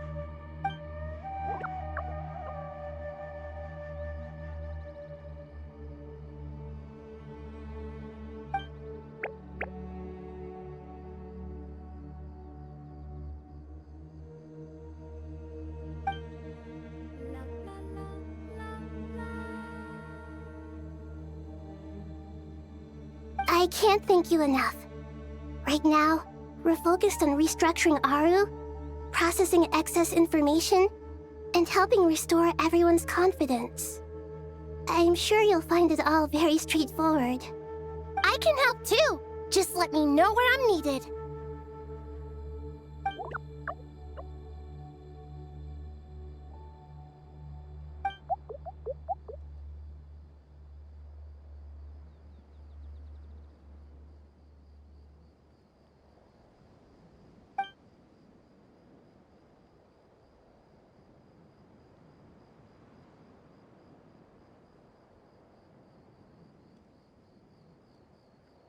up to no good.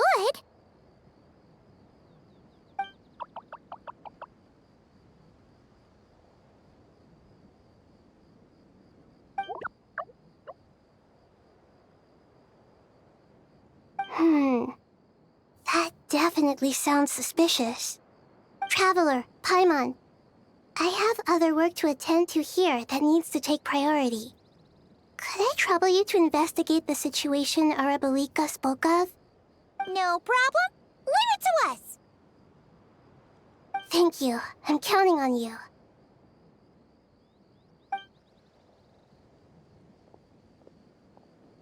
There's one other thing. If you are to work alongside the people of Sumeru, you will need to make yourselves visible to them. Is that acceptable to everyone?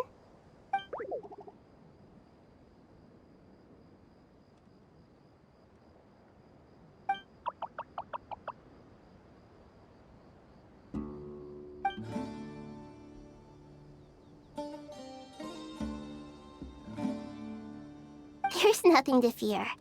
No one here will hurt you. But if you do feel afraid, don't worry. Just call my name and I'll be there.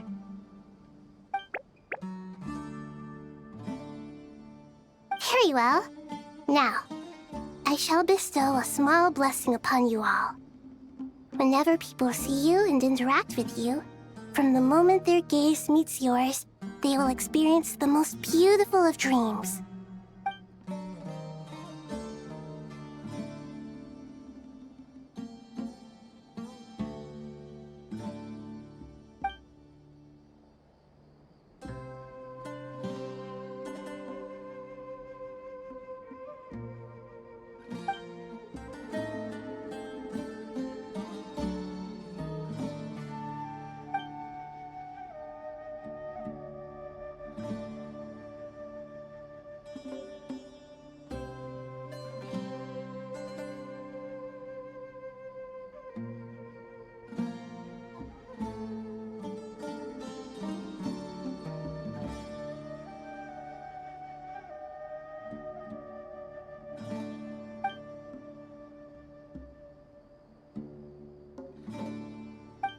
Do not fear.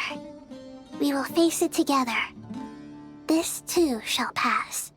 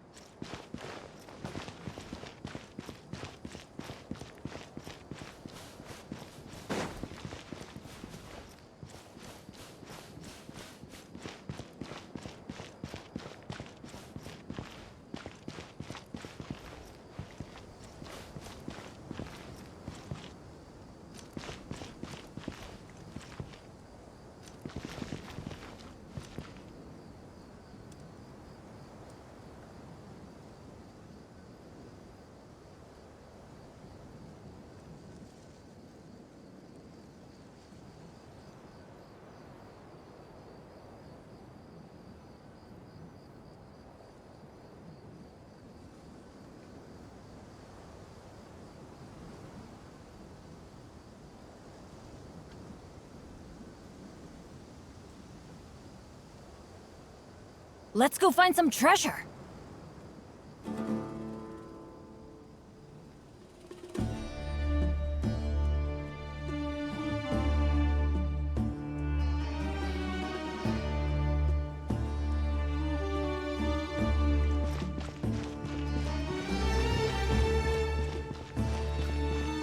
Off we go.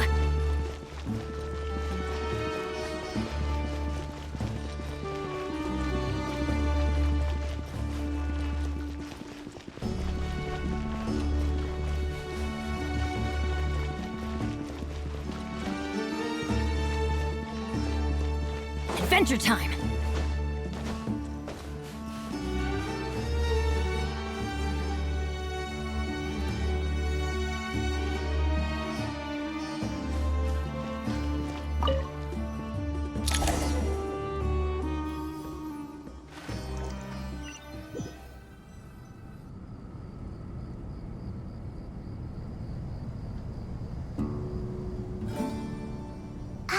Everyone's here.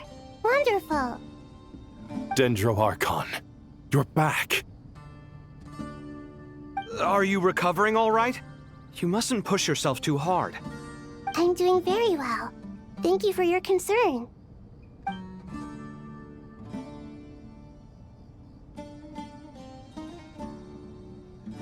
I see. Using the power of Aru to reboot the Akasha and gain access to Irminsul. It's a sound plan, although...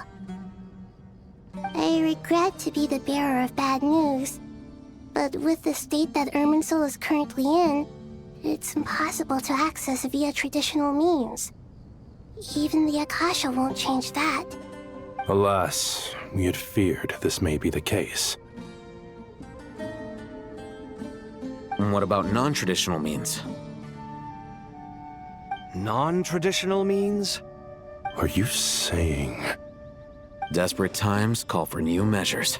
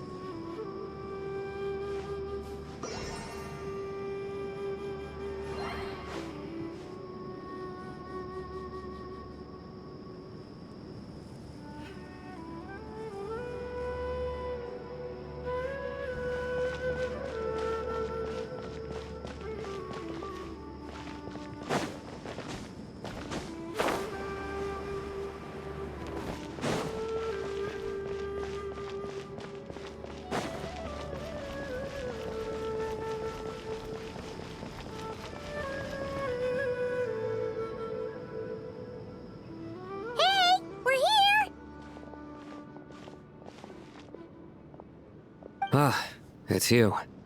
Is there a situation?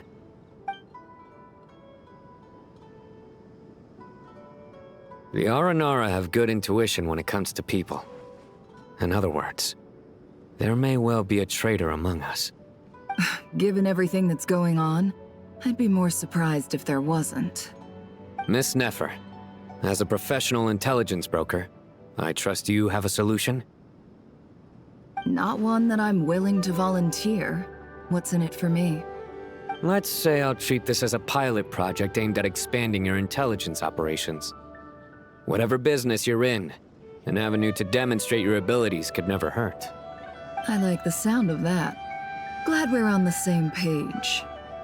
Given that you rarely set foot in Sumeru, practically no one at Caravan Rebot knows who you are.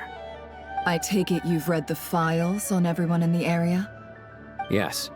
I also skimmed the list of evacuees, and am more or less up to date on where everyone stands. Any initial suspects? Limiting the scopes to males whose recent activity could be viewed as suspicious. I've identified 3 names. The Aranara saw 2 people talking, but currently we only have 1 suspect. The other person was probably just a messenger, and in all likelihood has already left Caravan Rebot. Everyone is heading for the desert per the evacuation order. Anyone willing to turn back at this stage is almost certainly with the Fatui. There's no way it was a spur-of-the-moment decision to act at a time like this. This spy must have been planted long ago. We need to smoke him out from wherever he's hiding. Sounds like you have the beginnings of a plan.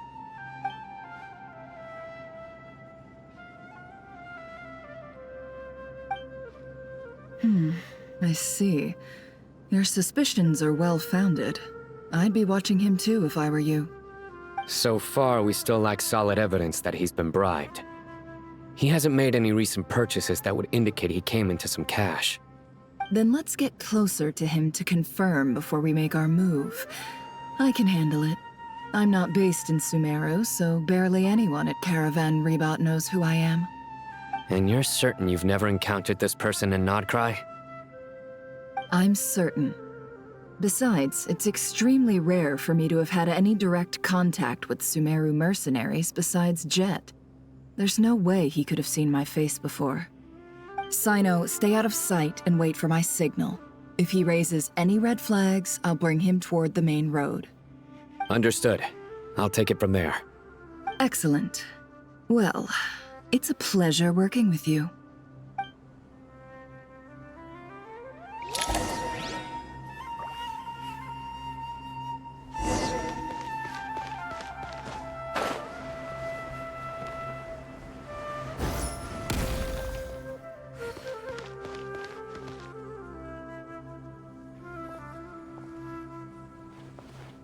Darker skin, scars, frequents the desert and has ample combat experience. Nothing unusual about how he dresses or acts. What's that he's looking at? A coin. Interesting. Could that be how his contact paid him? Conveniently discreet for someone trying to hide any unexplained income. And yet it could be highly valuable. Sorry to bother you. Has everyone here already left? I don't suppose you happen to see a lady wearing a hat? Ma'am, what are you doing in Caravan Rebat all by yourself? The main group evacuated some time ago. Didn't you pass them on the road? My friend and I lost some of our cargo along the way. I didn't want to miss out on potential business, so I told her to go on ahead and meet the client while I retraced our steps. I didn't think it would be so late by the time I found it. And then there was a terrible sandstorm. I guess I must have taken a wrong turn, because I didn't see any large groups on my way here. Forgive me for asking, but just to be on the safe side, could you describe this friend of yours? Sure. She has blonde hair, and she was wearing a hat and a white dress. You'd definitely know if you'd seen her. Yes, I think that does ring a bell. My apologies. During this exceptional time, the Corps of 30 are under orders to be extra cautious when dealing with unknown people, whoever they might be. I understand. Well, sir, is there anything else you need to know? If not, I'd better try and catch up with them. Hey, wait! They left a good while ago now. You'll never catch up with them on your own. Why don't I give you a ride? I'm here to collect the last few people anyway. We have plenty of carts, so one more won't be a problem. That would be amazing. Traveling with a group will be much safer. I'll have to pay you for your trouble. Hey, let's not worry about the money for now. Wait here a moment. Once I'm done packing up, I'll take you to join the rest of the group. All right, thanks. Let me know if you need a hand carrying anything. No need for that. I'm strong enough for both of us. Okay. Well, I wish there was some way I could repay you. Guess it's my lucky day, running into someone who knows what they're doing here. You might have just saved my life, you know? You're not wrong there. I mean, what kind of cargo is so important that it's worth risking your life to get back? I hope for your sake that it's priceless. Actually, I suppose I can tell you, since you've been such a big help. But be sure to keep it to yourself, or we could both be in big trouble. Oh, really? Sounds mysterious. We're in the antiques business. You understand? Some of our goods aren't acquired through the most legitimate means. We have to be very discreet when we're selling them. That's why I had to go looking for the missing cargo alone. No wonder. Well, ma'am, in that case, it turns out that maybe there is something you could do for me. I'm all ears. But to be clear, our commission isn't cheap. Think carefully before you ask. We don't want to ruin our relationship before we even hit the road. I'm sure that won't be a problem. My issue is, I have something that's a little difficult to sell on as well. Take a look at this.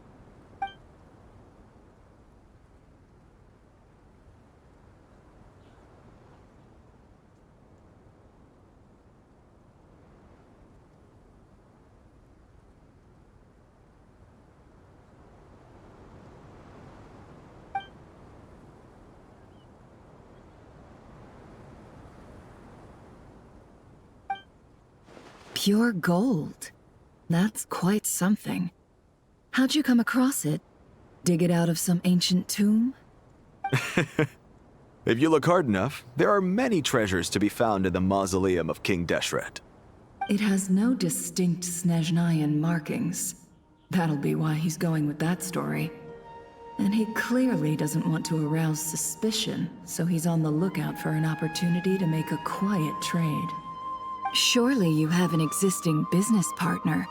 Won't they take it off your hands? I hope I won't be attracting the wrath of my competitors by helping you sell this.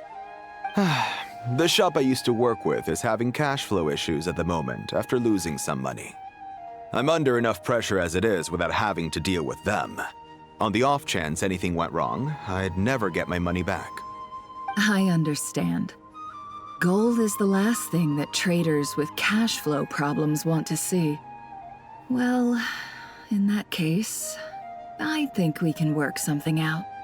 As it happens, I'm just about done packing. Shall we make a move? Sure. Let's walk and talk. This evacuation was a huge operation. They needed a few people to stay behind and tie up loose ends. And I ended up being one of them. You're lucky you ran into us in time. I certainly am. I don't know how this happened. One thing led to another, and look how it ended up. I just hope our client doesn't get spooked and cancel their order. Fingers crossed. But either way, life goes on, and we all have to make a living somehow.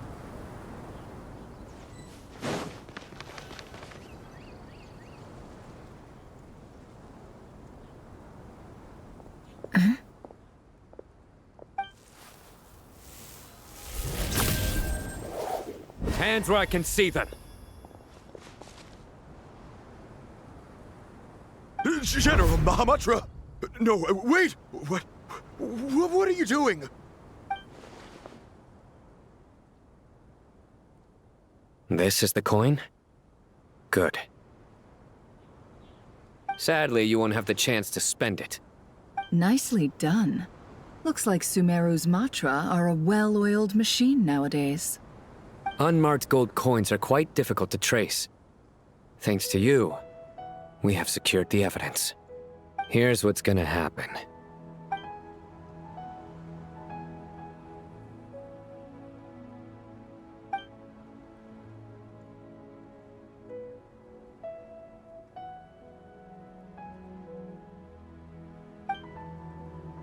Southeast from here, leeward side of the hill. That's where he— Great work. Candace tells me your interrogation skills are highly effective. Hers are quickly catching up. She's improved a lot in recent years.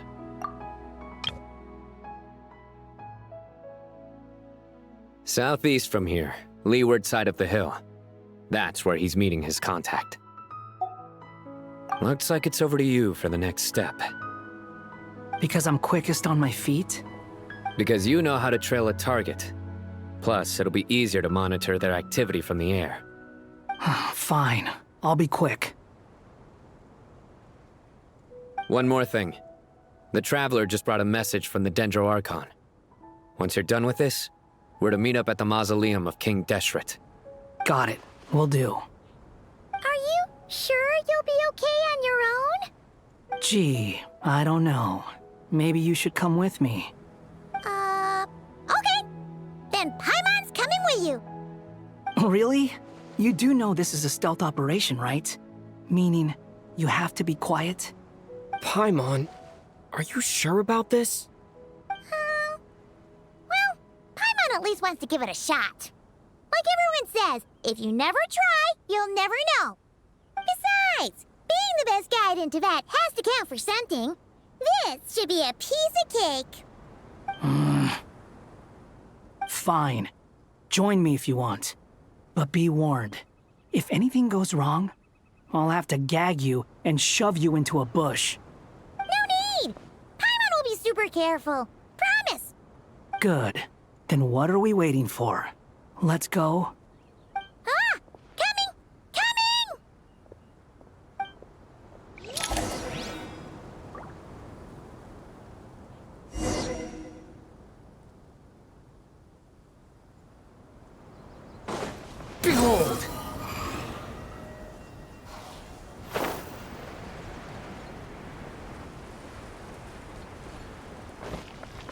sun rises.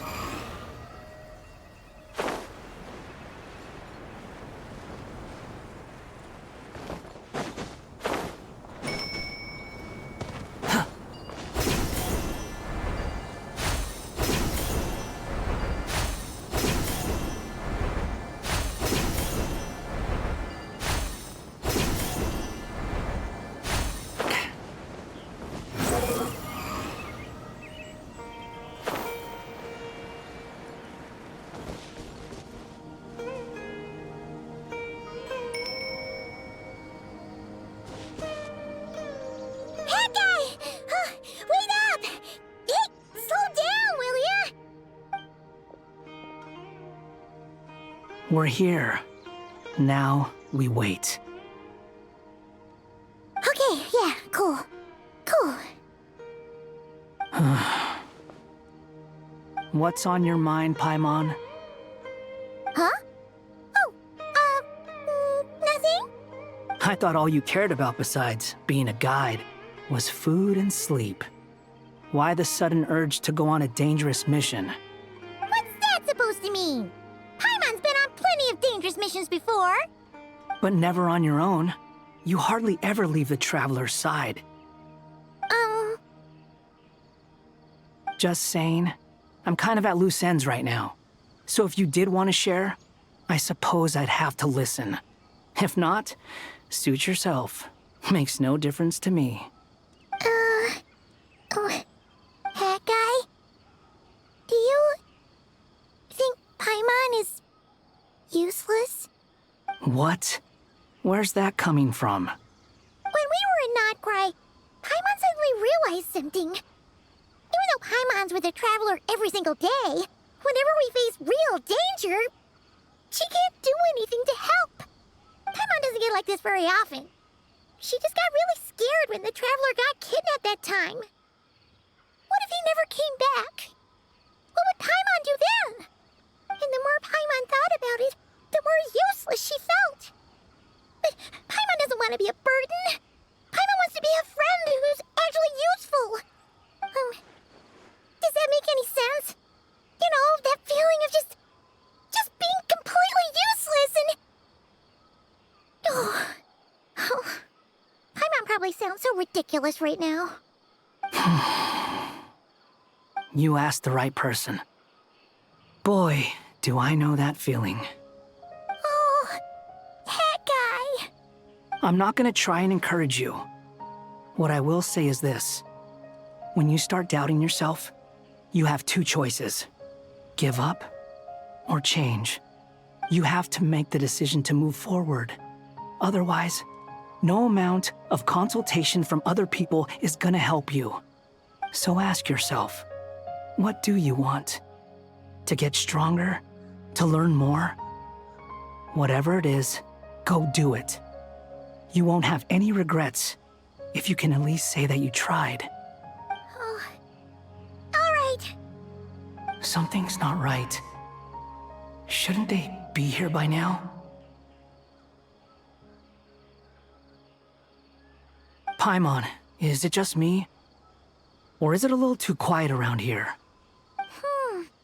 Should Paimon take a look? We'll give it another hour. If nothing happens, we head back. Okay.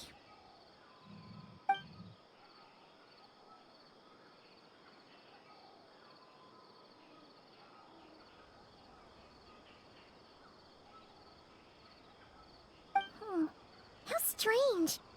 We've been here for ages. Where the heck are they? Have we been stood up? What is it? Did you think of something? Something feels off about this whole situation, but I can't quite explain why. We know for sure that the guy Sinocot had something set up, yet somehow his contact is a no-show. So, either the handler got caught, or, more likely, they decided to cut our guy loose. But how would they know to do that? Wouldn't they at least send someone here to check things out? That's the problem. They couldn't possibly know what's happening here. Unless... This feels all too familiar. Come on, let's head back.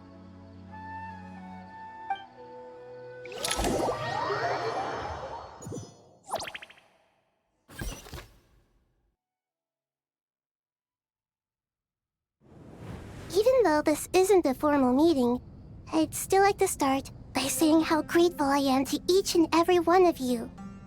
Thank you all for coming here and standing by our side. Shesipank and Bennu are currently assisting the scholars with the maintenance of Aru. Please forgive their absence. As for Hermanubis, may he rest in peace. We remember him with great fondness. There have been times when I imagined what it might be like to meet you all. Now that it's really happening, I feel quite emotional. Time has taken many things away, but that which remains is all the more resilient. I must say, there is one thing that rather surprises me. You appear to be in good spirits, Lesser Lord Kusanali.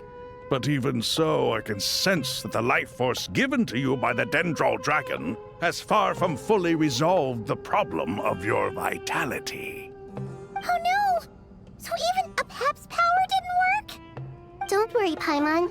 It worked very well indeed. The issue is how closely I am tied to Irminsul. Until the problem with it is resolved, there is no way I can fully recover. Sumeru has undergone tremendous changes during your absence.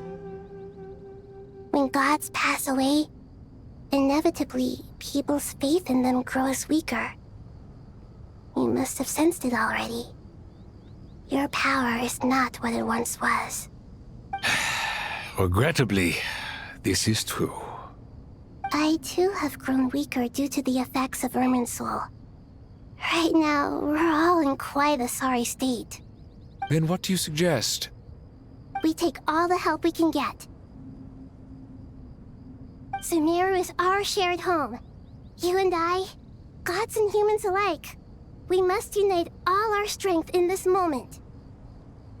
Though Al-Ahmar is no longer with us, the alliance between the three gods remains in force. Regardless, as subjects of our king, we have a responsibility to support Sumeru through this catastrophe.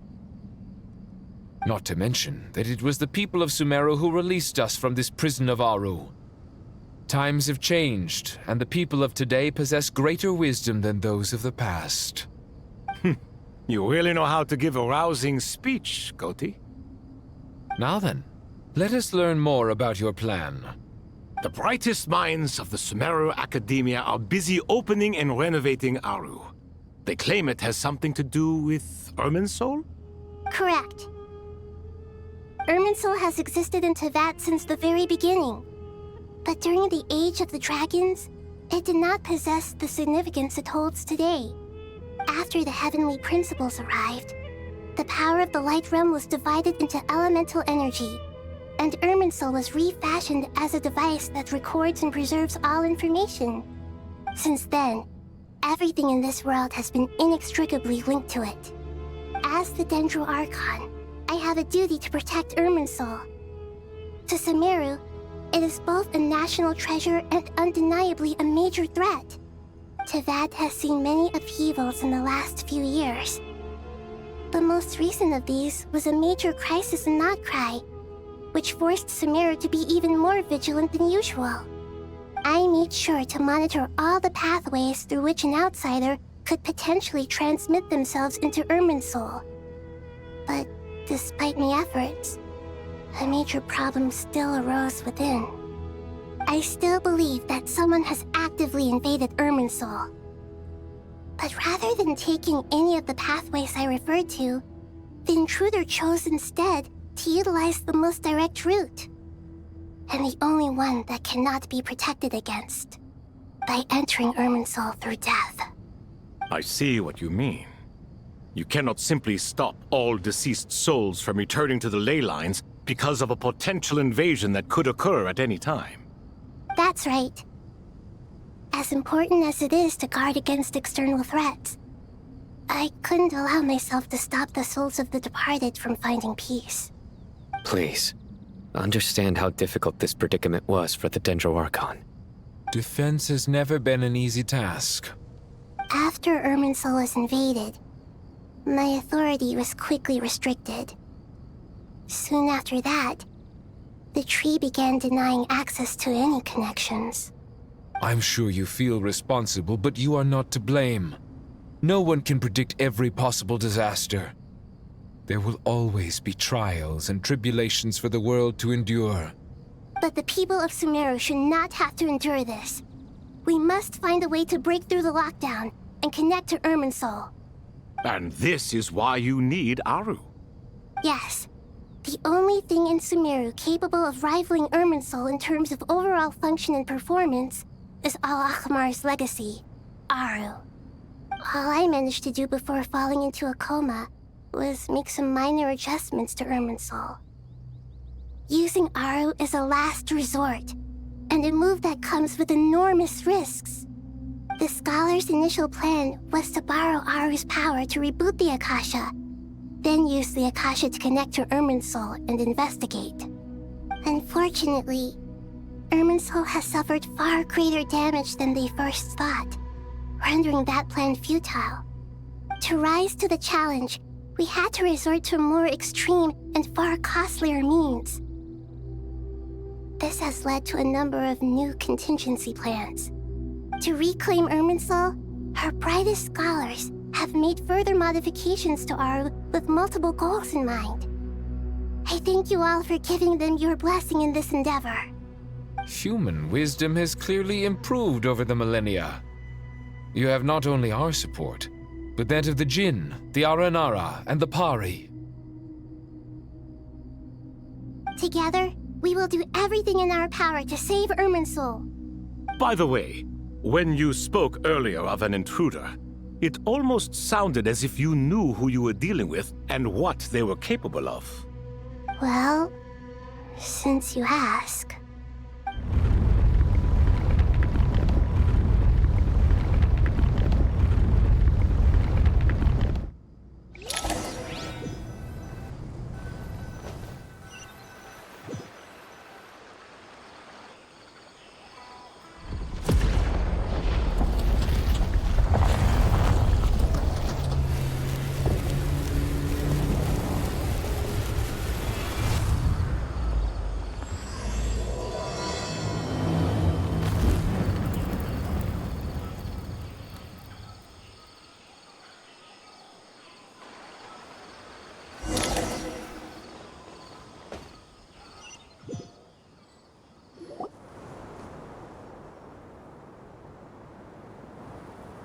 Master Tainari! What is that? Is this Irminsul? How did this happen? What's going on inside? Luckily, we managed to evacuate everyone. What in the world was that? That was terrifying!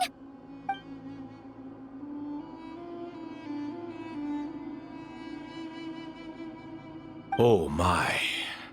I understand now, Dendro Archon. You make yourself quite clear indeed.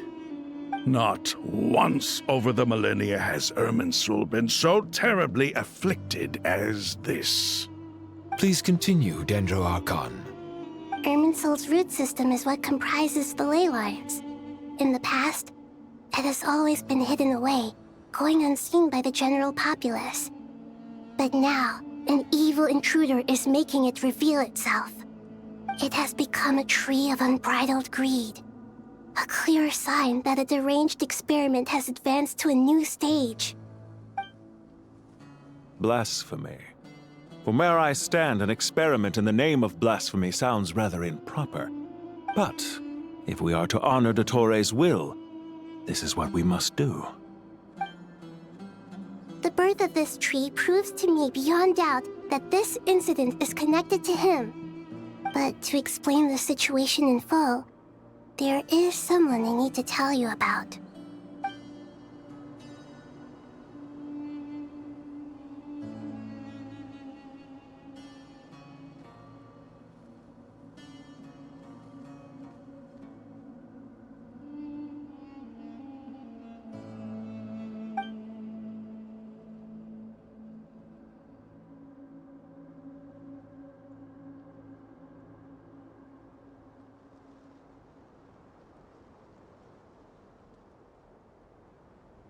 Zandik.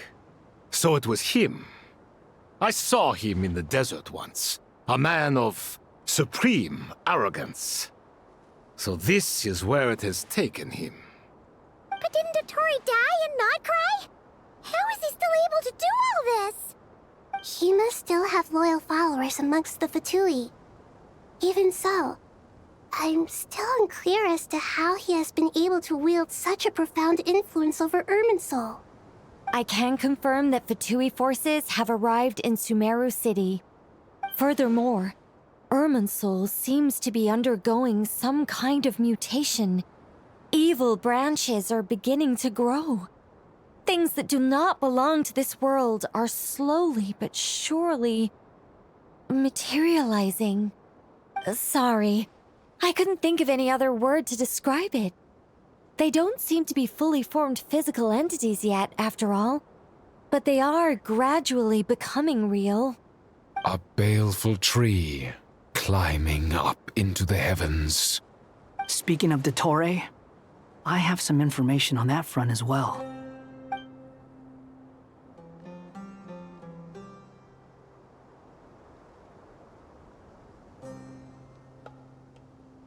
I didn't think it was wise to state this out in the open.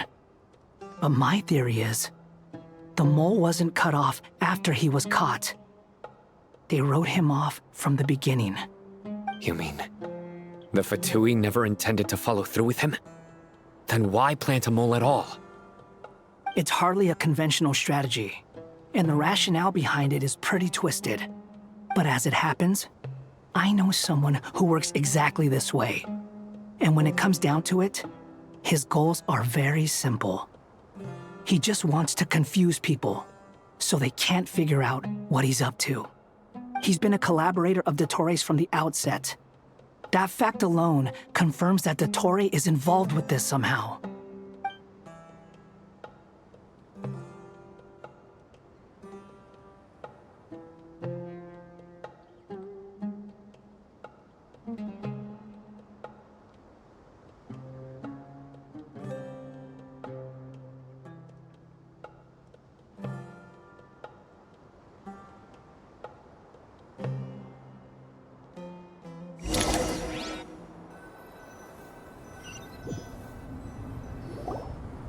There is still much to be done. Everyone, please remember our core strategy. As per the discussions, the following groups must act immediately. Mr. Alhaitham and Mr. Kave, the next phase of the Aru renovation project must begin right away. Godspeed to you both. We'll give it everything we've got.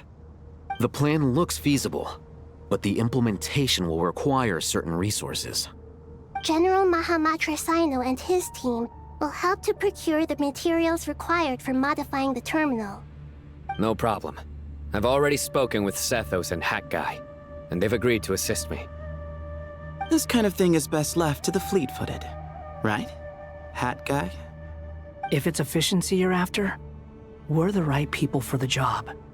Following up on the elemental energy amplifier we discussed, Ms. Dory, I assume you're the one most familiar with the status of this project. Aside from the Dendro Archon, of course. Yep, that's right. Leave it to Lord Sangamabe. Got it. Well, I'd like Madame Farazan, Kale, and Nicole to support Dory on the technical side. You can count on us. Will do. Rest assured, I'll take good care of Kale. Dia, Candace, and Nefer, you'll be in charge of negotiating between the various parties. I trust you remember our goal. You bet. We can handle it. Good. I believe that covers everything. Tainari will provide ad hoc support as needed, if that's okay. Poor Tainari. Must be tough being Nephis' student. Getting bossed around all day, every day. Hey, don't try and drive a wedge between us, you old rascal. All it says to me is that Master Nephis has faith in everyone's abilities. While I'm nominally here as backup, I doubt there will be many situations where my help is needed. Exactly. Finally, Traveler, you and I will head to the border between Sumeru and Natlan. Once that task is complete, I'll be asking some of you to accompany me to the Eternal Oasis. The Eternal Oasis? I thought that was just a legend. So it does exist after all. Regarding your trip to Natlan, under normal circumstances, a meeting between our two nations would be a far more formal affair. Unfortunately, Sumeru is all but completely cut off from the outside world at present.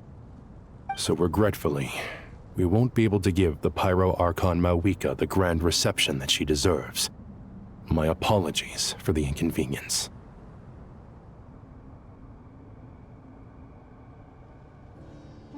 No point putting too much pressure on yourselves.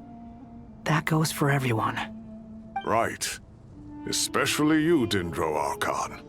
I'm sure you're still feeling quite weak. Don't worry about me. The Dendro Dragon's life force will sustain me. Plus, we'll be there every step of the way. Nahida will be just fine. Yes.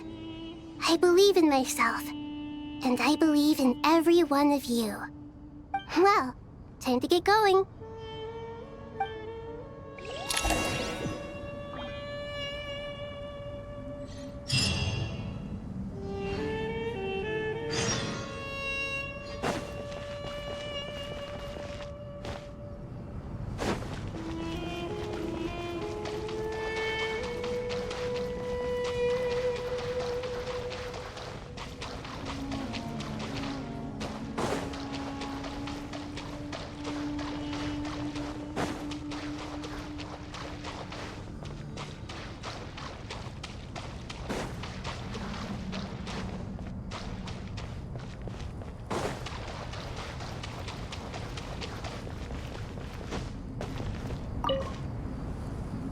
To what extent we can implement the final plan depends on how successfully the Akasha can be modified and configured.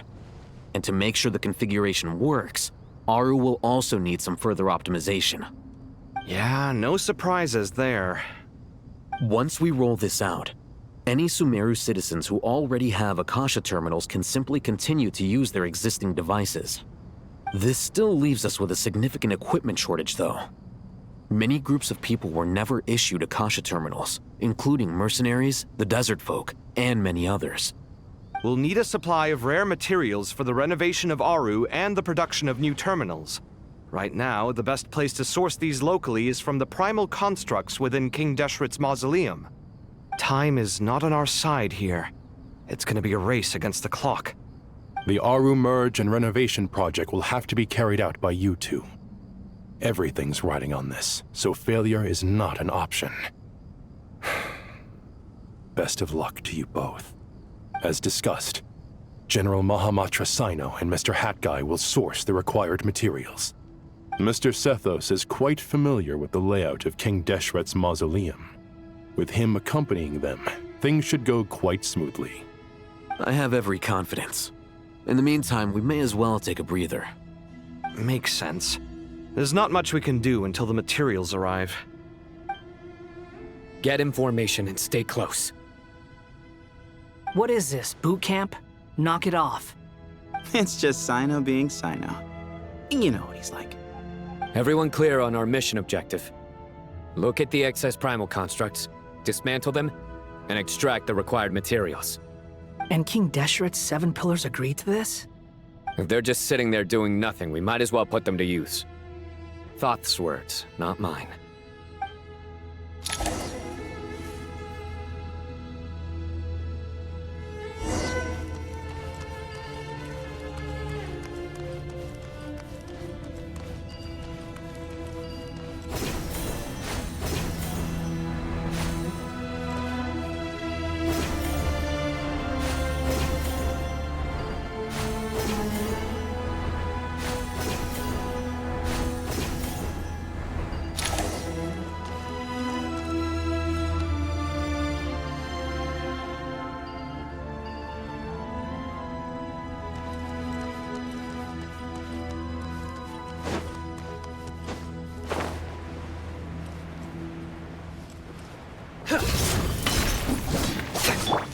Excuse me?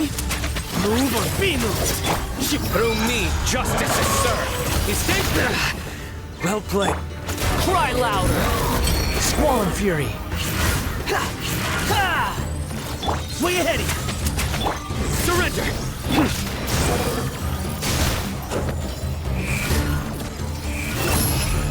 Ah! Ah! Ah! Ah! Nowhere to run! Give me some space! Ha! Ha! Ah! Ha! Where you heading?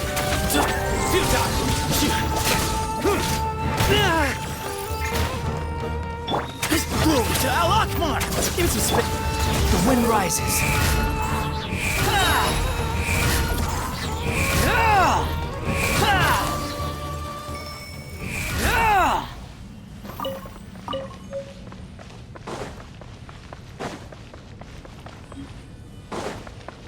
Squall and fury.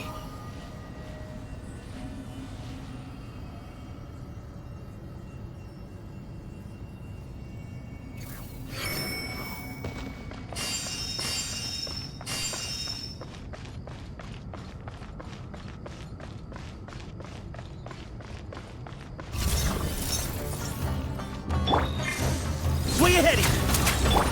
Your sins weigh upon your soul. Your penance is unsightly insects.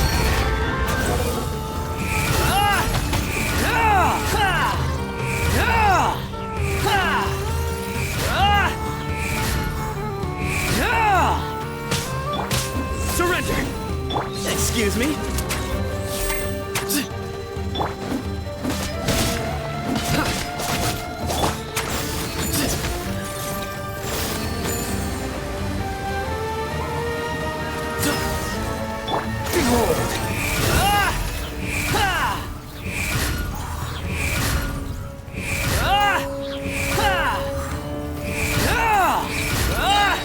Cry louder!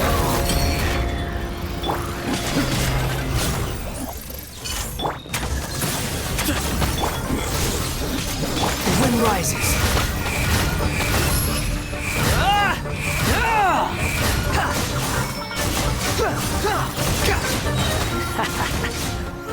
Wretched vermin! These devices should still be usable even though they're broken down. Let's take them back for the others to review.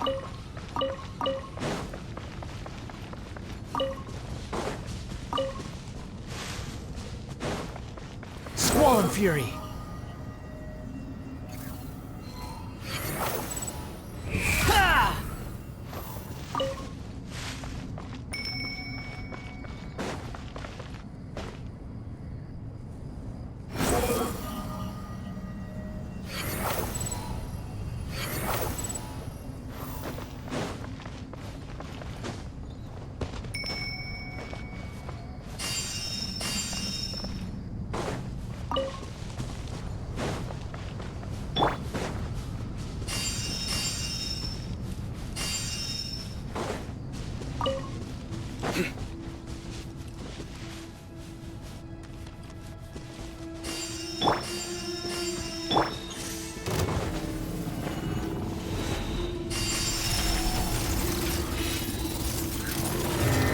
Give me some space.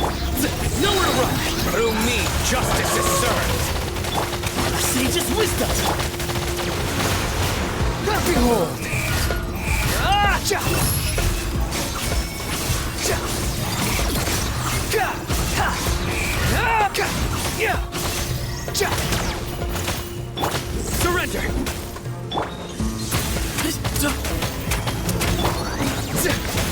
The wind rises. Ka. Cha. Futile.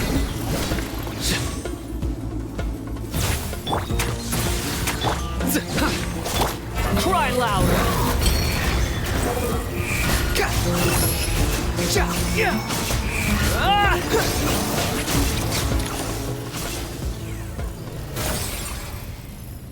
How many do we need again? Enough to make an Akasha terminal for everyone who doesn't own one. I remember you telling me how revolutionary these Akasha terminals were. You've used one before, right? The Academia declared the Akasha to be the most powerful and comprehensive wisdom dissemination system in history.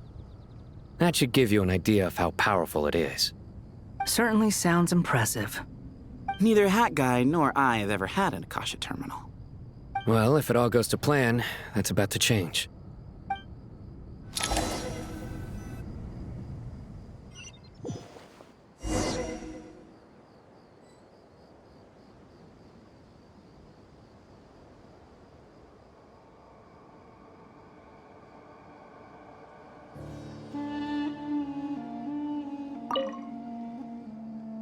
Oh, goody! Thank you so much for handling the delivery. What a long way it was. You've really outdone yourselves.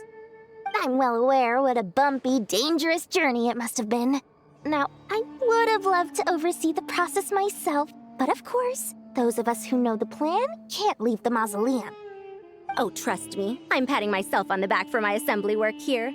Simply flawless work. But will you really be needing all of this? According to our plan, yes, this is the quantity required. I have no complaints about the quality either. Only the price. So expensive. I heard you covered a lot of the funding out of your own pocket. Oh, that's an exaggeration. The academia provided most of the funds. I just offered a small token of my goodwill. Of course, the real tragedy is how little profit I'm making on this. You know, it's a serious crisis when you can't even make money out of it. It's really quite a beautiful design. And I'm intrigued by how such a diminutive device is able to output the power of the Light Realm. Did you attend the lecture on Light Realm energy, Madame Farzan? I don't believe I saw you there. Of course I attended. I was just a little late, so I had to listen to the whole thing from outside the back door. Anyway, I have a perfectly good understanding of Light Realm, elemental and abyssal energy, as well as the relationship between the three. Good to know. Master told me in private that the conversion process between Light Realm energy and elemental energy involves highly classified knowledge that shouldn't be disseminated too widely.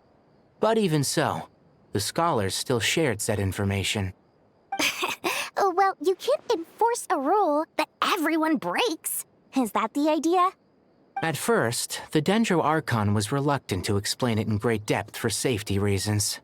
Later, she came to terms with it, and simply informed my master that we would all have to face the question of survival together. To protect someone from such dangers means keeping them in the dark, but for someone to know and embody the wisdom within, they must understand its very essence. It's an information hazard. We're exposed to danger just by knowing the facts. And just like bait, it lures us in by offering us the solution to our problems. But if you're not careful, you'll end up pursuing it down a dark path. A tricky problem. But today, this big problem has been broken down into many smaller, more trivial ones. What do you mean? I get it. For instance, you and I share secret knowledge, while she and I take on the risks of life, death, and fate. Something like that? Hey, what? That is not what I call a trivial problem. Well, as they often say in Vahumana, an event that is monumental to the individual is negligible in the grand scheme of history. Generally, the fate of the individual is an insignificant affair. Being from Amorta, where the subject of our research tends to be a lot more personal, I have to disagree. It's hard to dismiss the individual as insignificant. In other words, the big problem of survival has been broken down into many small, interconnected factors, and each one of us represents one of those factors. When the same secret is shared with a group of people, the same fate binds them together. Most people would find this unimaginable, but to us scholars, this is the path that has always beckoned to us. Sharing knowledge is a good way to fight against fate. I will always believe in that. All right, I think that's everything. Thanks a lot. But don't go anywhere just yet. I'll still be needing you to calibrate the equipment.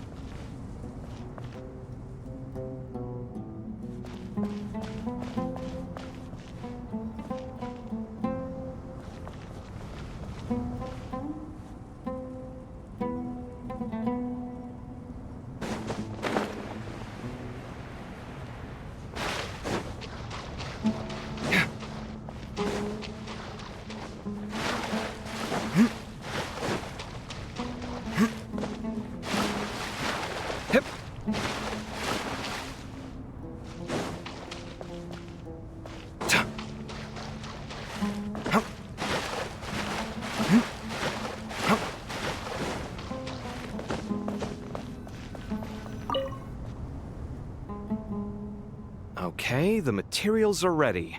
We can proceed with the next phase. Alhaitham, how are you getting along? Most of the information in Aru is written in ancient desert scripts. Some of this is written in a tribal language, while other parts seem to be a variant of an Oasis script, based on the glyph forms. Oh. Not lost to history, I hope. Some are. All we can do is infer the meaning based on the rules of related languages. Although, this section actually fills in some of the missing historical record. I'm transcribing it so we can bring it back to the Academia. After Aru started up, 2 more lines of text appeared here. Can you read them? Humans may not read what is written by the gods, except by not reading. Victory should not be easy to attain, for it symbolizes divine wisdom. Knowledge must not waver, for it has external borders. Is this a clue to solving a puzzle? Or is it being symbolic? You can't read it unless you don't read it. Victory is wisdom. Knowledge is confined by borders. Wait, I think I've got it. It's a metaphor, isn't it? It's talking about... a chessboard.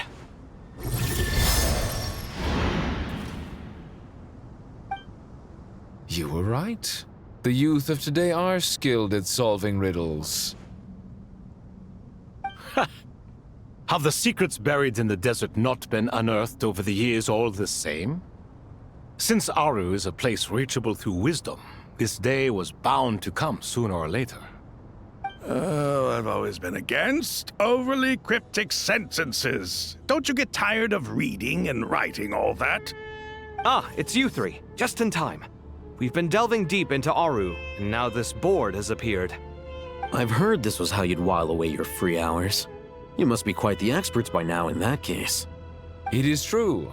King Deshret's chess games are some of the most well-loved of all his wonderful creations. If you have ever been to Safhe Shatranj, you may well be familiar with the chess pieces you see here. Is this chessboard supposed to be another visualization of the interior of Aru, then? Naturally. Visitors, everything is ready. Only by completing the challenge on the board in accordance with the rules will you be permitted to overwrite Aru. 1 second. It's not dangerous, is it?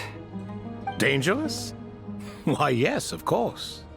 I should be the one to go, then. Wait for me here. Sounds like the self-confidence of our present company has rubbed off on you. Don't be ridiculous. I'm your upperclassman, and that means I have to look out for you.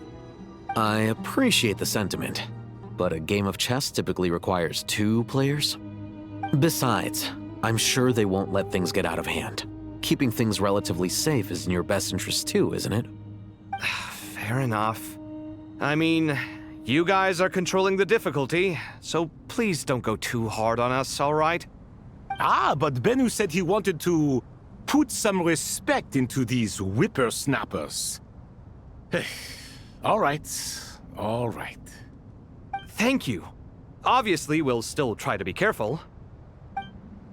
This doesn't seem like ordinary chess. Is the goal to defeat the opponent?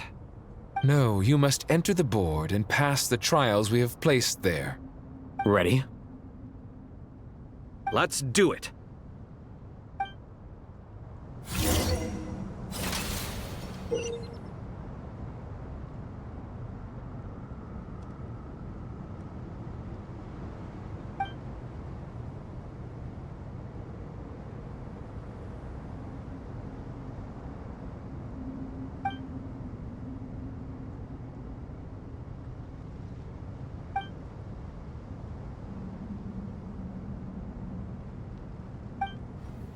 The first trial is posed by me. I don't think this is gonna stop us. Ah, but the key to this game lies in working together. Otherwise, you will be deemed to have broken the rules. Looks like it's up to me. Marak, can you open it?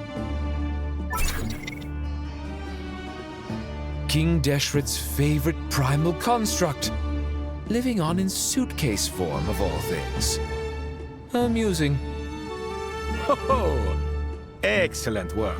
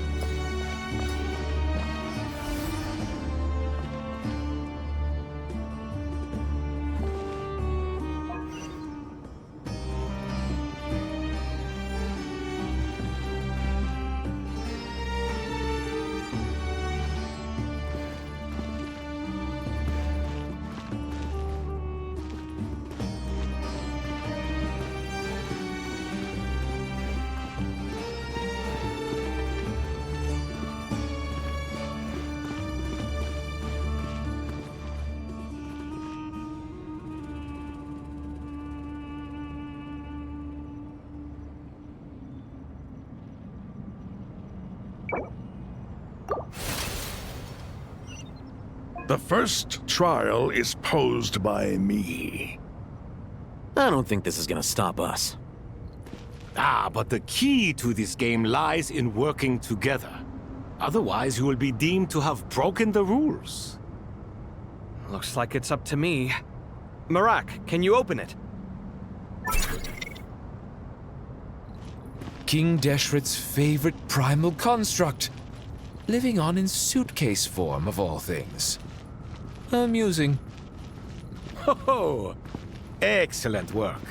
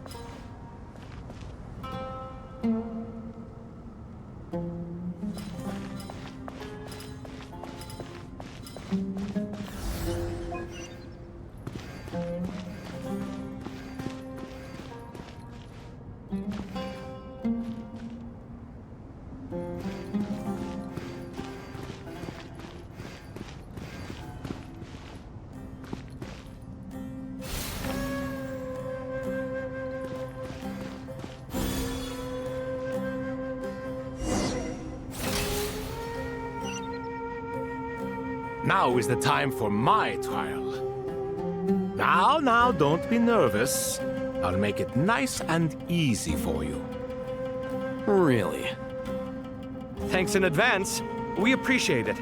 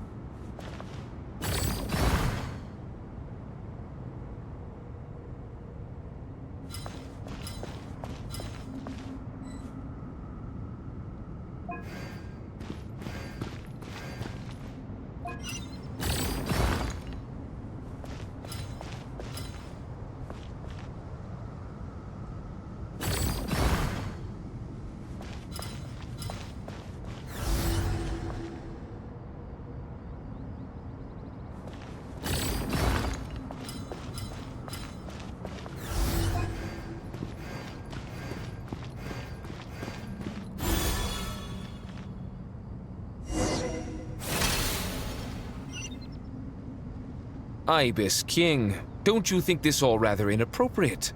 You may as well be handing them victory on a silver platter. Do not expect me to follow your lead. Ha! Suit yourself.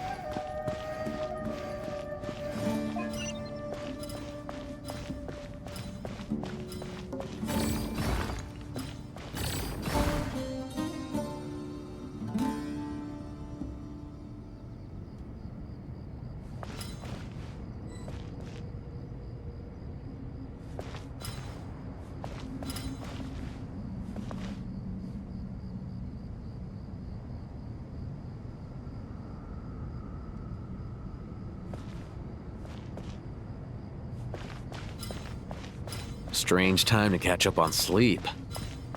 I'm not sleeping, I'm thinking! It's not that simple, you know.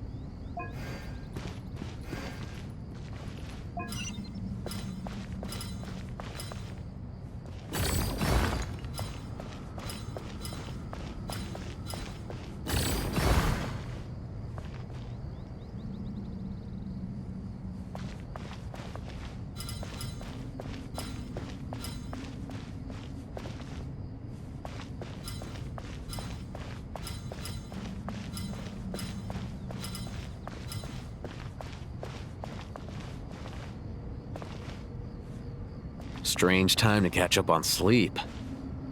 I'm not sleeping, I'm thinking! It's not that simple, you know.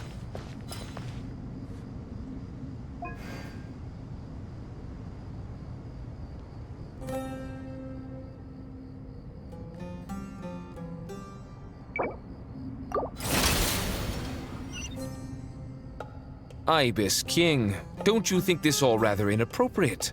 You may as well be handing them victory on a silver platter. Do not expect me to follow your lead. Ha! Suit yourself.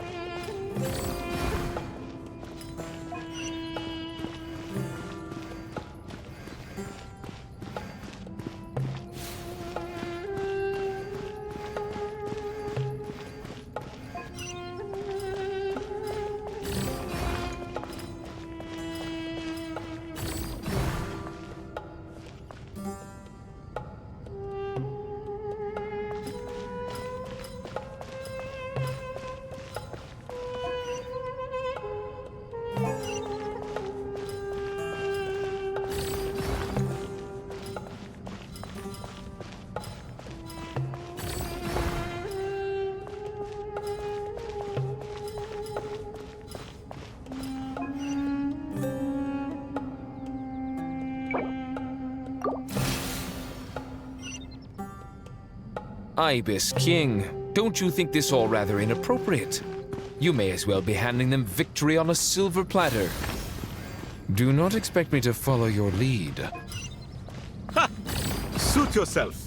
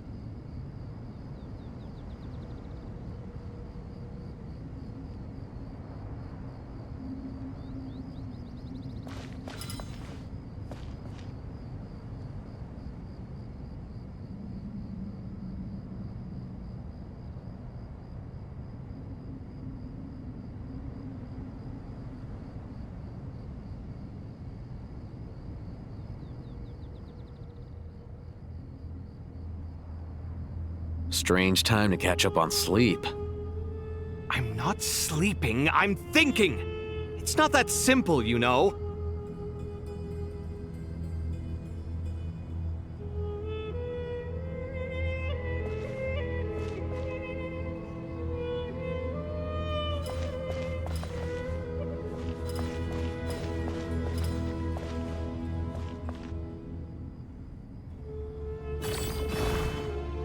Strange time to catch up on sleep. I'm not sleeping, I'm thinking! It's not that simple, you know.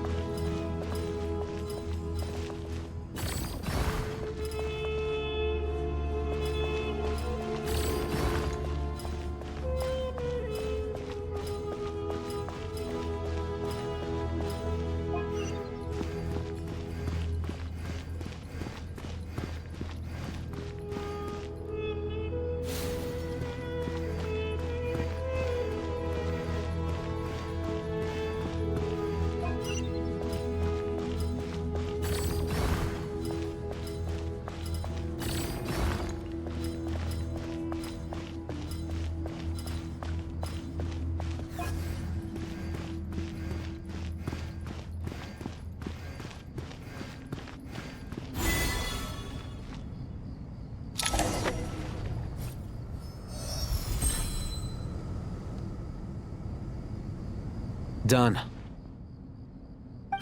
Finally. It's over. But seriously, that was incredible!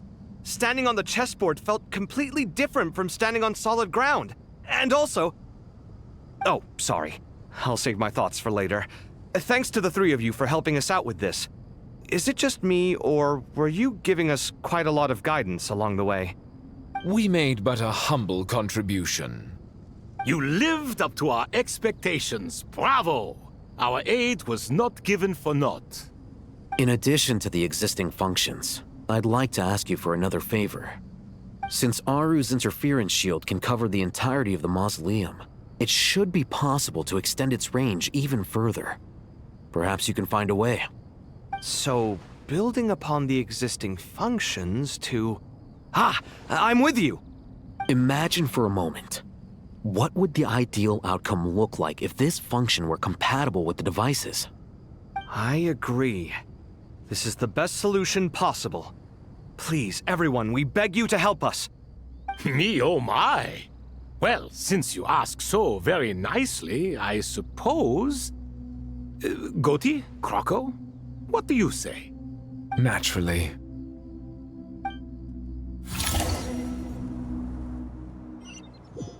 Time to go! Let's go find Nahida!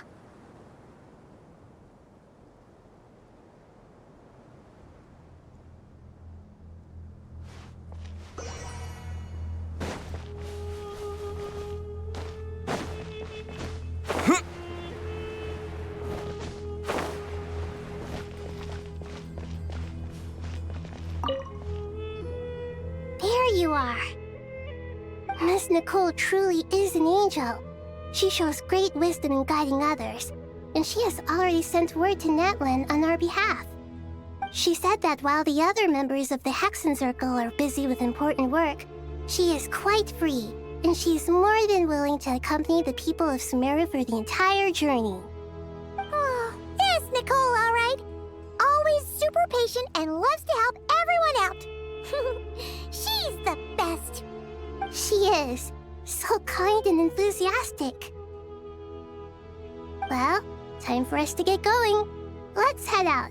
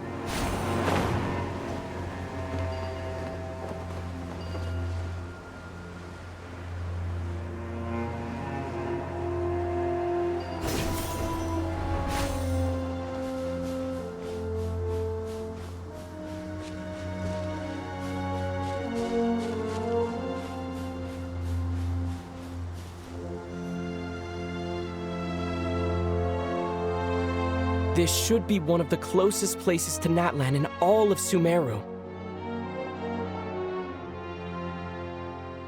There's the barrier Nicole and Nefer mentioned. It completely cuts this nation off from the others. But why? Why separate you from the rest of the world now, specifically? And if I'm not mistaken, Irminsul was polluted once before, wasn't it?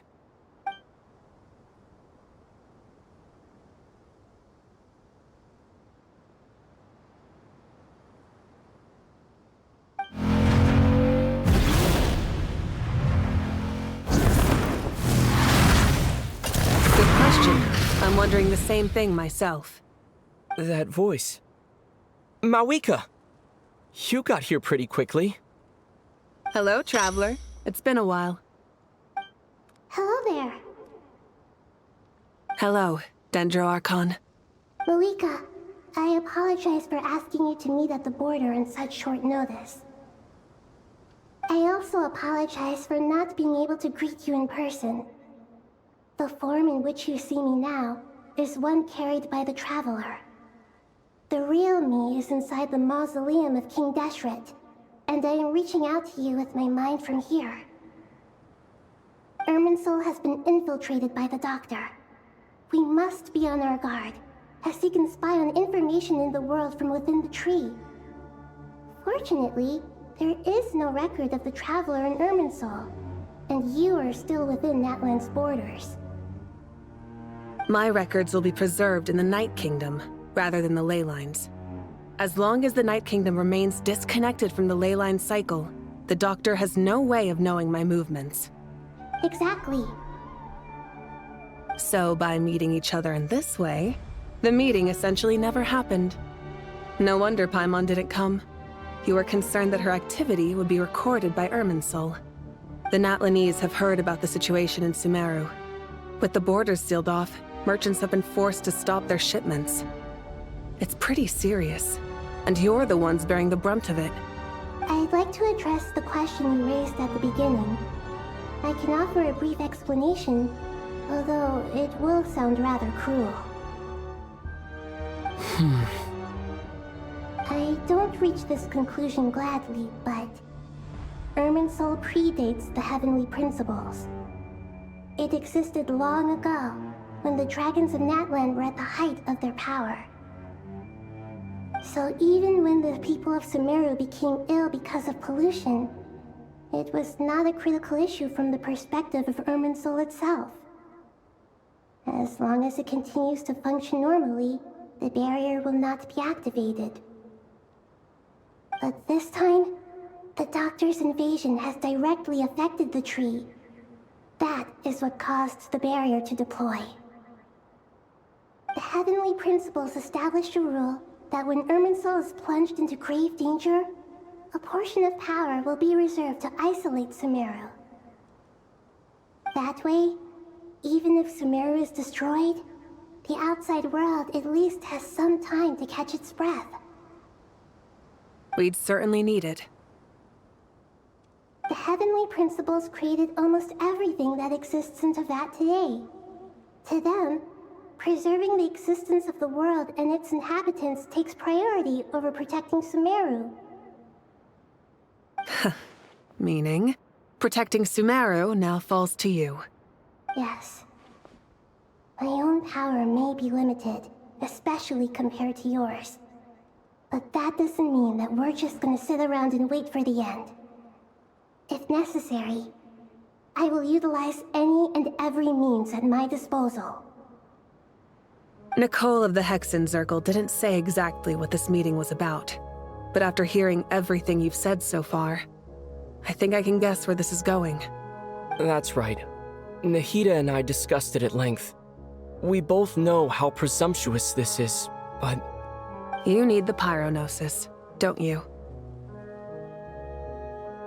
Yes, you guessed correctly. Originally, I only intended to borrow it, but the situation is far graver than I foresaw. So instead, what I ask of you is to please give the pyronosis to Sumeru. Why do you sound so nervous? There's no need to be shy. Surely a gnosis is pretty important to a god. I guess, but it's not as if losing it would suddenly render us powerless. But I'm sure you don't need me to tell you that. With all the nations you've traveled to, and all the gods you've met, you must have realized that by now. As far as I'm concerned, a gnosis is basically an elemental energy enhancer. But I don't usually use it. You know me. I like to think I'm pretty strong without it. Yeah, not about to dispute that. So you see, you don't need to sweat it. Here, take the pyronosis. Huh? Just like that? Uh-huh, just like that. To tell the truth, I've always toyed with the idea of giving it to someone who needs it more than I do. I know you accompanied Nahida here to try and increase the chance of success. It's a good thing you did, because your involvement is one of the main reasons you've managed to persuade me. Are you sure about this? Handing over your Gnosis just because of me? I won't try to quantify it, but trust me. Handing over the Gnosis to Tumaini is far from the craziest idea I could think of. Besides, even if you hadn't come here personally, I think I still would have agreed to Nahida's request. Irminsul doesn't just affect Sumeru. It impacts all of Teyvat. I know all too well how difficult it can be to protect the things you care about. So logically, morally, or however you want to cut it, helping you is the right thing to do. You don't need to tell me the specifics of your plan. Where the Gnosis is involved, the tighter the secrecy, the higher your chances of success. Malika, my heartfelt thanks go to you and the people of Naplan. Don't mention it. But now for the hard part. How do I actually give it to you? The Irminsul barrier is right in the way. I have an idea.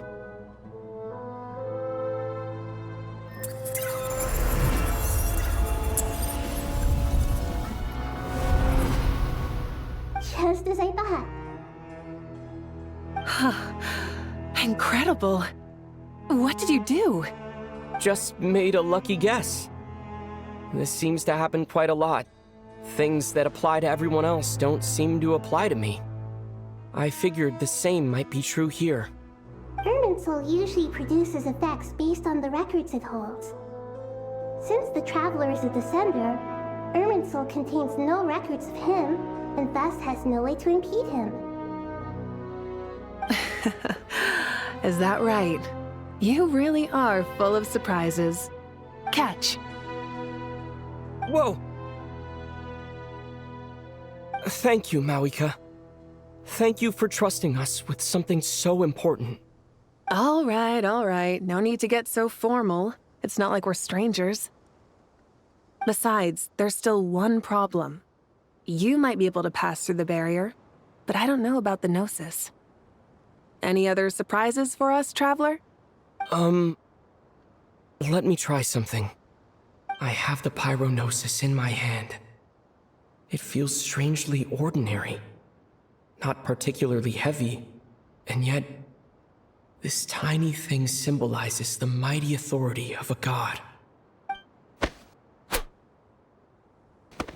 I need to think hard about my memories of Pyro. My memories of journeying through Natlan. All those important experiences I've had. The Gnosis disappeared. Traveler, are you alright? I'm fine. The Pyrognosis disappeared into my body. Just like phlogiston. Maybe it resonates with you because you've mastered the power of phlogiston. You might not be recorded in the ley lines, but you're still our Tumaini. Whew.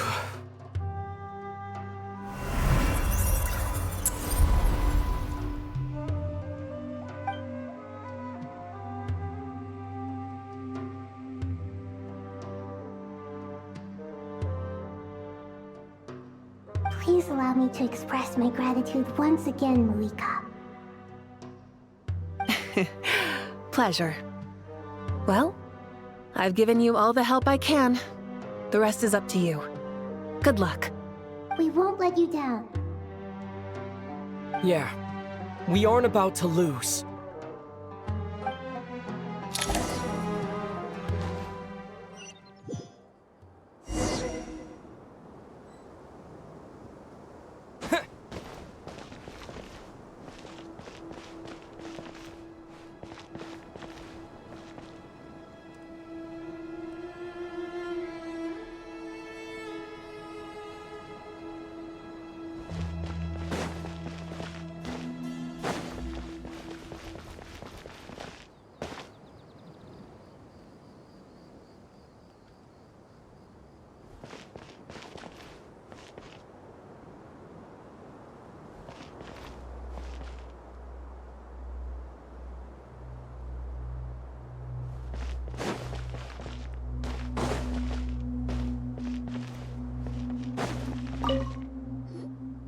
Traveler, Paimon, how are you feeling?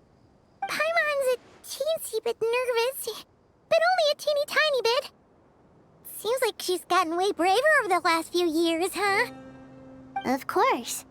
After all the adventures you've had with the Traveler, I'm sure you've gained a lot of experience and grown as a person. I'm doing all right. What about you, Nahida? How are you holding up? With the negative effects of Irminsul, I'm a bit like a piece of fruit that's been burrowed into by hungry insects and left to rot. I'd be lying if I said it was nothing. But please don't worry. We all know what we're getting into, and we've prepared as well as we can. I believe in everyone. I believe in you. And I believe in myself.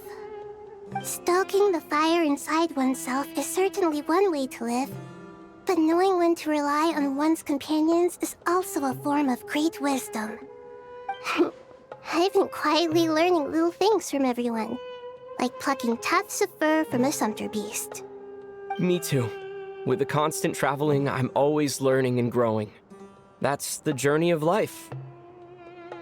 I think there's someone else here who would share that sentiment. Don't worry about what I think. I was just passing by and happened to overhear your conversation. What are you talking about, Hat Guy? This is the top floor. No one passes by the top floor. Says who? You can fly just like I can. I would have thought it makes sense to you of all people. I don't know why, but I feel a little more relaxed now. It shows that you feel comfortable laying down your burdens in our presence. It means that Sumeru is a place you can trust, where you know we have your back. And we feel exactly the same way around you. That's what it means to be friends.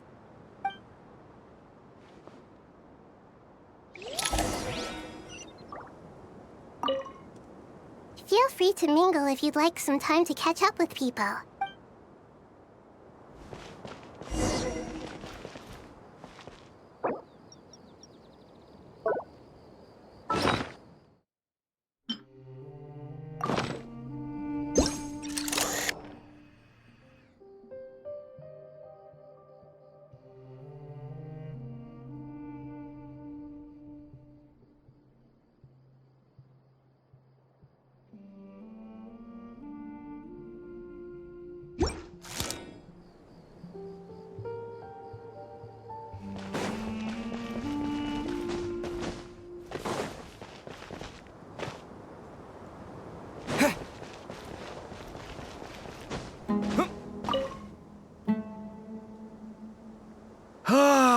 It's finally done. Ugh, but I have a nagging feeling that there's something I've forgotten. Oh, there you are. Everything wrapped up on your end?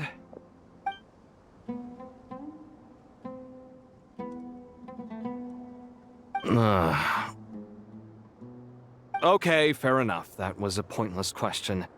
We were working in tandem, after all. You must really be exhausted. Well, it's been a busy day for both of us. When work ends, you clock out. No looking back. Yeah, we're definitely due a break. Probably a little late to start drinking now, though. I'll stick with water. Here, this one's for you. Thanks. You want a bite to eat? I can grab us something. Or wait, I think there's a stove nearby. Let me take a look. Are you nervous? A little, yeah. Unlike you, it seems. How are you not feeling at all nervous? Because everything that happens next is beyond my individual control. I don't worry about things I cannot influence. What do you mean, cannot influence? You're the one who came up with half of the strategies we ended up using. There's only so much I can do. I was only doing my duty. Was it like this last time, too? You mean with Azar and his accomplices? Yes and no. The situation back then was easier to control, but we weren't as prepared as we are this time. So the enemy is stronger, but so are we. I still vividly remember the way you interrogated me in the library after the fact. Where were you when Sumeru needed you most? If your memory is so vivid, you might also recall that it was you who came looking for an argument. You're often the one who initiates these things, you know. I came for a conversation. I didn't know it was gonna turn into an argument. Anyway, at least I showed up this time. So, what do you think? What do I think? I think we're certainly better off for it. It's good having me around to help out, huh? Absolutely. As a citizen of Sumeru, you displayed a remarkable sense of responsibility in the face of disaster. Certainly feels that way. I just shudder to think how the world would have ended up if we hadn't gotten control of the situation. So, do you think this is what impending disaster looks like? The sky is so clear, and there isn't a whiff of decay or destruction in the air. It's hard to imagine that the fall of humanity could happen on an ordinary day like this. Awful things happen all the time. Sometimes people can stop them, and sometimes they can't. What you and I have done is increase our chances of stopping this one. Lofty ideals may provide no defense at all against nihilism, but perhaps little decisions can. Oh, nothing. It's nothing. I hope everything works out tomorrow. It will. As long as we stick to the plan, our chances of success are good. It's really strange. You're my junior, yet you always seem to act more like an upperclassman than I do. I think it's mostly a matter of temperament. Ugh. Walked right into that one, didn't I?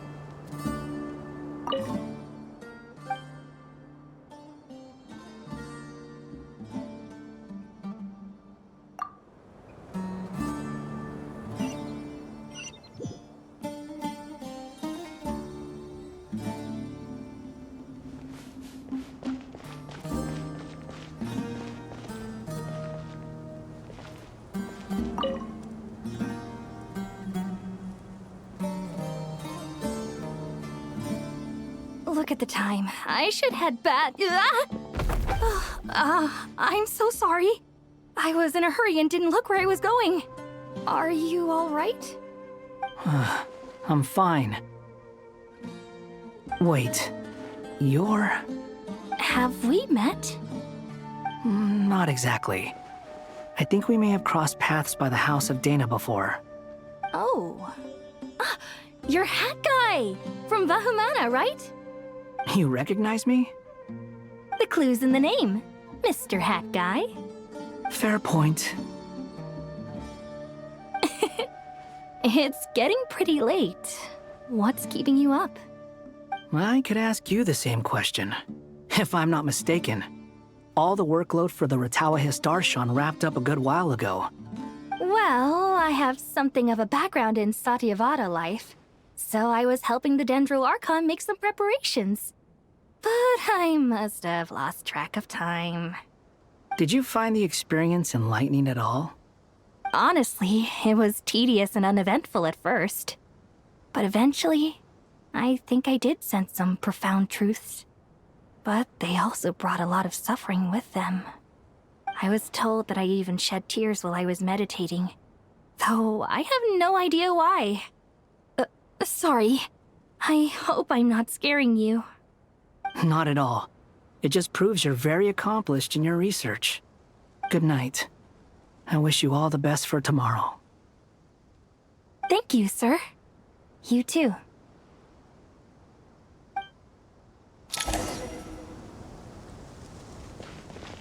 Good night. Thank you, sir.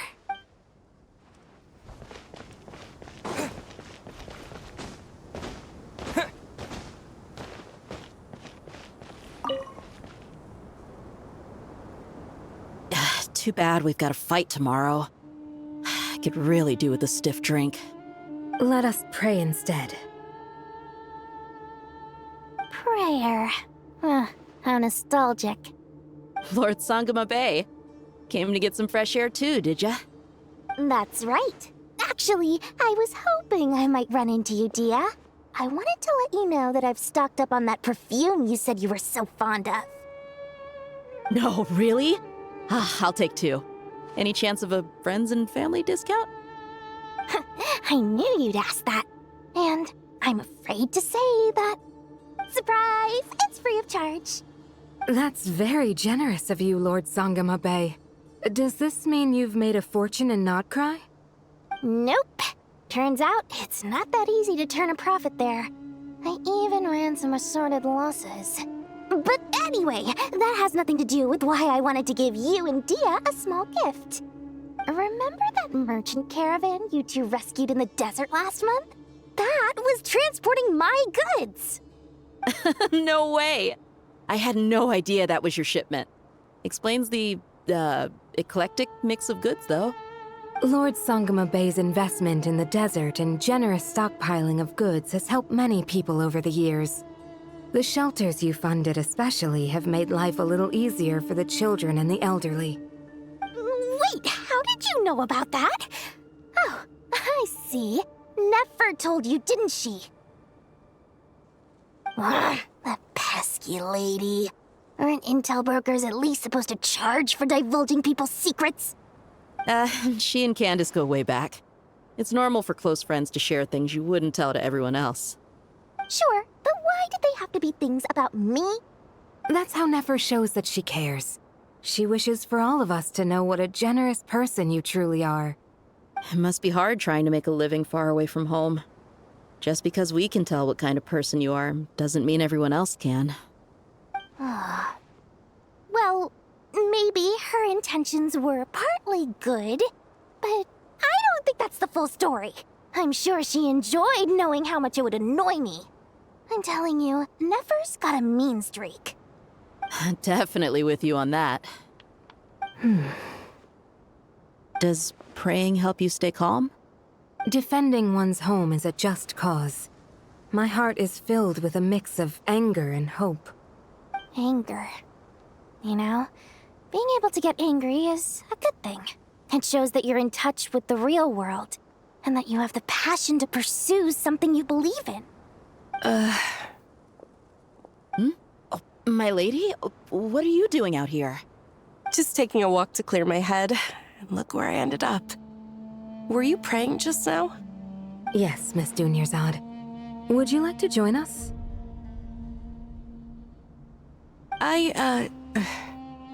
Come on, it's fine. She won't mind who you pray to. Oh, then sure. I remember you, Miss Dunyarzad. You visited my shop before. If I recall correctly, the god you worship is the Dendro Archon, correct? That's right. She is such a gentle and kind god. But to me, she's more than just a god I worship. I see her more as a friend. And so do many others. She's not some almighty god who reigns on high, but a genuine friend. Agreed. She's a wise teacher and a good friend. I spoke with several people during the evacuation. Everyone's aware that tomorrow's battle is one that ordinary people can join too. A battle to fight for our friends and our homeland. Oh, it makes me glad. I can finally do something for those who protected me. You've grown so much since we first met. Oh, a compliment? Ooh, more please. Thank you. My lady, you've always been a remarkably strong and ambitious person. It's indisputable. And that's not just a compliment. It's a statement of fact. What are you praying for? Our beliefs may not be entirely the same, but we both wish for the same thing. I pray that everyone will rise to the challenges ahead and return safe and sound. I pray for the safe return of all my companions.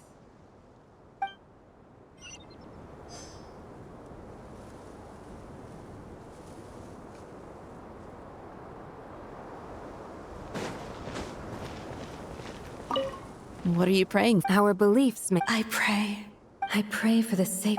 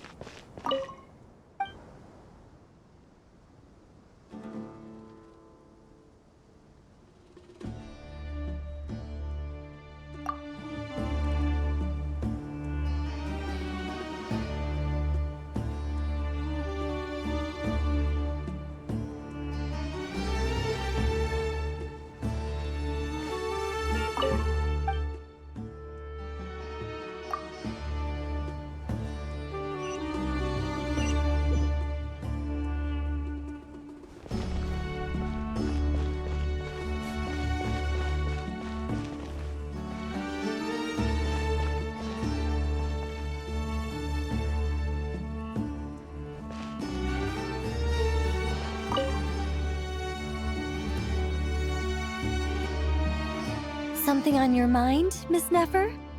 Nothing in particular. It's just, right now the future feels strange and unfamiliar.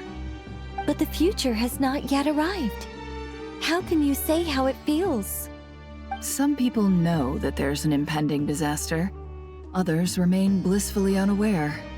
Each group is imagining an entirely different future while walking towards the same one. But when they get there, they'll still find they feel differently about it. People are shaped by their circumstances. Different circumstances create people with different perspectives. I've always found the perspective of the Vahumana Darshan to be a particularly incisive one. Even at the height of the crisis in Nodcry, people held diverging opinions. But things are different this time. Indeed. Regardless of faith, gender, wealth, skin color, or eye color, everyone in Sumeru knows what will happen tomorrow. The world has never been an especially fair place. Yet now, against all odds, a moment of unprecedented unity and equality is about to take place. It's fascinating. If only my father could have lived to see this era. Era. To me, that term represents a much greater span of time. It can be an unsettling word. I would even say I'm afraid of it. Do angels even feel fear? Yes, at least I do. I fear the gap that grows wider with each passing day, and the never-ending flow of time. Time renders all memories insignificant and reduces all splendor to nothing. But those memories are the one thing I do not want to lose. You're very human in that regard. If angels draw too close to humanity, our wings burn away in the bright flame of awareness, and we fall to the earth. After spending so long among humans, I have lost much of my former glory. Maybe that's a good thing. You're more human than some humans are. I've been talking to Kale a lot in recent days. We seem to be in completely opposite situations. I suppose that makes us good case studies for comparison. Case studies for who? Myself, I suppose. After comparing the two of us, I suddenly discovered that I desired more than before. It was a gentle, pleasant sensation. Just as most people pursue glory and miracles, I too am pursuing miracles of my own. Guiding humans to make the miracles in their hearts a reality. That is my miracle. It doesn't sound so bad, does it?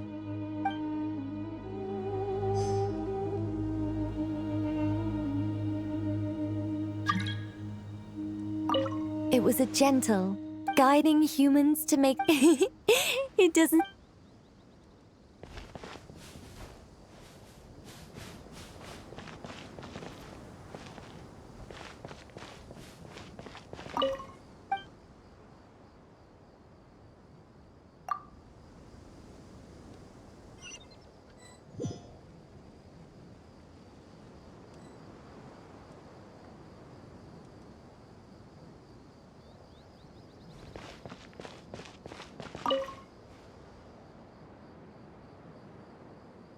We'll make our move after sunrise tomorrow.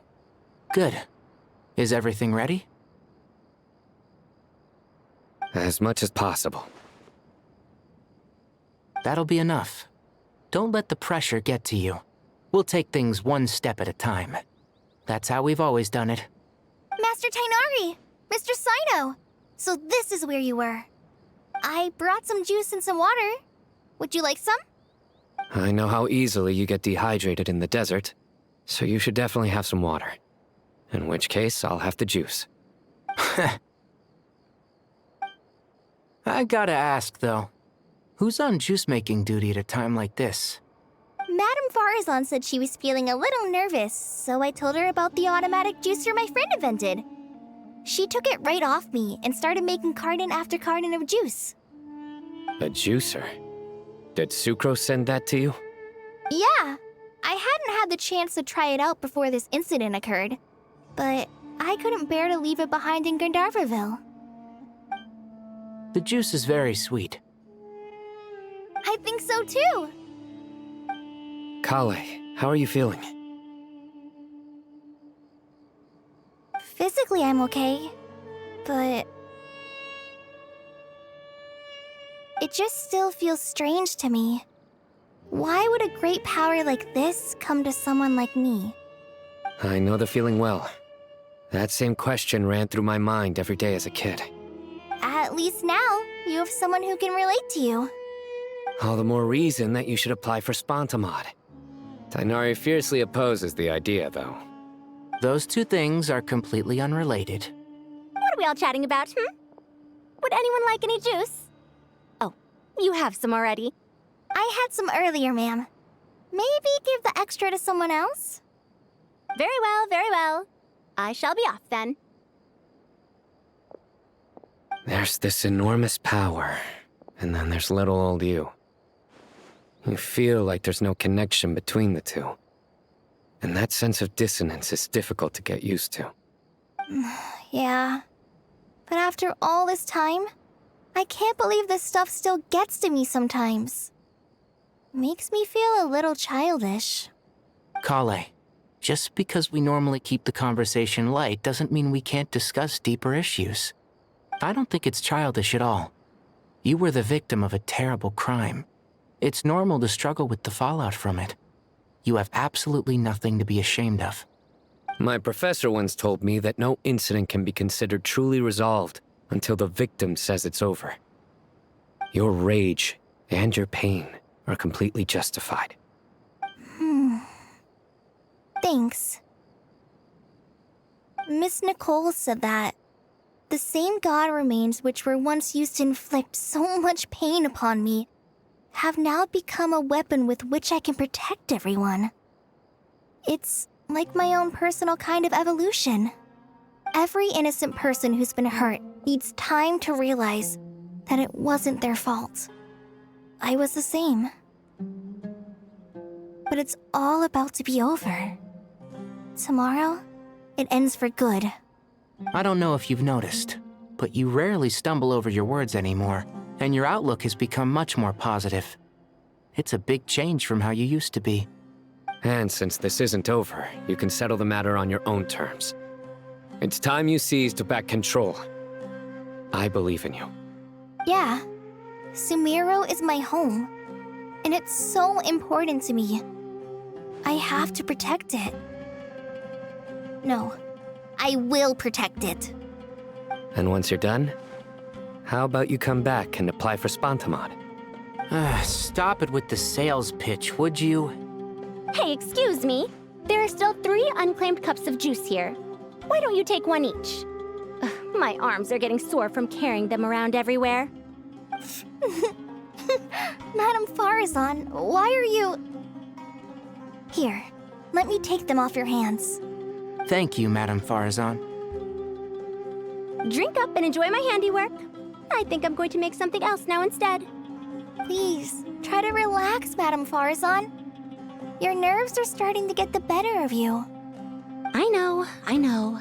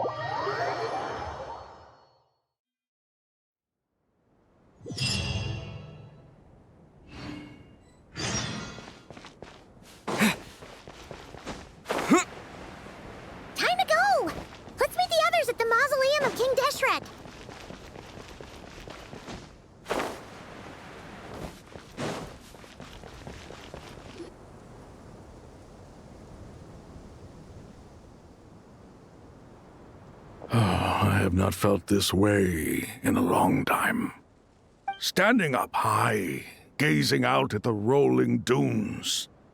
One cannot know what freedom truly means without first losing it. The Golden Slumber truly lives up to its name as a dreamland. Though desert sands exist there too, no mirage, no matter how glorious, can compare to true beauty. Dendro Archon, what is on your mind? I was wondering whose counsel I should seek on the questions in my heart. What kind of questions? So many. More than can be put into words. As I once said to a friend, we look, we see, and we comprehend. But the question still troubles us. What are the many disasters that this world faces, but the sum of all irresolvable questions? The biggest question you should be asking is how to seize victory. Yes. Although, I would express it differently. I must not fail. And so the question I am most curious about now is whether the path to victory will be an arduous one. What we declare to be a young sapling, we may, in fact, find to be a towering tree, if we would only cast aside our ignorance and look beyond the veil of time to see her true form. Nahida! We're here! Just in time. My preparations are almost complete. Ready when you are. We're here too. Miss Nicole! Miss Nicole! You run so fast! I thought I'd get a lot of exercise as a forest ranger, but I can barely keep up with you. Sorry, I got a little carried away. Lesser Lord Kusanali, the equipment is ready, and the modifications to Aru are all complete. As discussed during our meeting, Accessing Irminsul via the Akasha is no longer feasible at this stage. There are other options, it's just they're a little more extreme and more technologically demanding to implement. Maybe you should take it from here. The architecture and functionality of the Akasha terminals overlap considerably with Aru. There is reasonable evidence to suggest that one was developed based on the other, or that they both utilize technology of the same origin. As long as the transplant and merge operation succeeds, Aru should theoretically work on a scale greater than the Akasha and approximately equal to Irminsul. It will become the largest active computing device in all of Teyvat. A system this powerful is capable of a lot of different things. In the past, the Akasha was primarily used for one-way information transmission, but I suspect it could also serve as a central bridging hub. In the pursuit of greater knowledge, some scholars have attempted to connect their consciousness to Irminsul through the use of terminals, incense, and meditation. Correct. In academic language, scholars who reach that stage are said to have entered Satyavata life. Hypatia has performed this practice many times in the past, and she was once under my care for a period of time. Right. And this at least proves that there is a zone within Irminsul that can be connected to. that's right. Providing wisdom to the people is one of the very reasons for Irminsul's existence. I think I understand where you're going. Please, continue. In that case, I'll skip to the conclusion then. We need to further modify Aru, merge it with the Akasha, manufacture terminals, and distribute them to every single person we can reach. Every person? Even the desert folk? Yes, everyone. I've already calculated the amount of raw materials we need. So you mean we're going to get new Akasha terminals? Yes, but this time the people of Sumeru won't be using them to acquire knowledge, just to connect to Irminsul. That's the key. When we evacuated the city, we brought all the important assets from the House of Dana, in case we ended up needing them. Unfortunately, this included the Akasha system's main terminal. We've checked all the relevant records, and one thing is certain. Nothing like this has ever been done on this scale before, so... Everyone in Sumeru is part of the plan. Whoever controls the people controls the situation. Since this function of Irminsul was introduced, it has only ever been made available to scholars, who don't constitute a particularly large group of people. But by expanding the scale to include all the people of Sumeru, all the individual connections will stack up to create a significant load on the system. Under normal circumstances, Irminsul would be able to cope with the additional load. But with it already being under strain from other activities, its remaining capacity is limited. Thus, it might be possible to shut it down completely by overloading it.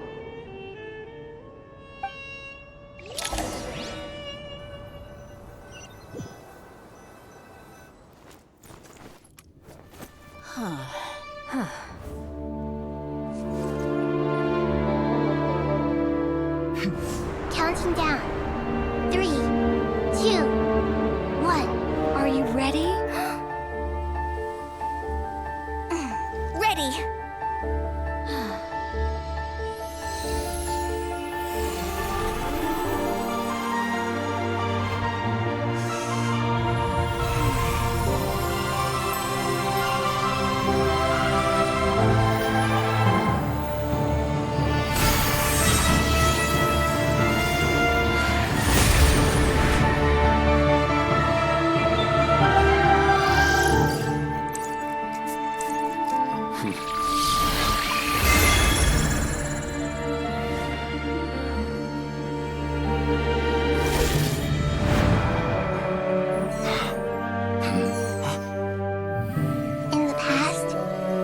People sought knowledge, they turned to the Tree of Wisdom.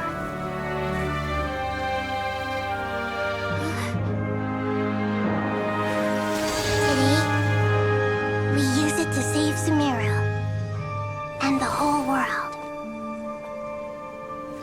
These boughs that nurtured learning must not become tools for destroying the world.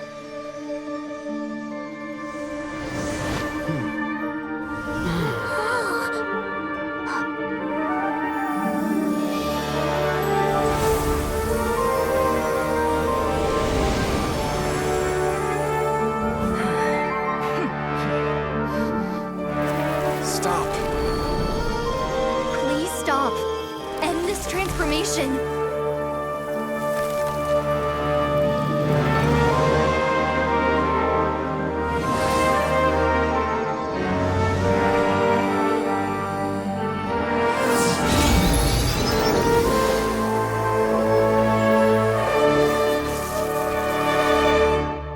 You would shut down Irminsul just to stop me? You fools. I have all the time in the world.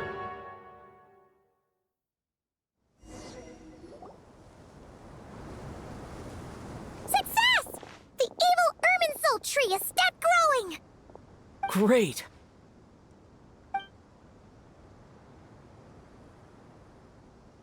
What a display of true courage!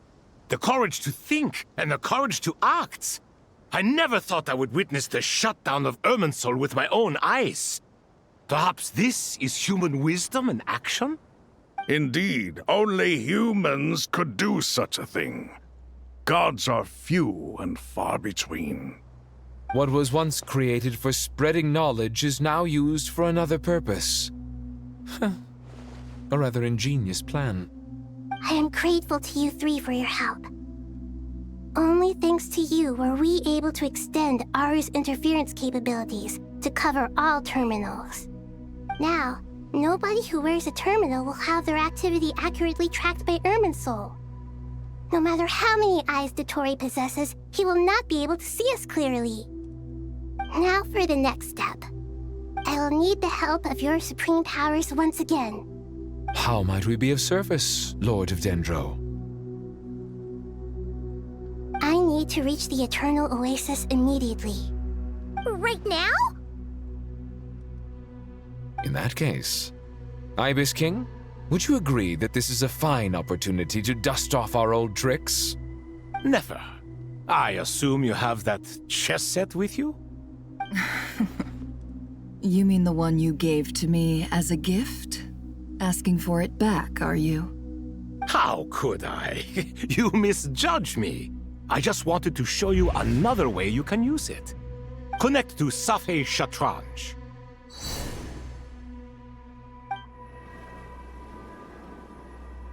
Safei Shatranj? You mean that place in the desert? Thoth's chess set gains its power from the chessboard laid out in the desert by King Deshret and ourselves.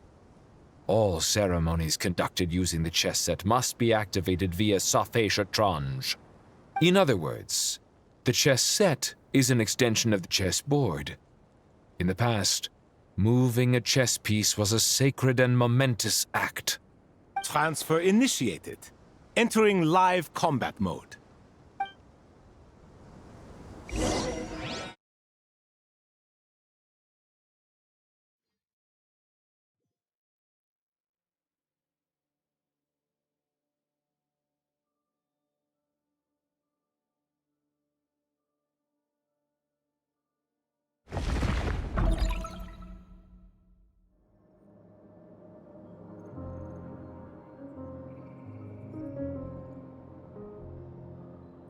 We haven't heard a single word from our spy in the desert. I'm afraid he might have been captured. Never mind. But we spent years turning him. And a lot of Mora. Nothing comes for free in this world, but the loss is not without its purpose. For a small price, we have wasted a precious amount of the limited time they have. Quite a bargain, if you ask me.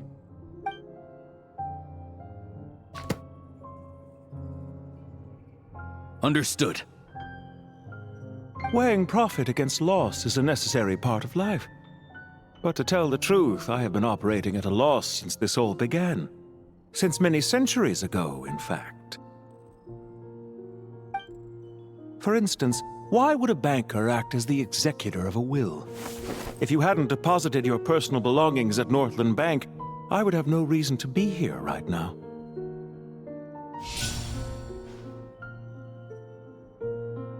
Dottore, I've placed your final data backup into the ley lines as per our contract. I trust we are now square for the safe deposit fees you paid. Is it not a little petty to split hairs like this, given our amicable relationship? I consider sound bookkeeping a matter of principle. Do not forget that you only live to see this day thanks to me. In fact, every day of your life since you met me, you've been living on borrowed time. Why, that's hardly a fair assessment. I will concede that my survival was perhaps at your whim, but I became a harbinger on my own merits. Managing money is not like other professions. Mine is not a role I could have acquired based on your recommendation alone, and certainly not one I could have lasted so long in without genuine ability. The information stored in the ley lines is quite comprehensive. Rest assured, I have not forgotten how strong your pride is. Well, I presume you have no sense of fragmentation while talking with me. How could anything possibly go wrong with such strict measures in place? The remainder of your soul was split in two, with one half sent to Nodcry and the other stored in the most secure vault of the Northland Bank. Though I must say, your disdain for the other segments is quite amusing. Zandik is you, and you are Zandik. Zandik created the segments, yet you, a segment yourself, reject him. That is, Zandik, created segments of various ages in his later years. To achieve this, he had to freeze time and part with a portion of his soul. But as constructive as it sounds, it erases my uniqueness. If each segment is equally me, then by the same token, none of them are truly me. A soul living forever in the past inevitably holds different views than he did in his later years. The same thing that completes me also restricts me. You too might ask yourself which stage of your life you want to be preserved at. The day your business failed? Or the day you were framed by a gang and sold off to a medical lab as a test subject? We needn't dredge up the past. This undesirable plan was eventually scrapped. Lesser Lord Kusanali was quite right. I needed an opportunity to eliminate myself. And after that, I concluded that there was no more effective plan than directly splitting the soul. Once the soul is transferred out, you will find that creating a physical body is far simpler than creating a puppet. The other half of your soul suffered a crushing defeat in Nodcry, you know. And yet in the process, I obtained the information I always wanted, did I not? Because now we finally know where the best testing ground truly lies. I once thought your ultimate goal was to ascend to godhood. But as it turns out, that was merely one of your experiments. Experiments take many forms. Most people are too eager for success, too fixated on the end goal. They forget that the experimental process itself is just as important. A suspiciously vacant seat, a new face. I trust you can put two and two together. The reason it doesn't exist is because someone tampered with the record. What can I say? After all your efforts, you really did uncover the world's secrets. So, is the new world you promised a lie? No, it never was. I am glad to be able to control Irmin's soul from within. Now I shall attempt to create a new world inside the existing one. Almost everyone faces the prospect of death, but not a single person has ever been able to experiment unrestrained in the afterlife through sheer force of will. I am the only one to have overcome this enormous challenge. Would I not be letting the world down if I didn't make the most of the opportunity to experiment? Clearly, the dividing of your soul did not affect the magnitude of your ego. Out of all the versions of you that have ever existed, this you is the most insane and the most radical. Is that why you chose to work with me? Which was it then? My insanity? Or my radicalism? Could I call myself a venture capitalist without a suitably ambitious plan to invest in? Yours happened to fit the bill quite perfectly. Well then, I must say, while I am surprised enough that you showed up at all, what surprises me more is that you chose to present yourself as my former subordinate and not as the banker Pantalone. Why make things harder than they need to be? Exposing my true identity in a situation like this would only serve to destroy diplomatic relations between Snezhnaya and Sumeru. I daren't imagine the consequences. Showing up in the name of the original antagonist gives you the recognition you rightly deserve, while also being sensitive to Snezhnaya's predicament. It was an easy win. As for why I'm here, if you're suggesting that your credit is in the negative, I won't argue with that. Many people say that about you. I'd argue that a significant factor in your willingness to cooperate is the fact that you have but a few years of life left after my death. Living and dying together has a way of binding two parties together rather closely. Is it not true that a relationship should be judged by both the positive and negative returns it yields? So some of what I said actually made it into your head after all. It's true that I hope you don't die too soon, but don't you find that a strange thing for me to say? After all, you've already had quite a long life, especially for a human being.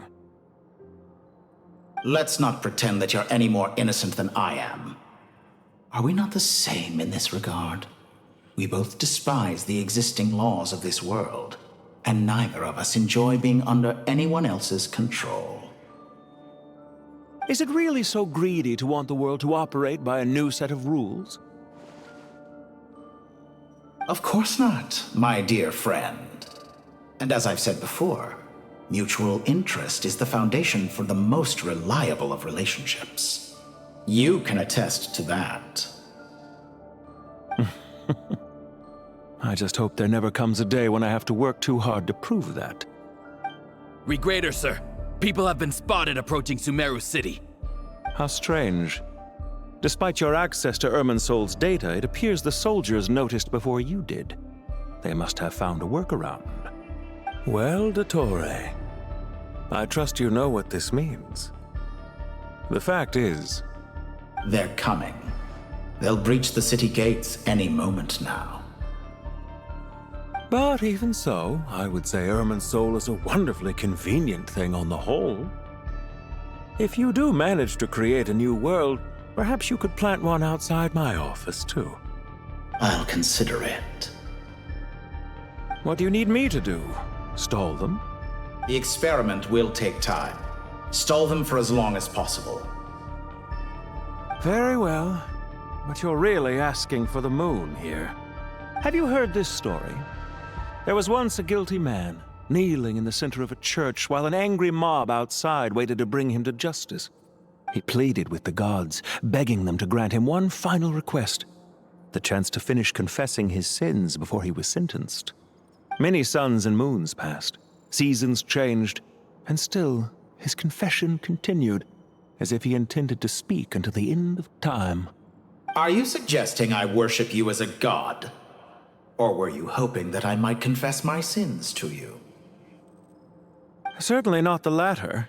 That would make my life miserable indeed.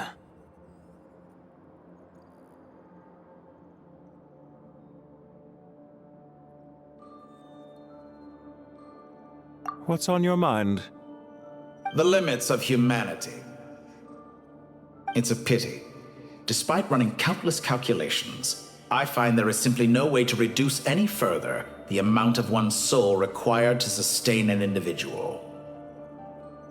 It's rare to hear you admit to being unable to achieve something. I beg to differ. For instance, as I've told you before, the original me was prone to motion sickness and couldn't make long train rides. Ah, yes, of course. One of the reasons you often sent yourself out on errands. What are you thinking about now? A new experiment. In the event that my soul was depleted, say we extracted my data from someone else's memories, yours for instance, and then combined it with your intact soul as the base material, what would we create? Such a scenario would be impossible. Oh? As long as your current soul survives, there will be no need to create a new individual. Don't forget, you were the one who approved of the present situation wherein only one Dottore remains. And if you ceased to exist, who would be capable of performing this experiment?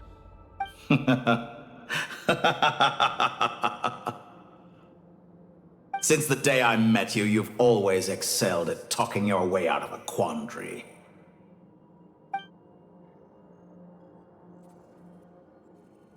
Do you have anything lined up for when this is all over? Hard to say. Field work always takes quite a toll on me, as you know. Once I'm back at Snezhnaya, I'll start with a well-earned cigarette.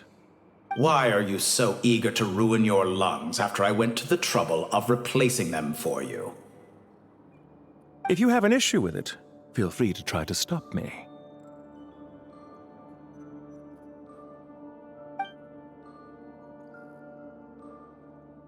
I know it's a little late in the day to be asking this, but how have you been keeping? I'm flattered that you would take the time out of your busy schedule to consider my well-being, Doctor.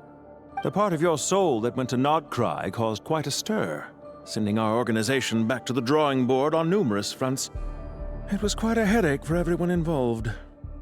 Dear me, I must have caused you no end of trouble. You certainly did. I had the rare honor of being summoned before the Tsaritsa with Pulcinella to answer for myself. A terrifying ordeal. Don't worry, I pulled through. At most, it's a public relations nightmare.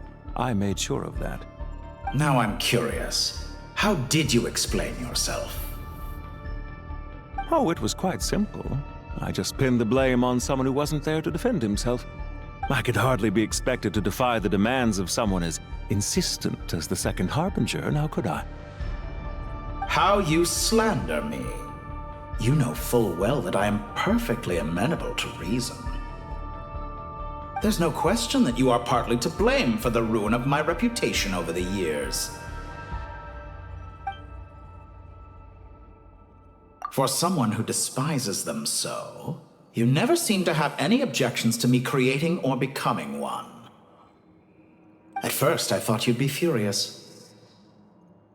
Concerned I would terminate our partnership, were you? Not at all. You had reasons why our partnership must continue. Don't you find people's attitudes toward gods amusing? A god descends from the heavens and people worship it unreservedly, blindly following whatever rules are given to them.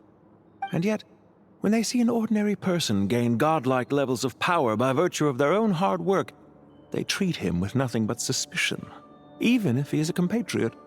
Is that supposed to be a compliment? No. I was just thinking. I pity the man who would call you a compatriot.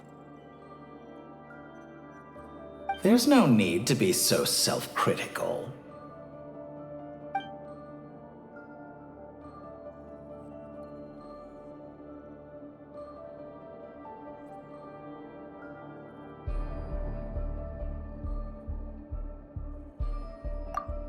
Isn't it a little too early to be saying goodbye?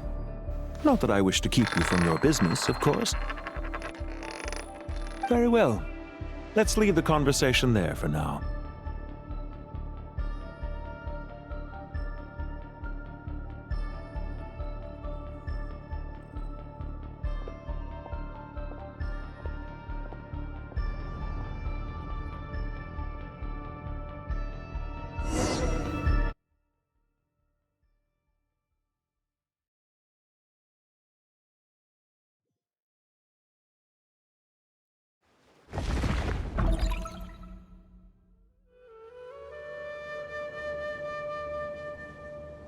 The power of King Deshret's 7 pillars is truly remarkable.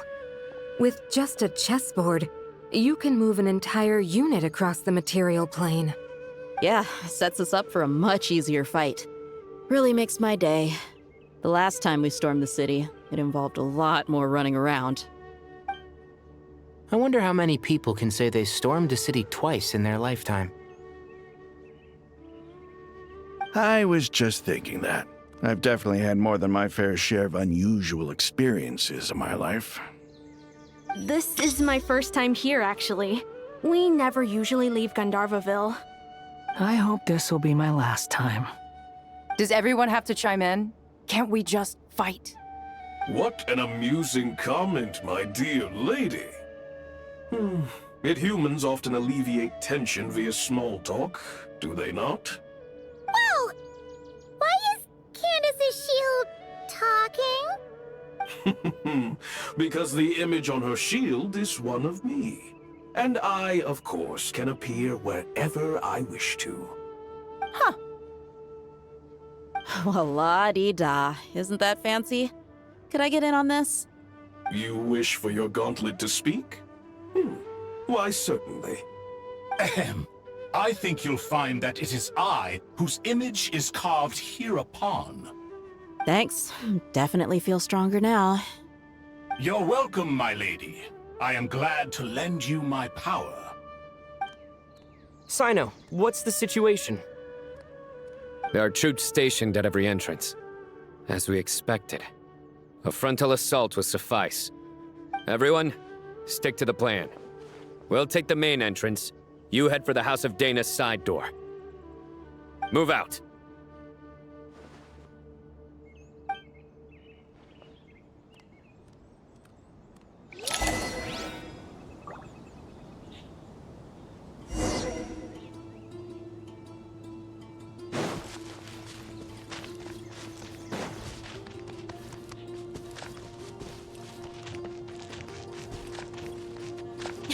way! Take this! Watch out! Get lost! Whew. Thank you, Jed. You gotta be more careful. If you're not ready to put your life on the line, you can't be certain of defeating your opponent. She's right. Keep your wits about you, Rana.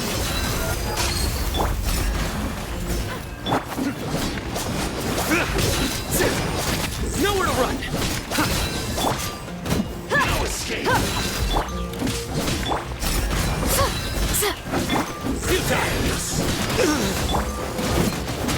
Grant us your blessing, please!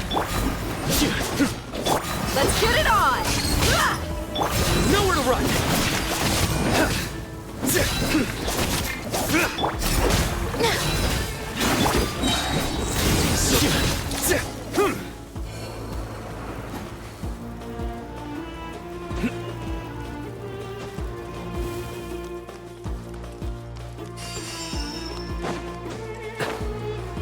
Take them out and secure the harbor. Reinforcements will arrive by water. Consider it done. Show no mercy!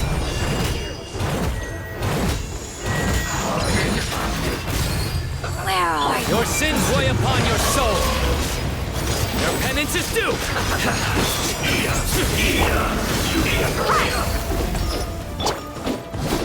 Feel your blood!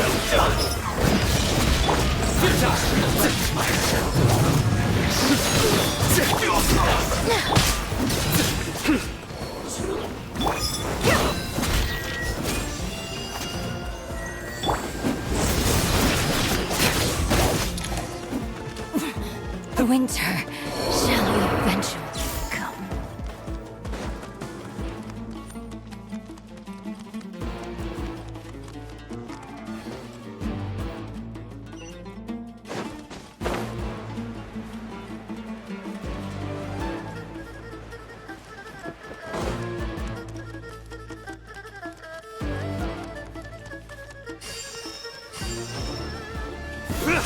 Looks like we're in for a Change of plan. fight.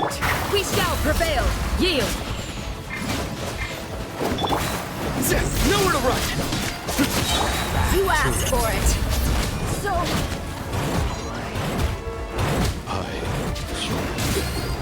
Prepare yourself. Futile! Judgment is upon you. You stand condemned! Your penance is due! You stand condemned! Use the force off back this time. Look alive! Hear my prayer! Do it.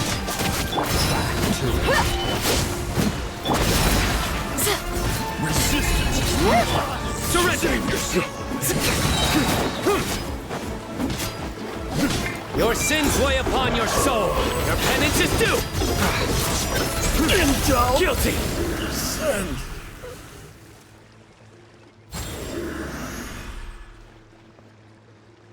Waterway secured.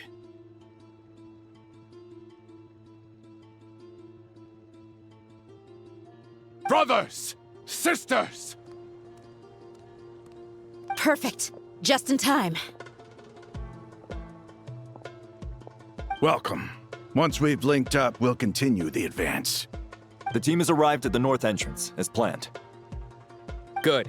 Press on.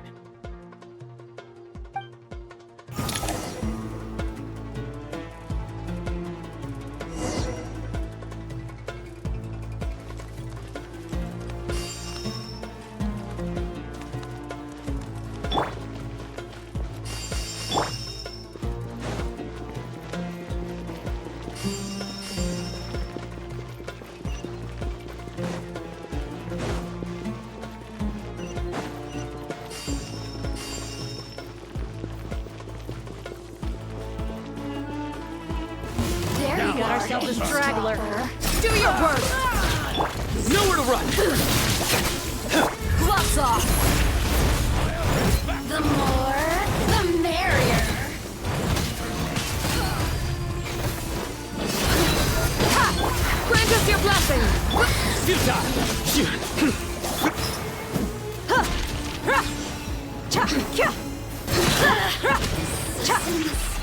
Shine. Nowhere to run! Waste of time. Your skull! Hear my prayer. Judgment is upon you. Your penance is due! Run while you still can. Guilty! Couldn't!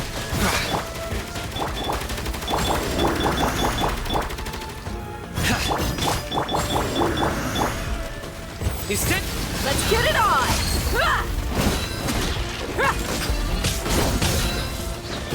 You asked for it. Did it take too long?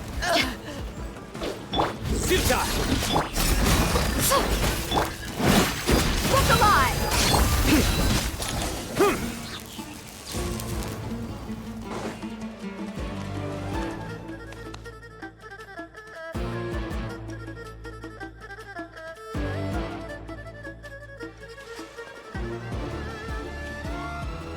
Look out! It's an ambush! Finally. We need to hurry. Take the middle road now. Mahamacho Sino, area clear. Don't relax just yet. More Fatui approaching from the right.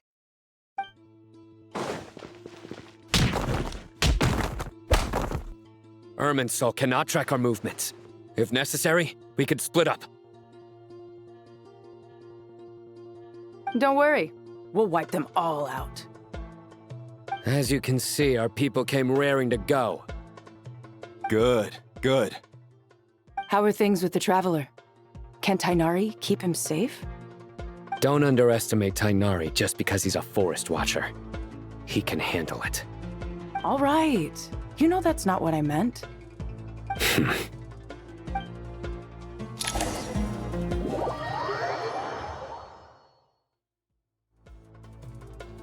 Sino and the reinforcements have drawn the Fatui's fire away.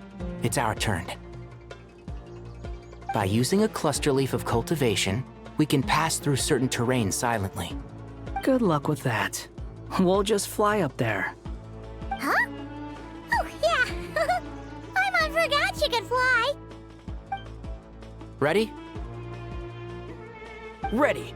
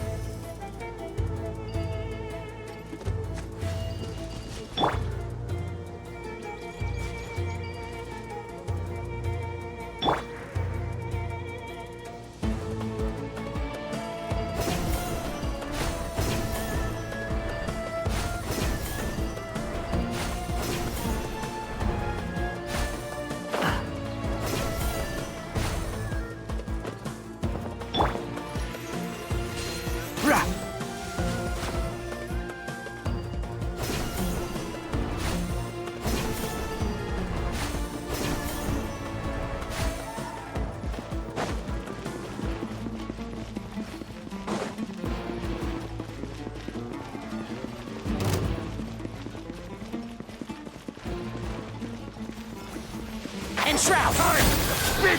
Let's nip that in the bud. A new dawn rises! Time! Wretched vermin!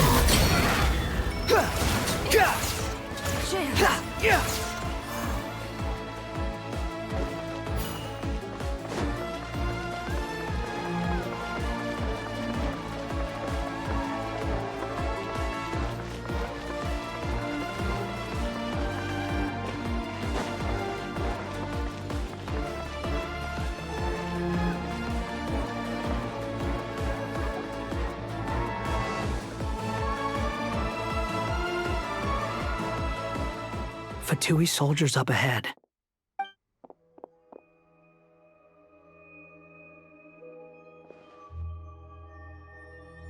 Careful. Prepare for battle. Hey! There's people over there. You have some nerve showing your faces here in the center of Sumeru City.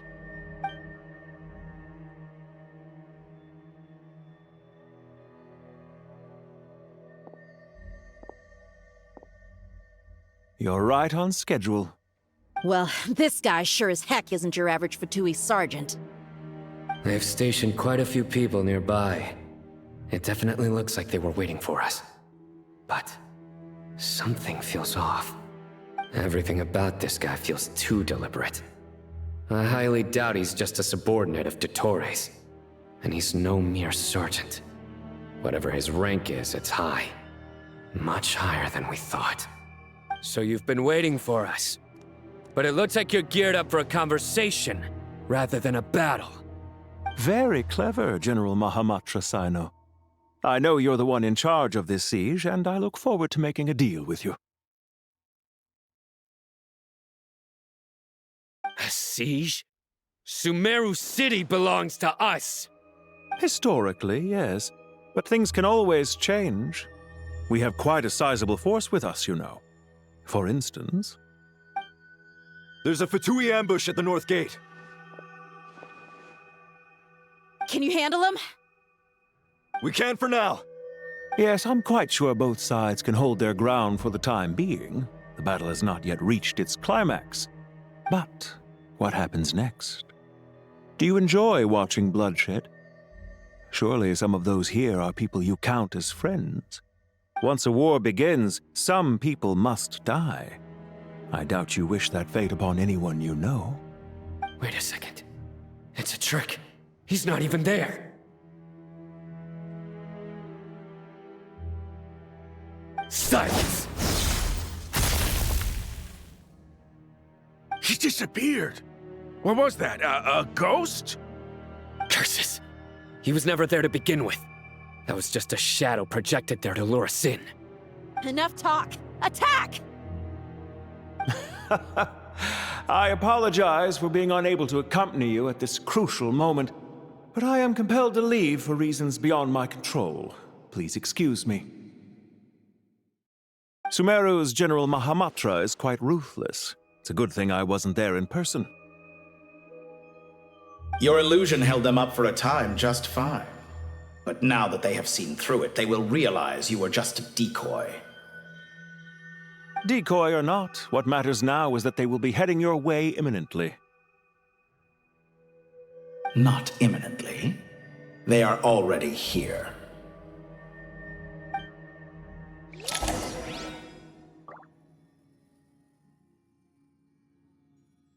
Quit following me.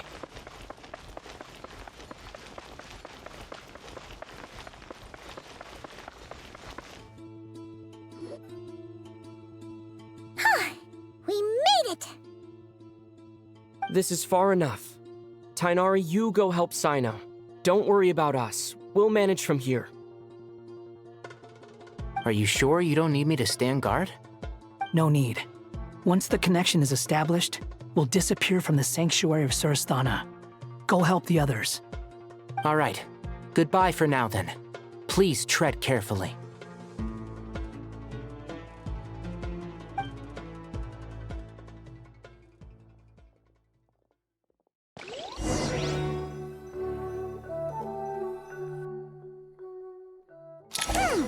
Now where's the interface Nahida mentioned? Come on, where's it hiding? Found it. It's over here.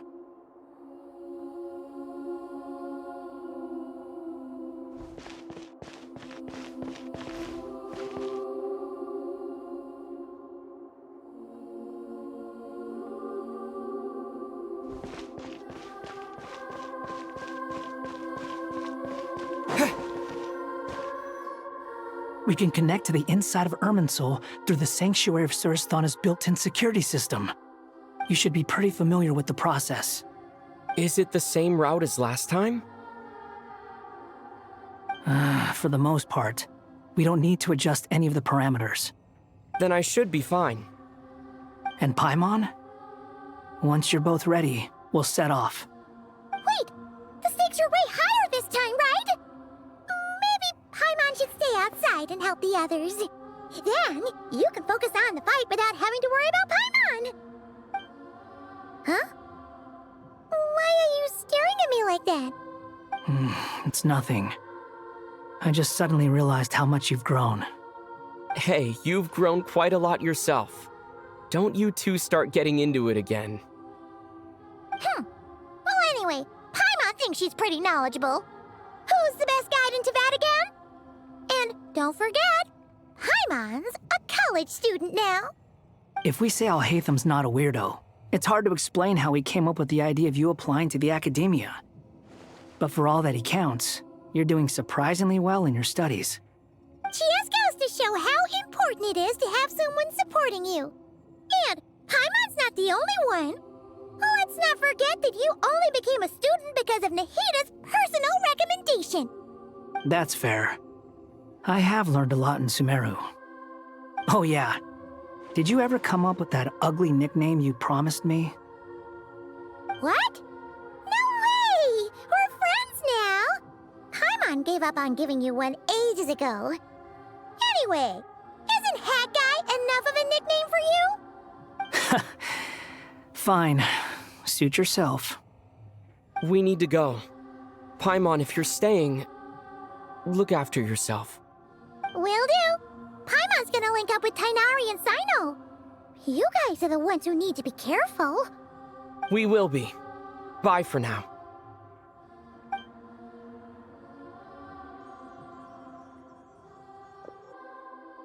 Initiating connection.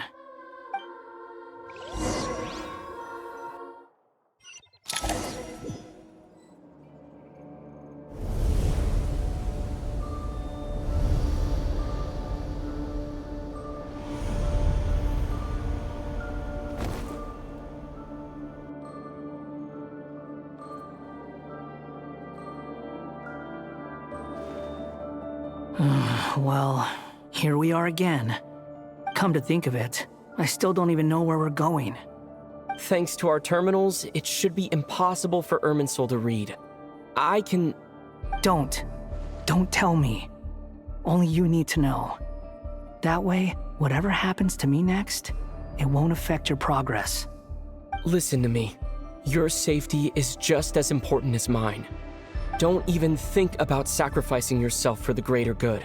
We came here together, and we're leaving together. All right, if you insist. I won't argue with you.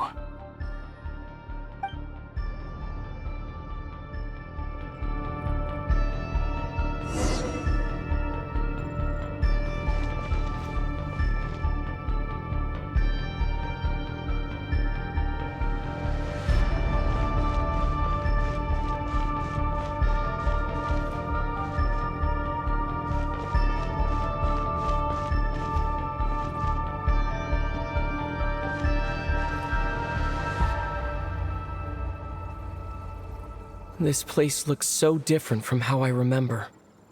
It's unrecognizable. It's a complete mess. Like someone's turned the place upside down. Must be Dottoro's doing. Either he's searching for some information he needs, or... It's still changing. He has to know we've entered Irminsul. But luckily for us, he can't pinpoint our location. Be on your guard. Don't let him find us. The red parts have probably been corrupted by Dottoro's power. Don't touch them, or you might alert him.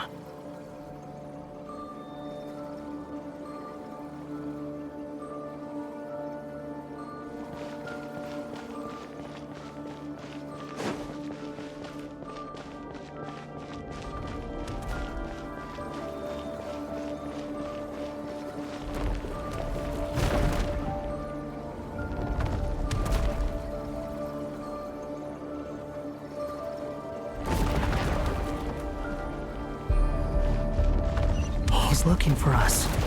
Tread carefully.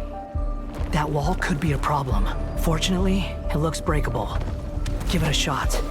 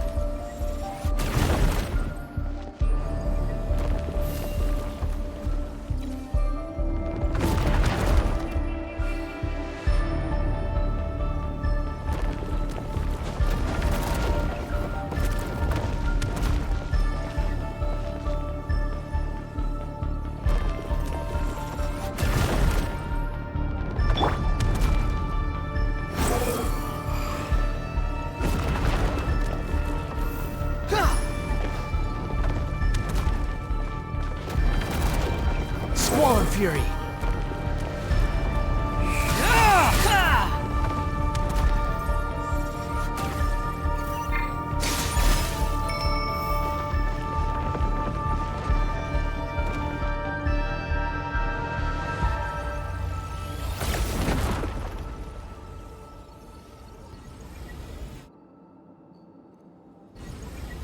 The wind rises. Gotcha! Yeah!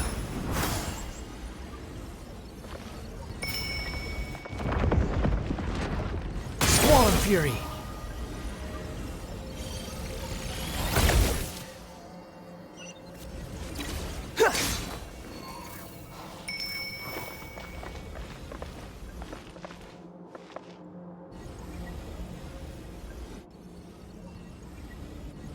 Behold!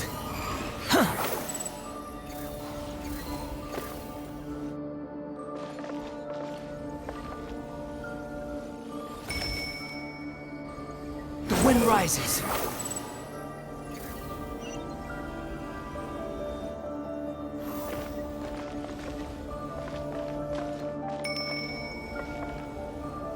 Squall Fury!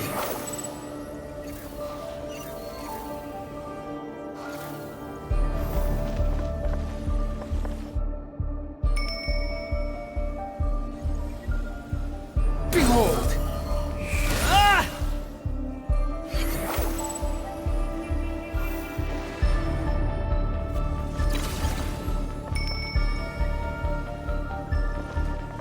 Squall Fury! Ha! Huh. Gah!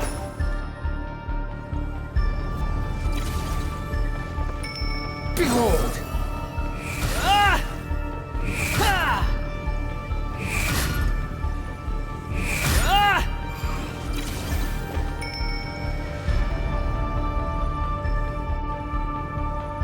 The wind rises. Ah! The same old trick again? Are you kidding me? Let's handle it just like we did before. This cheap trick isn't gonna stop us. Oh no, it's a trap. Is that why he was using the same trick over and over again? To get us to lower our guard?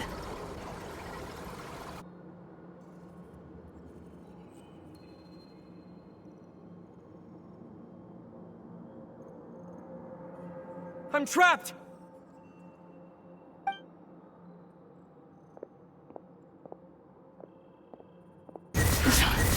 Why won't this thing budge? Hello? Hello? Can you hear me? Nicole, is that you?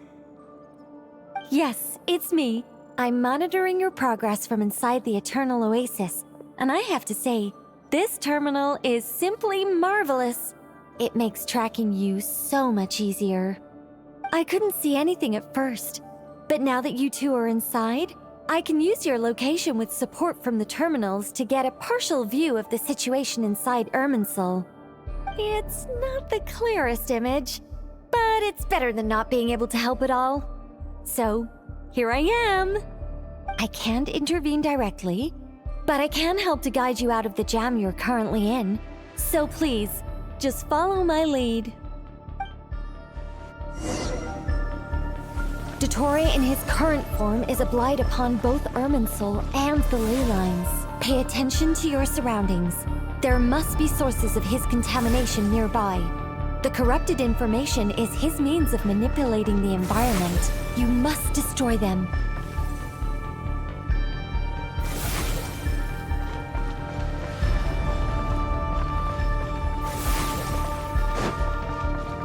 Is that one of them? Precisely. Take it out. Good work. But we're not done yet. Stay close, and let's see if we can find any others like it nearby.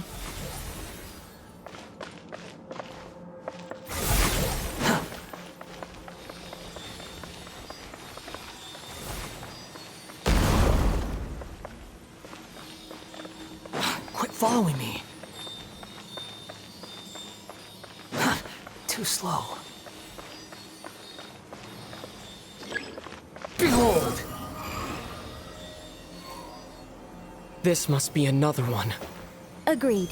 Now... Wait! Watch out! It's Dottore. I think he's found us.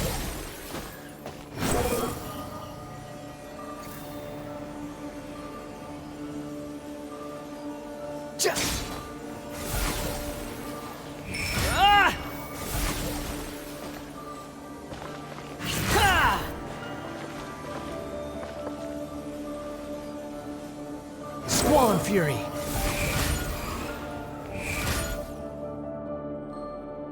The seal is broken. Quick! Get out of there!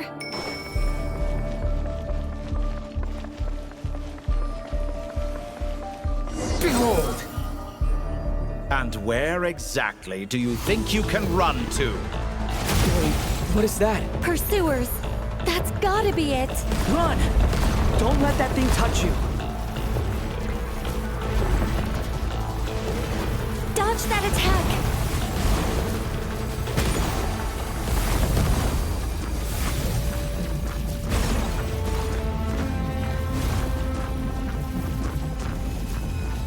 There's more than one path.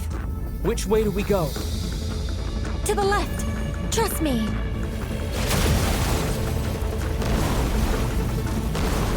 Fleeing like vermin. What a pathetic sight. Hey! Watch yourselves! Stay focused! There's a cliff ahead. Jump! More of those corruption sources. Destroy them as you did before, and open the exit as quickly as possible.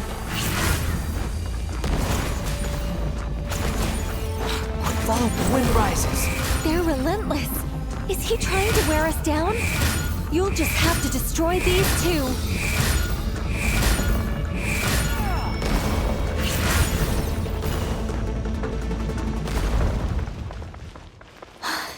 I think the pursuit is over. Hard to say.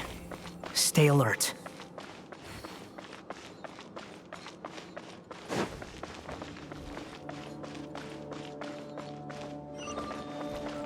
Behold!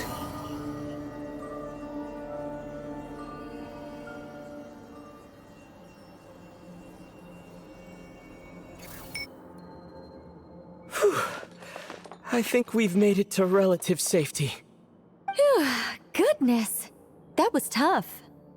You doing okay? I'll be fine. Don't worry. Take a short rest, and then... Nicole? Nicole! The connection's been cut. But that means... Look at you supporting one another. How very touching.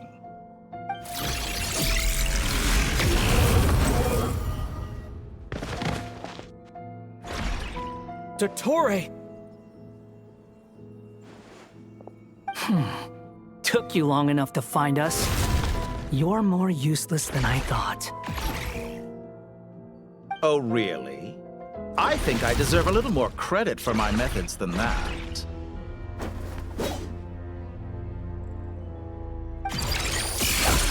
Rather than hunting you down, I chose to let you roam free. I indulged your presumption that I was unable to track your movements, played along with your clever little plan. Fleeing is for animals, but I rather enjoy watching you flee. Some things lose the will to run altogether as soon as you put them in a cage. If that's true, then why did you come looking for us? Because I wanted to observe you up close, of course. Don't misunderstand me, I'm not here for a fight. Is it so unusual that I wish to greet my old acquaintances in person? After all, it's been a while. Scaramouche.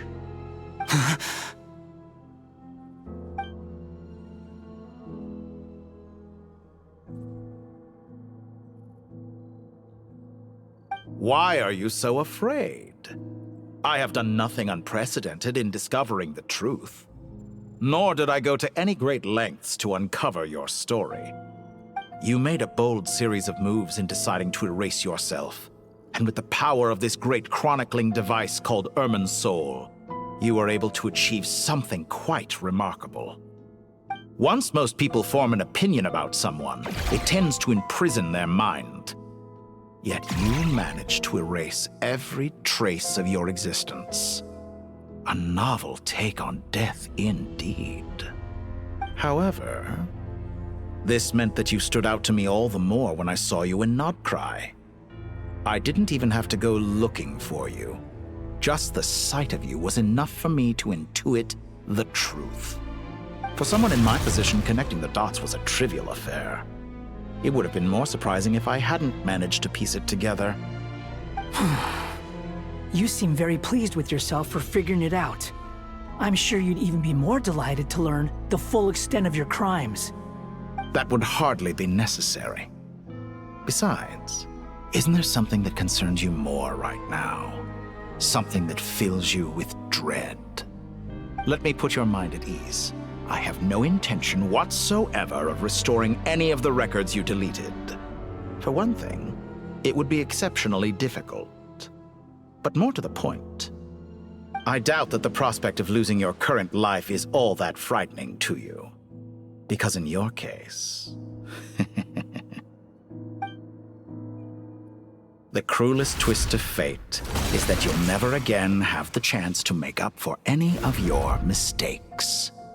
Isn't it? Dottore?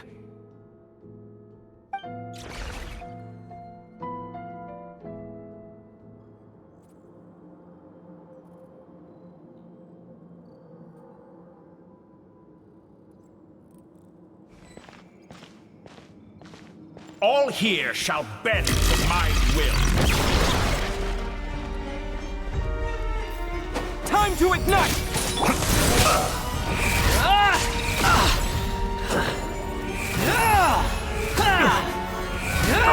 Let's get closer!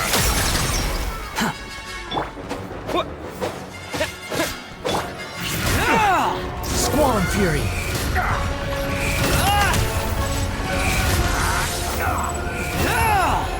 So you fear me after all? You're dead! Behold! I'm afraid you'll need to do better than that to take me down. I expected you to have grown stronger. Ah, how foolish of me. I forgot that you lack any means to increase your power. You will pay for everything you've done! Oh, will I now? Finally, a power worthy of my ambition.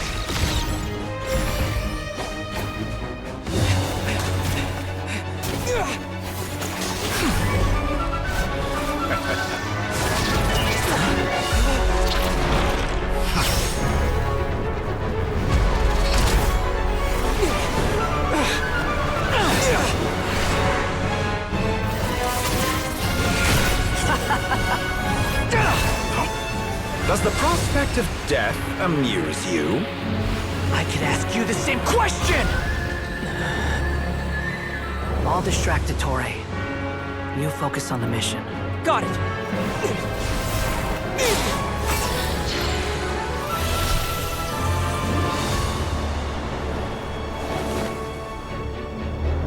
For the hopes and dreams of the masses. Open the secret door on this enchanting night. May wisdom's light eradicate ignorance and darkness, and hereby fulfill our ancient vow. Commence data extraction.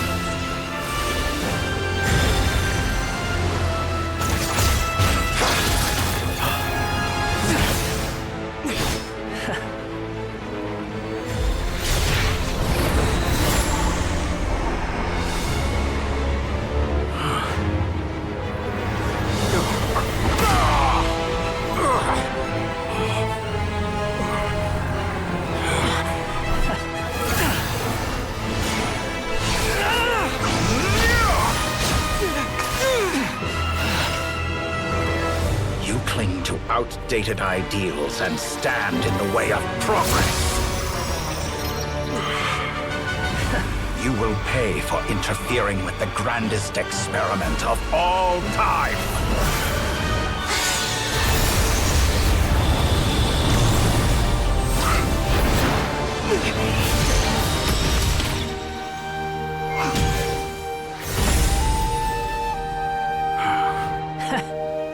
timing.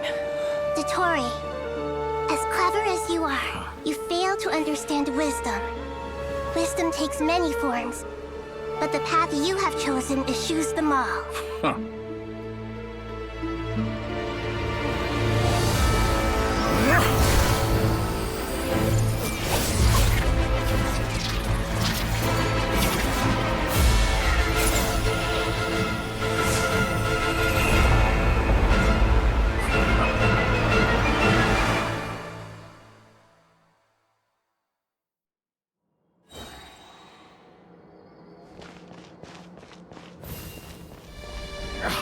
My strength is fading! Since you are within Irminsul, it stands to reason that any power you wield comes from it. Or extracting the information from Irminsul, just to strip me of my power. I will find his weakness.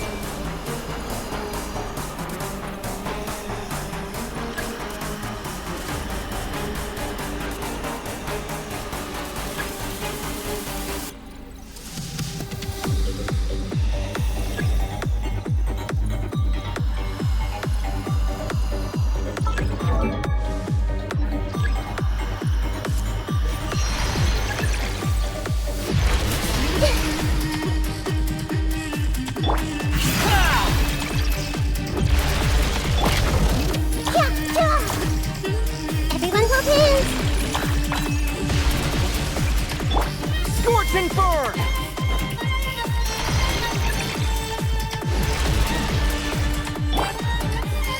Cry louder! I admire your attempt to introduce a new variant, but it's nowhere near enough! Wind rises. Buzzing fly! You're dead! Just like a little buzzing fly!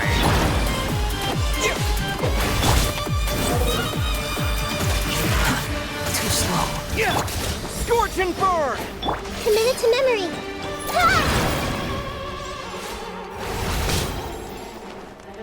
Everyone hold hands. Just like a little buzzing fly! That's far enough.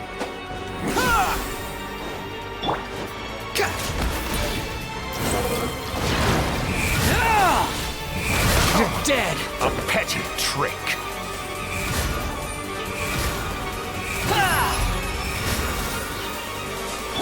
I see everything.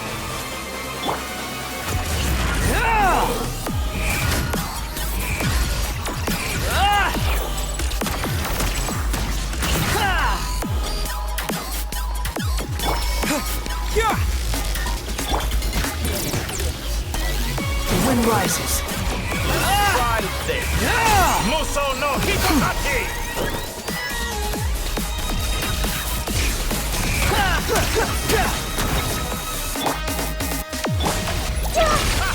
You won't destroy. You're so close. Just hold on a little longer. I'll hold him off. Traveler, Hat Guy, the rest is up to you. We certainly have a knack for surprising each other, don't we? I'm just getting started. Quit following me. It's time. Say your prayers. Stand near Benson, but watch your back. Scorching burn!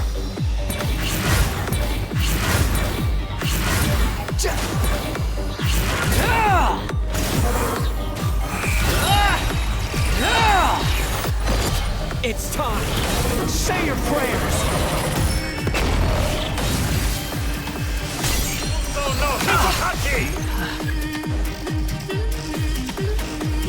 Behold.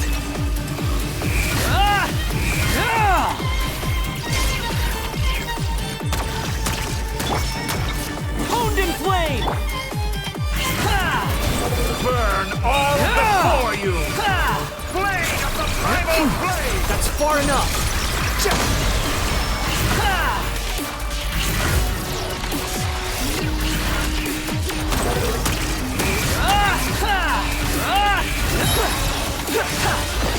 It's time. Say your prayers. Let's try this. Muso no Hitokaki! Time to ignite!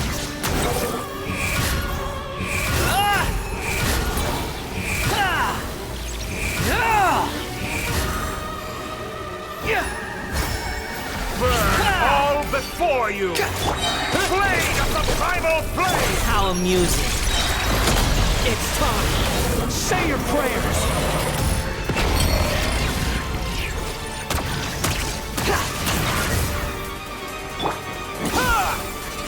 Squall and Fury.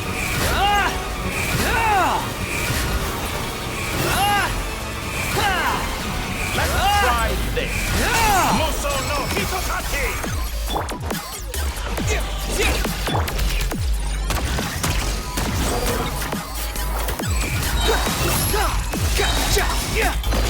It's time. Say your prayers. Finally, time for you to die. Excited? Time for me to die? How could I have reached this place if death were something I feared? The last gasp struggle of a dying man is a pretty pathetic sight. And I know it when I see it. We shall see about that. It's time. Say your prayers.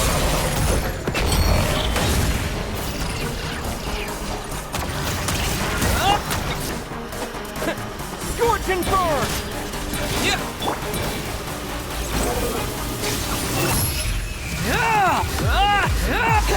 Burn all before you! Blade of the primal blade! You're dead!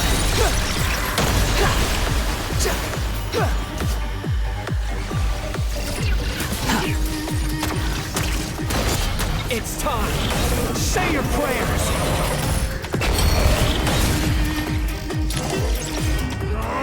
That's enough!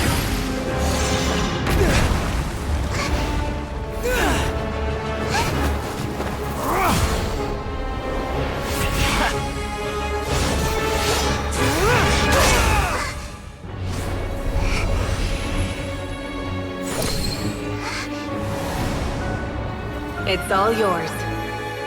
Do with it as you see fit.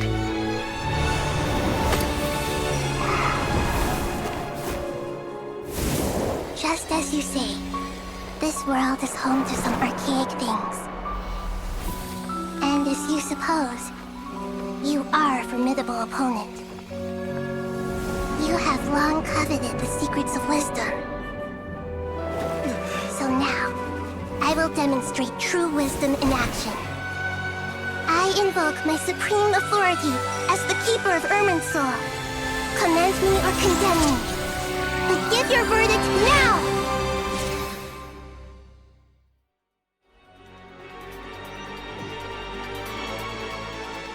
Blessed One of Wisdom, Mahakusaladhama, are you certain that you wish to exercise your authority to destroy Irminsul? It represents both your roots and your finest accomplishments. You truly intend to abandon the very thing you have always fought for? This is my decision. Irminsul has been corrupted beyond redemption. Irminsul is the original tree of Tevat. It is the means by which the heavenly principles maintains fate itself. The 7 Archons should honor and revere it, for their authority was bestowed upon them by the heavenly principles. It is precisely because I honor and revere it that I fight for the humanity it exists to protect. Wisdom is knowing how to weigh the options and make the right decision. If you truly care about the fortunes of this world, then it is me you should seek to preserve. Planting a seed begins the chain of cause and effect. Since you have become a great tree yourself, why should the loss of another tree be anything to fear? To again, Lord of Dendro.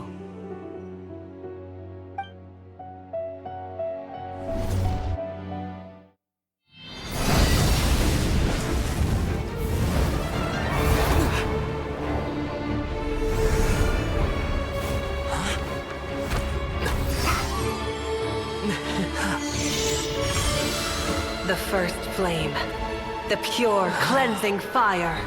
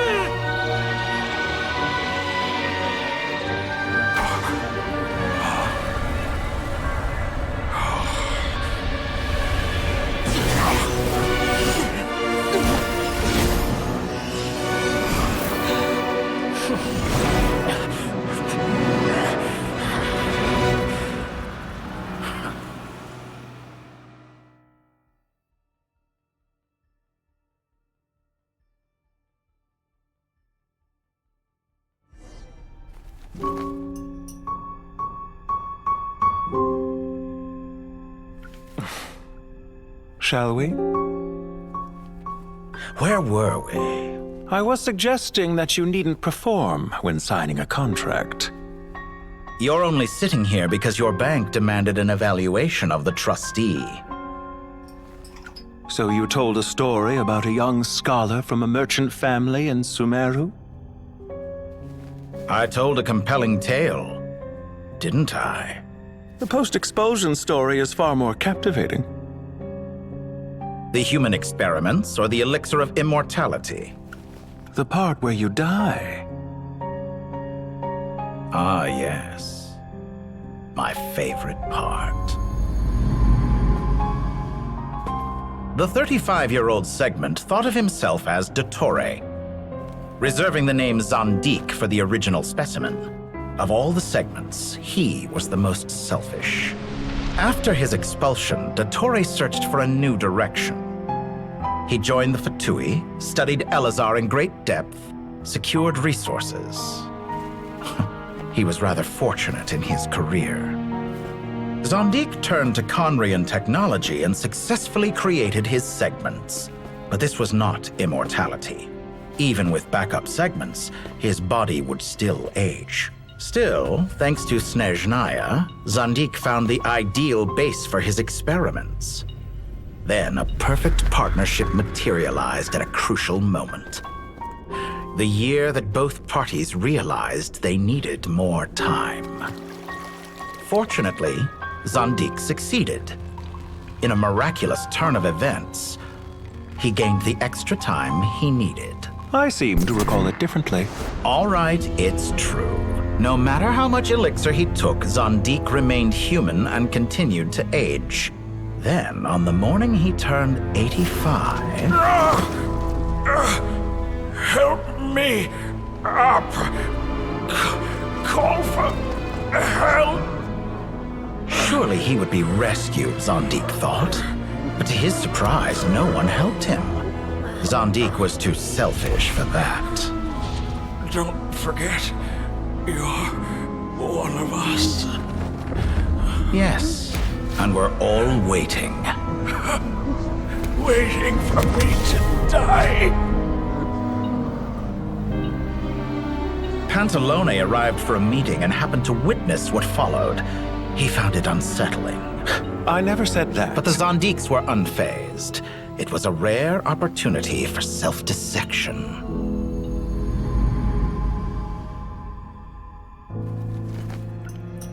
What does all that have to do with you depositing your data at Northland Bank? It has made me cherish my time in this world all the more. Fair enough. So you do have a sense of self-preservation.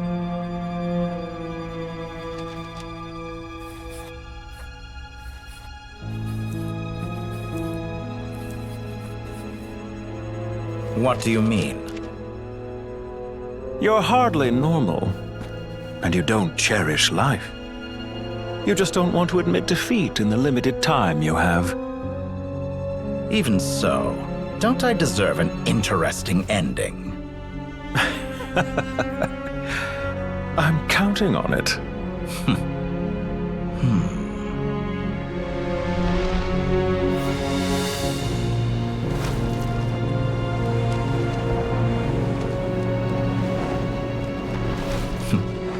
If nothing else, I expect my funeral will be a grand affair indeed.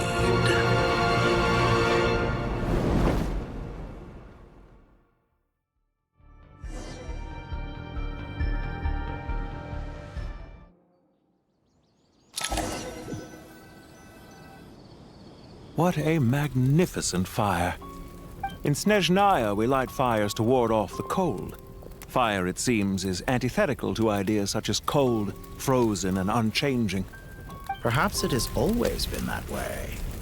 From the beginning, fire has been used to drive away wild beasts and warm the body and mind. You could say it's a form of treatment. One that cures the human heart of mortal fear. Mortal fear? Something you haven't been acquainted with in a long time, by the sounds of it. Whereas you, I'm sure, must know the feeling quite well indeed. I remember when we first discussed the elixir of immortality, you claimed that extending your lifespan was about buying more time. But was that really the truth?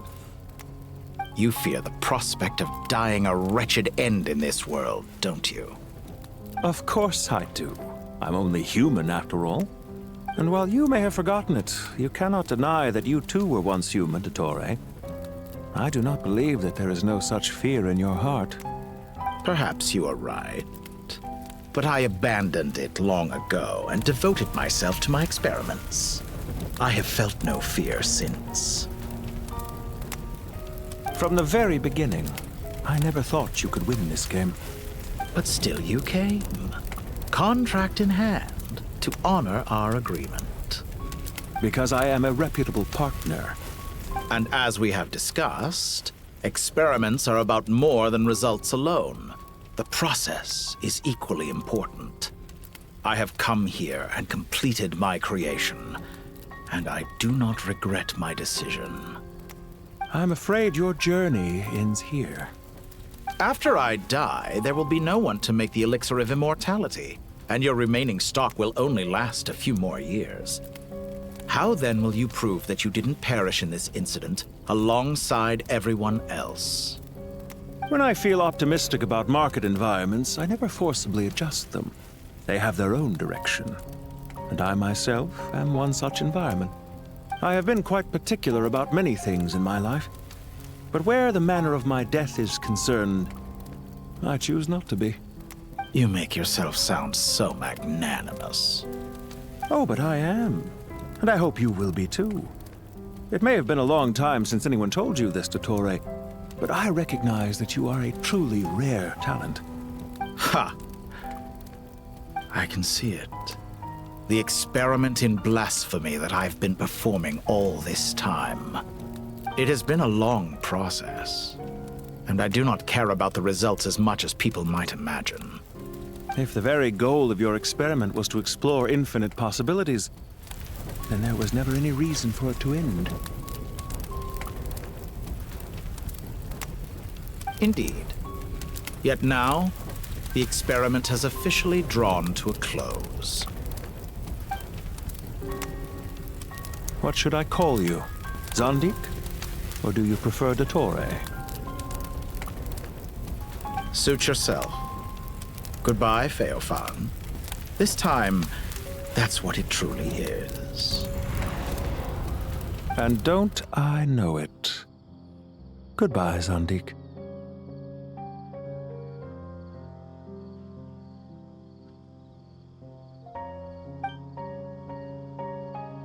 I could have carried out many more experiments, but to me, Lord of Dendro, this outcome is certainly not the worst. I believe you. But unfortunately, this is where it all ends for you. This experiment does not belong to you, nor do any of the results. Experiment. It sounds like you're trying to outdo me in my own field. Wisdom is conveying information in terms that people can clearly understand. You know exactly what I mean. Indeed. I can see no further outcomes. Ha. You have a formidable mind, and you are braver than I thought. Setting fire to the very thing your survival depends on. Your previous threat was empty, but this time, it is real. When necessary, wisdom can be as fierce as an inferno. Some of the flames that incinerate you come from within yourself. Perhaps you are right. You see what lies at the bottom of the human heart, and that is your wisdom.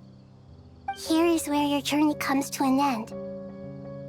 All that is yet unknown belongs to those of us who will carry on living. It seems I have unwittingly been your arch-enemy all along. But now, it's all over. I do not deny your intelligence. But what you refer to as experiments, I would never describe in those terms. They are events that take place in the real world, and they are so much more than mere data. Goodbye. We will never meet again.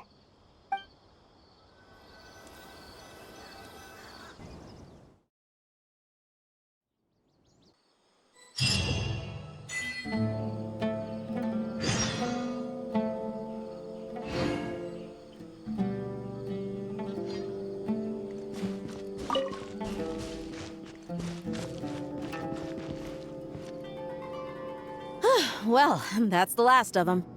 Everyone on the list is already back where they should be. It was a long, hard road, but we finally finished escorting everyone back. I just pray that we'll never need to leave again. I hope we can stay here forever in this peaceful paradise of our own choosing. Paradise. In the annals of the Temple of Silence, that word carries great significance.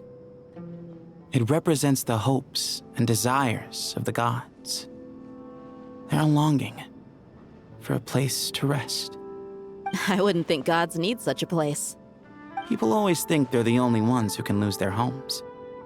They forget that gods too need a place to reside.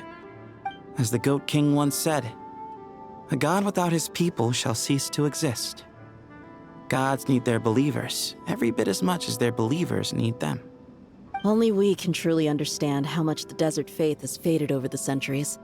But we still talk about the gods as though they're part of our lives. Given the myriad ways in which gods and humans interact, I'd say they really are. How else could Dunyarzad consider the Dendro Archon a friend? Well, that sounds about right to me. Describing them as friends sure makes us feel a whole lot closer. If you told me a few years back that I'd have this many friends, I'd have called you a liar. Belief is a choice, just like friendship. We've made our choices through battle. The right ones, wouldn't you say? I'll be heading back to the Temple of Silence. I heard the Goat King and the Ibis King decided to pay us a visit. How about you? It's back to Aru Village for us. Still plenty of supplies to distribute and people to help. Until next time, old friend. As long as you can find the time, you're always welcome to visit us in Aru Village. Right back at you. Make sure to drop by the Temple of Silence the next time you're free. Word is that 2 of the other 7 pillars, Shezapang and Bennu, might also be dropping by. Since you're wearing the symbols of their power, it'd only be fitting if you came to see them for yourselves. Dropping by? That makes it sound like they're visiting a neighbor's home. Well, the temple was founded by Hermanubis, so I guess to them, that's exactly what it is. Guess that's true. All right. We'll make sure to find time to stop by. Stay safe on your journey home. I will.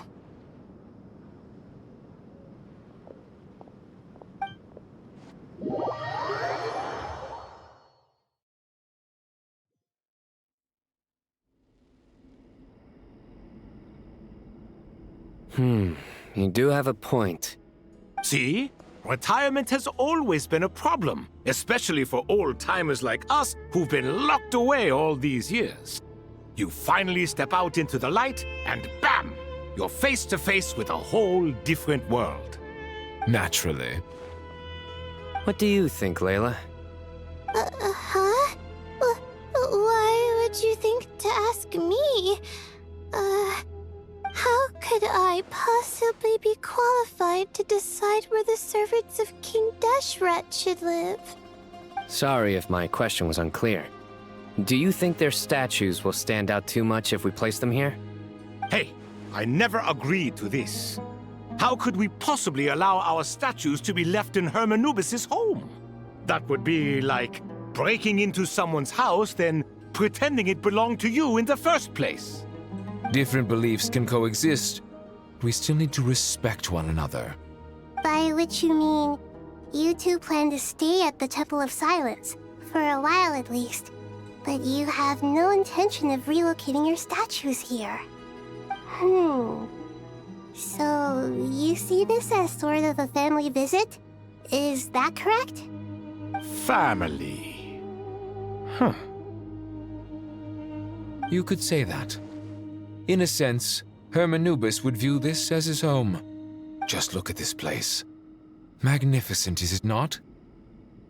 The sad truth is, in the past, all three of us invested so much into misguided ventures.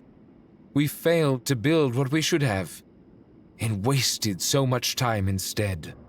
And what do you mean by that? I mean that for the most part, time spent associating with the likes of Sobek, and, let's say, Thoth, might reasonably be considered wasted. Why does that not surprise me? Go on. Anyway, given how much time we'll all be spending together, I'd say that the bonds we built will end up proving to have been a sound investment. Once Sethos, the current leader of the Temple of Silence, returns, you can discuss the matter of staying here with him. But judging by the expressions of everyone here, I imagine you'll receive a very warm welcome. This sacred ground houses untold knowledge, after all. What better place for the servants of King Deshret to appear in the mortal world? How about we share a meal together first? I imagine it's been many years since you last tasted fresh food. Oh, that sounds wonderful! After so many hundreds of years, I can only surmise that desert cuisine has become a lot more varied. Are we having a get-together? If you'd like, I can help prepare some food. After all, Lord Thoth, you helped me so much in the desert, and I still haven't properly thanked you. Oh, my, that would be wonderful. I'm touched that you still remember. How the times have changed! To the people of today, it seems the Ibis King has become a kind and passionate god. And you, Mr. Herreshoff? What kind of god do you wish to be? To be honest, I haven't given it much thought. How about you, Dendro Archon? Do you have any hopes for your future? Me? I'm very happy with my current life. Forgive my bluntness, but you do not seem to derive your authority from majesty and might, like Lord Al-Ahmar. Clearly your approach has its advantages, but also its dangers, don't you think? I do, but projecting a majestic front doesn't really suit me. Besides, my relationship with others isn't simply one of a god and her people. Not putting on airs might earn you more adoration. Exactly. Besides, I really like parties where everyone brings their own food, and we all come together to share. You should join us. I'm sure you'll find it fun. Last time when we got together for a picnic near the Avidia Forest, it was quite the occasion. Seeing as you're already here, how about we hold the next one in the desert? Can we do that? Wouldn't Tainari have to transport a ton of drinking water? Don't worry, I can help out. Layla, would you like to join us next time? Me? Sure. The more the merrier. That way we... Don't take this the wrong way. I just think you should know. When it comes to passing the time, Chess is more our thing. In that case, Dendro Archon, what do you say? If I were to compete against you, I can't say with certainty I'd win, but I certainly wouldn't mind giving it a shot. Where's Sobek? I'm sure he'd be good for a few rounds. Cards, cards, cards! I'll always prefer chess. I wonder what variant of chess we're talking here. Mr. Thoth, is there some sort of astrological significance to this game? Oh, I'm glad you brought that up. As long as the leader of the Temple of Silence agrees, we can search Hermanubis' place for books to teach you how to play.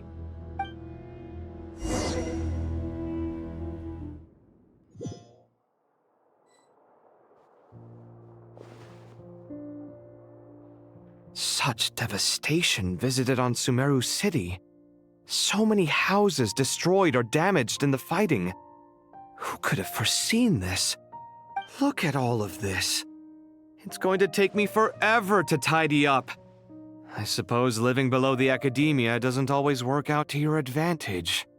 I would have thought a little appreciation of my sincerity and effort in helping to clean up this mess might be in order. Helping? Effort? This is your house! Of course you should be putting in the effort! If anything, I'm the one who's helping. So you see yourself as just a helper in this situation. I must admit, I'm rather shocked. If you're trying to say that since I live here too, I have an obligation to tidy up, fine, I suppose I do. Wait a second, stop changing the subject! Nevertheless... In the wake of a great storm, a missing roof is a predictable inconvenience. Can you stop making it seem like I care more about this house than you do? Doesn't it upset you at all to see your home in this state? I won't pretend it's ideal, but that's no reason to be upset. This is the roof over your head, your shelter from the cold. The furniture is scattered, the paintings have fallen off the walls, the windows are shattered. Don't you feel even a little disheartened? The way I see it, these problems are easily solved. Ugh, this is precisely why I hate talking to you about sentimental things. It's like banging my head against a wall. You simply don't understand just how much work goes into making a proper home. It sounds like this is causing you a lot of anguish. You mean the house or the paintings? I mean your sentimentality. Oh, well, yes. But I'd rather not dwell on such things right now. Generally speaking, when anguish becomes the norm, people usually make an attempt to improve their situation. But there are so many people and things in life that are difficult to change. It's not like you can force them. Besides, anguish can be a source of inspiration. And I'm not sure I could break my reliance on it.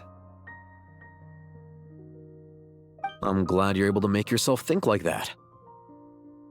What kind of a response is that? I was stating a profound truth about the very nature of art. Suffering is the cradle of all creation. Even you can't deny that. And I wasn't trying to. I'm just happy for you. Pure and simple. Can't you tell? Happy about what? Happy that you can always find an answer that backs up your views. You... More often than not, life is a process of running into problems and then searching for answers. Yours more than most. Not everyone's so good at justifying things to themselves. It's something that you've been steadily mastering. Huh. What about you, then? What skills have you been mastering lately? Pass me that box. Huh? Okay. You may consider this my progress on the path to mastery. What? Wait a second. Isn't that box mine? Hey, it is! It must have fallen off that shelf. I'll hate them. Those are my paints and inks. Would you like me to put it in your bedroom for you? Huh? I mean, sure, if you don't mind. What kind of progress is this? Does he think he can bribe me? Not that giving me back my own things is much of a bribe. These books on the floor, they're a complete mess. And this one, didn't he say it was an out-of-print collectible? It's completely covered in dust, and some of its pages have even fallen out. Ugh, guess I should help him repair it. This one too. And this one.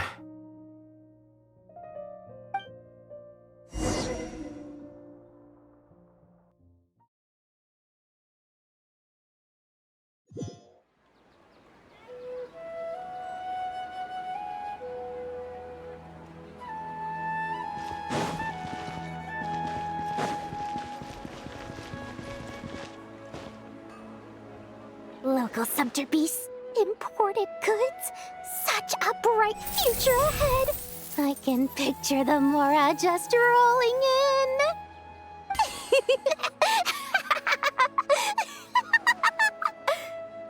You do realize you sound like a choking cow?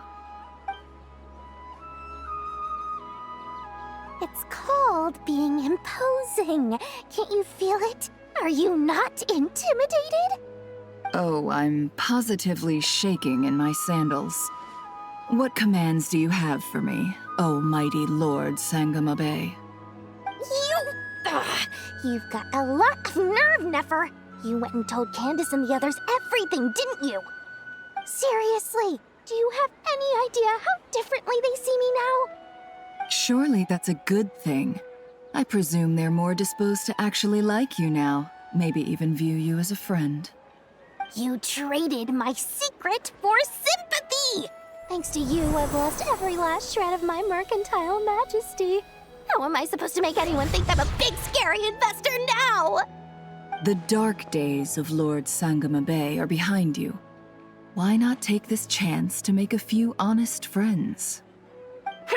Speaking of friends, since when did the notorious Lady Nefer gain such an admiration for holier-than-thou types? A moon chanter here, an angel there? Who'd have thought it?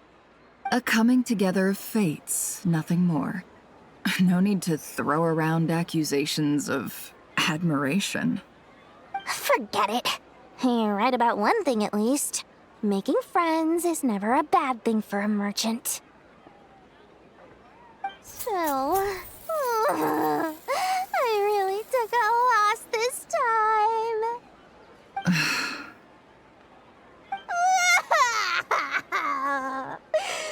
What are you looking at? I'm trying to see if you're really crying or if those are just crocodile tears. A little birdie told me that when Lord Sangama Bay makes money, the tears flow from the center of her eyes. But when she loses it, they flow from the corners. Which is it this time? Ugh, you are so annoying. I'm not talking to you anymore. Nefer, thank goodness you're here. I've been looking everywhere for you. Huh? Well. If it isn't the House of Dana's very own librarian. What can I offer you today, Miss Katayun? Oh, no. I'm not here to buy. I'm here to bring Lady Nefer a book, and a fascinating one at that. We agreed to meet at the entrance to the mausoleum of King Deshret. One more thing. I bought this copy with my own money. It's not borrowed. Reasoning knows not time of day, but suspense always follows a blizzard. That's quite the mouthful. Huh? Isn't that the one that... It was all the rage for a while. People throughout the city were clamoring to get their hands on a copy. The names inside were all circled. Everyone thought it was a riddle. Don't bring up that book in my presence. I don't even want to hear its name. That thing was nothing but a scam. Surprisingly enough, I've actually heard of this book, though it doesn't seem of much consequence. So what truth lies behind it? You're from the Vahumana and you're asking me what the truth is? I'd say the actual truth was about the least important part of the whole episode. I brought you this book because it probably has the most interesting backstory of any in the House of Dana's collection. at least in recent years. As for its quality, well, you can judge that for yourself. Don't tell me it's actually any good. You may not know this, Lord Sangamabe, but Lady Nefer has a fondness for books with... how should I put this? Mixed reviews? No eye for good literature, huh? Perhaps she feels that bad books hide interesting secrets? But I shouldn't put words in her mouth. It's probably fair to say she prefers the conversations that books can spark over the substance of the books themselves. Suits my style as an intel broker, wouldn't you say? Very interesting, thank you. I'll return it to you once I'm done reading. And as it happens, I have something for you, too. Incense? I imagine you've already used up the incense I gave you last time. Here's some more. This batch is from Nodcry, so the scent won't be quite the same.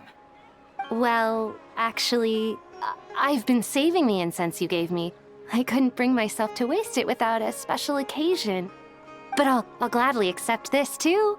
And I promise I'll use it this time. Katayun, you haven't changed a bit.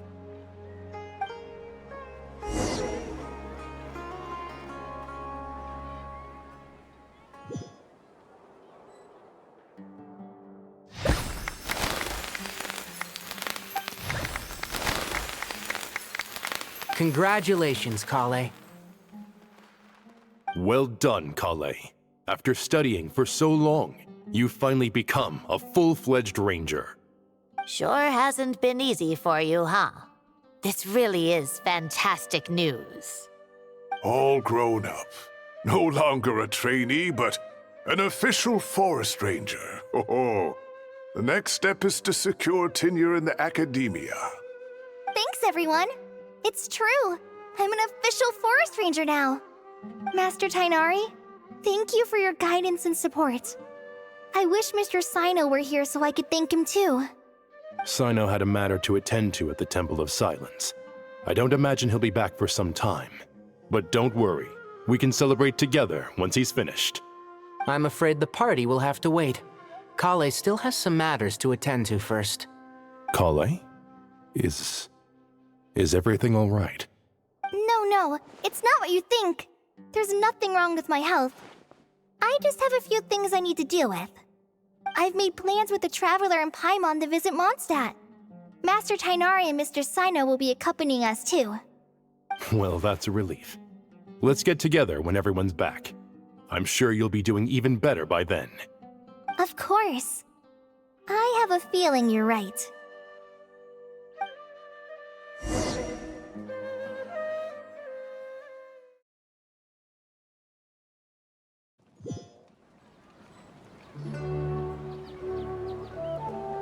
Phew! After all that catching up on sleep and food, Paimon's feeling full of vim and vigor again. For someone who spends so much time resting, your recovery routine is surprisingly simple. Hey! Paimon's been working her butt off too, you know. She flew all over the city helping everyone out. Don't worry, I saw how hard you worked. Alright, we all know you're the most hardworking person in Teyvat. As long as you're rested and full, that's what really matters. Paimon's been looking around the place, and it seems like the city's already on the mend. But Paimon's been wondering how Nahita's doing. We should check in on her.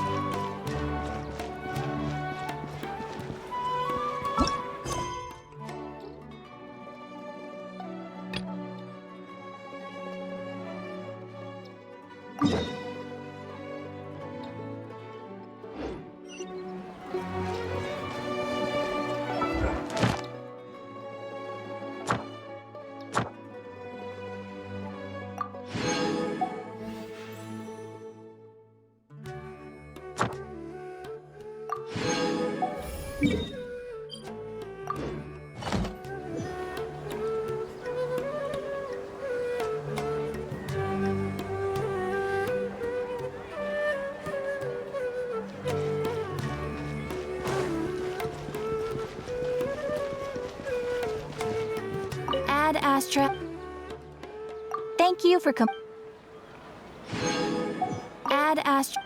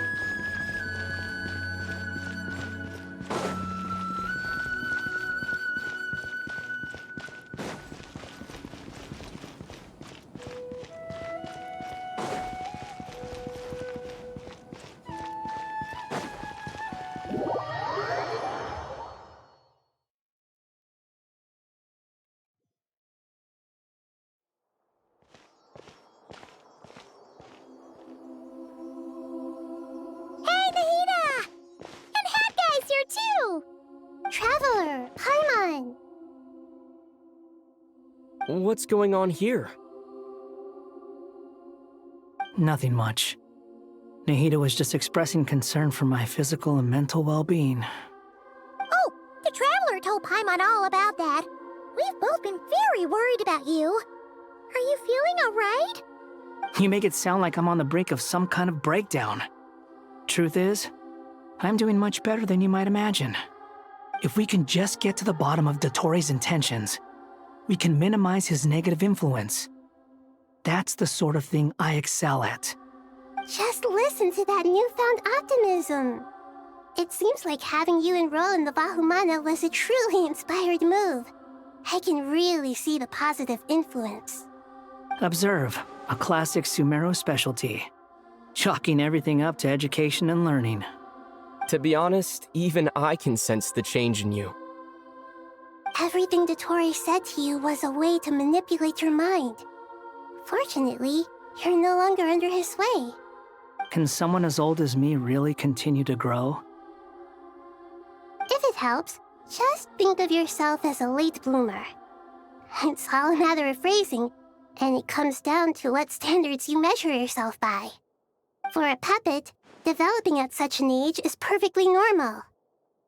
But if you choose to call yourself a late bloomer, it sounds more like you consider yourself human. However you see yourself, well done. All right, I see what you mean. Anyway, what's your next step? What else can I do but complete my current courses? Everything else can wait. Anyway, that's enough chit-chat. There are still things in the city I need to help out with. I'll be heading there now.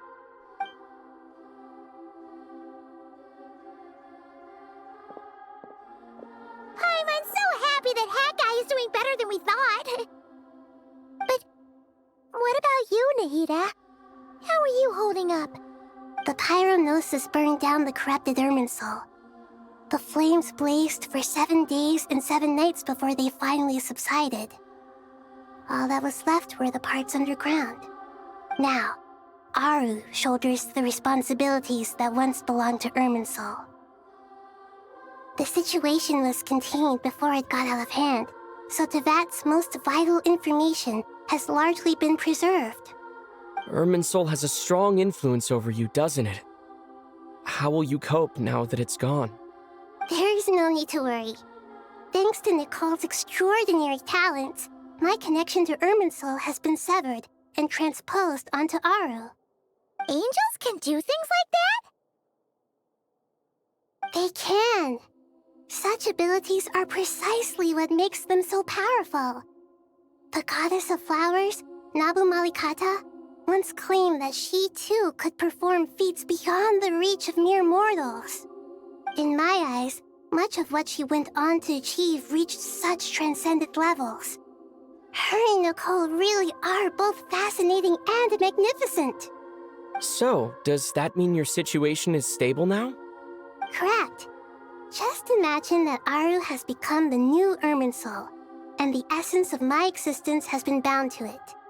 The wisdom of Sumeru has ultimately converged into a single, unified entity. Should we ascribe this all to fate, or is it merely fortune? Whatever it is, the important thing is that you're okay, Nahida. Dendro Archon, Lesser Lord Kusanali. Oh, thank goodness you're here.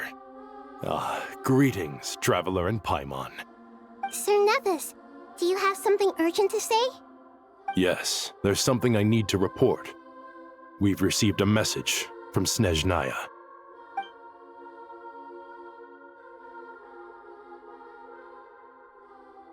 The Fatui Harbinger, the Rooster, sends us his sympathies, along with all the usual pleasantries.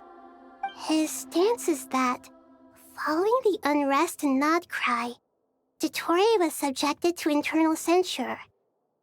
This madness was the act of a rogue element, one who cannot be seen to represent the Zapoliarni Palace. No less than can be expected. Snezhnaya paid a heavy price working to stop him. They even lost one of their own harbingers. The letter goes on to say that even so, Snezhnaya cannot claim to be blameless. Apparently, they will deal with Dottore's subordinates in accordance with Snezhnayan law, holding all those involved in his crimes accountable. Additionally, they are supplying relief funds and supplies, which are already en route. They hope this will aid in Sumeru's reconstruction. Sounds like he's got an answer for everything. True, but as diplomatic rhetoric goes, it's highly effective. Completely watertight, both in logic and sentiment. This disaster has had a profound impact on Sumeru. There is much that I will keep in my heart. The matter of Dottore can be seen as settled for now. We are sure to cross paths again in the future, and in that light, Snezhnaya would do well to uphold their responsibilities and keep a tight rein over their actions. With Irminsul burned, the flow of fate now carries many more possibilities. I will be watching carefully. Perhaps we can move on to a less serious matter? Dendro Archon, will you eat with us once this matter is dealt with? Everyone wishes to celebrate together. Your presence would be most welcome. Of course! Junior Zod, Sino, and Hypatia all told me the same thing. If there isn't enough room for everyone, we can arrange back-to-back feasts. What a wonderful idea. That just leaves the question of what we should eat. Not more tomatoes, surely. More? Dendro Archon, what do you mean by more tomatoes? Those good friends of yours are always talking about tomatoes. Sometimes when I'm walking through the city, I can even hear them arguing in the fields. Since you see them so often, you must hear about tomatoes even more than I do. Tomatoes. Tomatoes. The word has a certain magic to it. Like the autumn fur of a sumpter beast swirling in the wind, sometimes flying up my nose. Tomatoes. What can we make with tomatoes? Wait, why tomatoes? Take your time, there's no need to rush. The Traveler, Paimon, and I still have somewhere we need to visit. You'll have plenty of time to think it over before I return. Does this mean you're going to Natlan? Meet them there in person. It will require a long journey. I know. But this is necessary. I must go myself. Traveler, Paimon, we'll set off as soon as you're ready. Is that all right? Sure. We'll be ready whenever you are. You'll hear no objections from Paimon. We should grab some snacks along the way, though. It'll be just like going on a long holiday. Wonderful. I'm looking forward to this so much.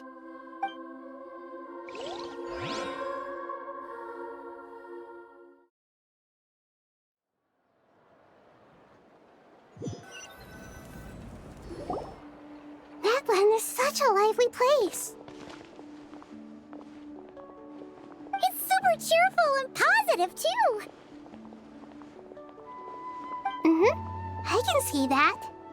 There are people outside exercising at all hours. Such a healthy way of life. You came. Welcome, welcome. You must be hungry from your journey. Would you like something to eat? Oh, thanks, but no thanks. We've been eating the whole way here. We had a mushroom platter, Sap's meat stew, butter braised chicken, hot sour pudding. Paimon's positively stuffed. All right. No need for all that detail. I'm starting to get hungry myself. Maybe later then. We can wait till everyone's got an appetite. Then I'll head out for a meal together. Sounds like a plan. Let's find somewhere to sit down.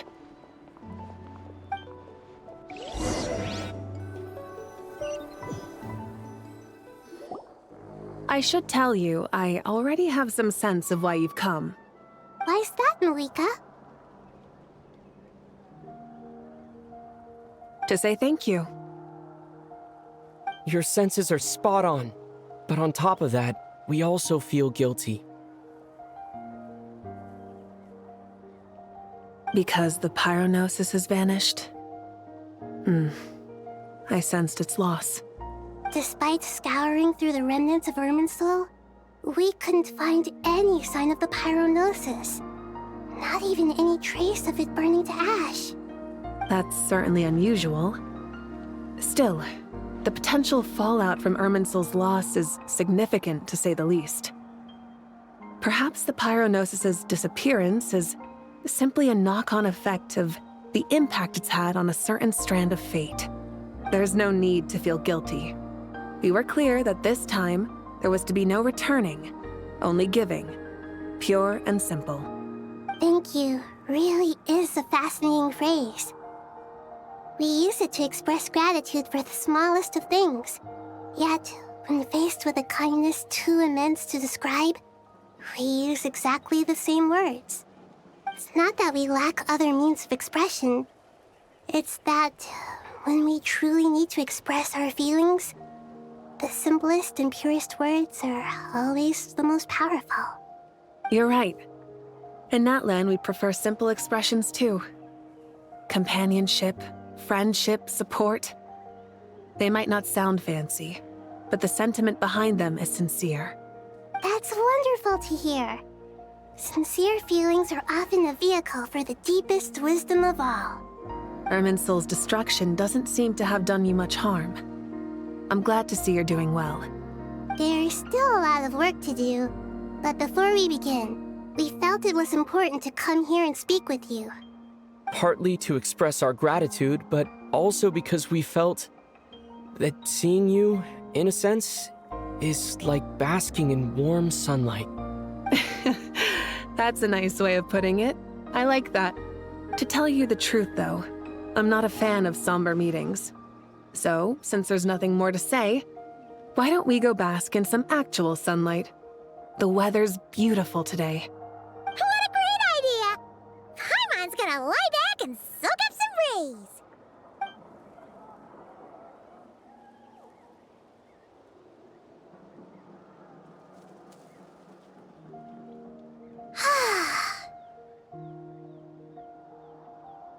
In that case, I think I'll lie down for a bit too. too before we head to our next stop. And where might that be? Mondstadt. Paimon and I are gonna head back there with Kale and the gang. Long ago, I sensed that the god remains inside Kali had come from the goddess of flowers, but I kept it a secret. Those remains weren't hurting Kali, not as she is now. They simply exist. Besides, I could sense a deep yearning within her. A yearning for an ordinary life. A yearning to hold on to the hard-won happiness she now enjoys. With someone like her, I have a responsibility to keep her secret. She should be ready to face the truth by now. Whenever people meet, there is always the potential to create warmth and kindness. Every child grows up, but even as adults, they are still children in the eyes of certain people. Oh, just like how Paimon sometimes sees Nahida as a little kid. Is that so? Well, anyone who's friends with a kid is probably a kid themselves. Of course! And there's nothing wrong with that. When we get back, we'll actually be hanging out with another of our friends who happens to be a kid. Or more like looking after, in her case. Anyway, we'll always be there to watch out for our friends. Dear Sucrose, when you receive this letter, I'll probably be as busy as always. But busy with wonderful things. That's because I'm no longer a trainee. I'm now an official forest ranger. Impressive, right? Sino said that official rangers sound much tougher than trainees. Though he did say it was already pretty tough to start out with. You probably heard that something big happened in Sumeru recently. Don't worry, it's all been taken care of. We're heading to Mondstadt soon, so if you're free, maybe we could meet up? Plus, it's not just me. A few of us are going. Hey, do you still remember that time we all got together? You know, when we all went to the Windbloom Festival? It'll be just like that.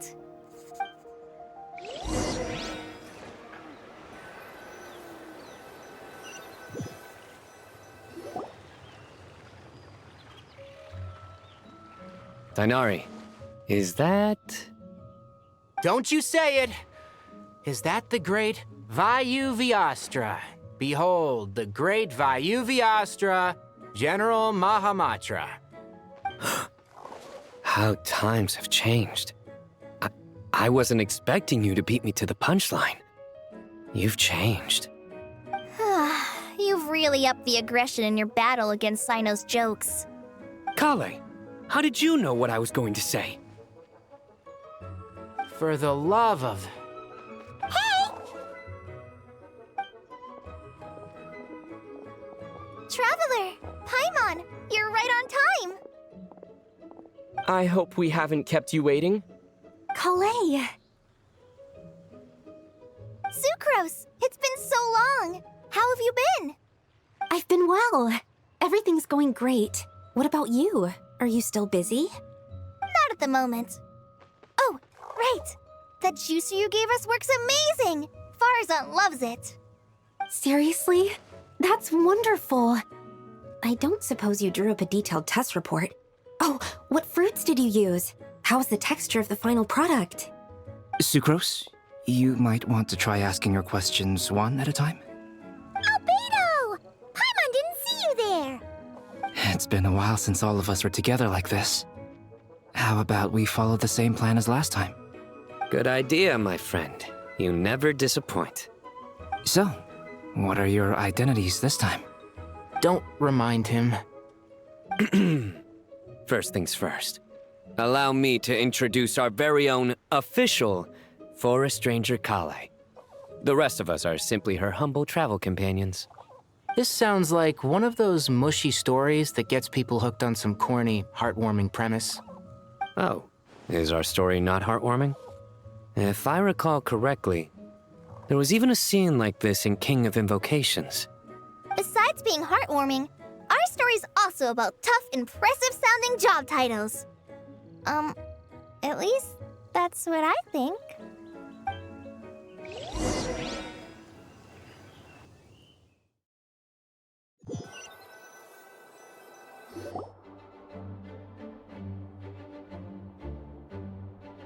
Oh, You're here already? I'm still giving Dodeko a little trim. I won't be a moment. A trim? Does Dodeko need haircuts too? Of course. It's important to know how to take loving care of the apples of your eye. All of these trivial matters get left to me. It's because I'm an angel, and angels are, in a way, the guardians of all Teyvat. Oh, right! Well, that's definitely an impressive sounding job title. What are you writing? I'm just brainstorming some cool sounding lines. Oh, write them on these card backs. Of course. Clearly, my lines are pretty amazing, wouldn't you say? Miss Nicole. Kale? You seem a little nervous. I was just wondering, who was the person you mentioned who needed their wish fulfilled? Wish? What do you mean? Miss Nicole asked if we could meet up in Mondstadt once everything was over. She said a friend of hers had a wish that needed my help to come true. Well, you never mentioned that before. All we knew was that you'd arranged to meet in Mondstadt. But we thought it had something to do with the god remains. To be fair, everything I told you was true. Anyway, my friend is waiting. Come on, let's pay her a visit.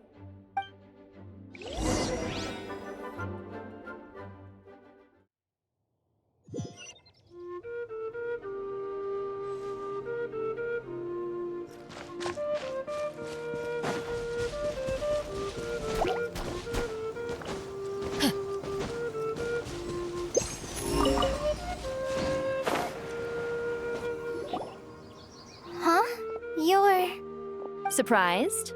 I bet you weren't expecting to meet a woman like me beneath this beautiful tree in a faraway land. An oasis will spring from the place where a djinn resides. That saying falls somewhat flat here in Mondstadt, given that everywhere is already so lush and green. Lilupar, what are you doing here? I made friends with Miss Nicole. I asked her to bring me here and then invite Kale to come. The prologue to this story is that I have a wish. It has stirred within my heart for centuries, millennia even. Originally, it was merely Al-Akhmar's lie, but now it has become reality. Could this be... related to the goddess of flowers? My dear young lady, my mistress left her final trace in this world upon you. I can't tell you how glad I am to see you here. And now I have seen you, and peered into your heart. You have experienced hardships and suffered setbacks. The torment an ordinary person might expect to face has befallen you threefold. This is the source of your resilience. But, beneath all this, I've witnessed the seeds of desire. You yearn to return to the simple life you once knew, do you not? I do. I want to throw away everything that isn't mine. But how do you decide what is yours? The scars that others carve into your flesh? The kindness and love they inscribe? Are these things not yours as well? They are. This is something I've talked about with Miss Nicole. Miss Nicole said I should learn how to adjust my standards. I just want to live as an ordinary human. Anything beyond that isn't mine.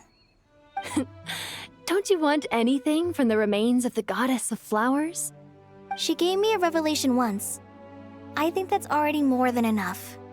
In the past, you would not have possessed such a rich heart. Your brief life has taught you to hold on to everything good, to home in on kindness. How fascinating. You're nothing like Nabu Malikata, and you're certainly not her.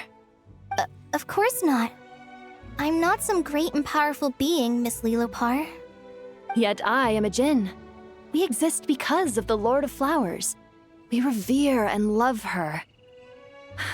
My wish is to see her one last time, to give everything for her. Kale, can you do this for me? But her remains won't be easy to remove. Are you sure this is what you want? That's beside the point. First, I need to know. Are you willing to do something for the soul of this lonely, wandering woman? I'm willing. But look, you know nothing about me. Even if you have heard the stories about me, all you would know is that I was rightly punished for the many evil deeds I committed. Ah, so you do know. Your lips are quivering, your eyes trembling, and still you're willing to do something for me. Life has been cruel to you, and yet you've learned to be kind. My dear young lady, to repay your kindness, I too must play my part. Are you sure about this, Lilupar? I yearn to see my mistress. For this moment, the world can burn to ashes, the universe be engulfed in flame. I care about nothing else. And you, Kale, I can give you a gift. You'll become just another ordinary human. But Miss Lilupar, what will happen to you? My wish will be fulfilled, and I can die happy. Why would you wish for that? A long, unending life might seem desirable for one who has never possessed it, yet it brings torment to one who has. My remains are scattered across the yellow sands, but my soul can find no peace. Since you've promised to grant my wish, give me that release. Allow the dying to die, and let the dead rest in peace. You have my thanks. Kale, there's no pressure on you. What she said, it's all true. A wish is a genuine desire, after all. It's as if you want to use the last of your life to give me a better future. Nothing so selfless. We'll be using our futures to fulfill each other's wishes. This is a noble act, a beautiful and secret transaction between two women. I understand. Miss Lilupar, I'm ready. Close your eyes, Kale. Then open your soul. From there, I will embrace my mistress. The downpour of flowers is your touch. Like returning to the very beginning. Like surrendering to your grace, my mistress. People say that devotion is beautiful, yet filled with pain. How foolish of them. For me, devotion is beautiful, pure and painless. Devotion is my love. Thank you.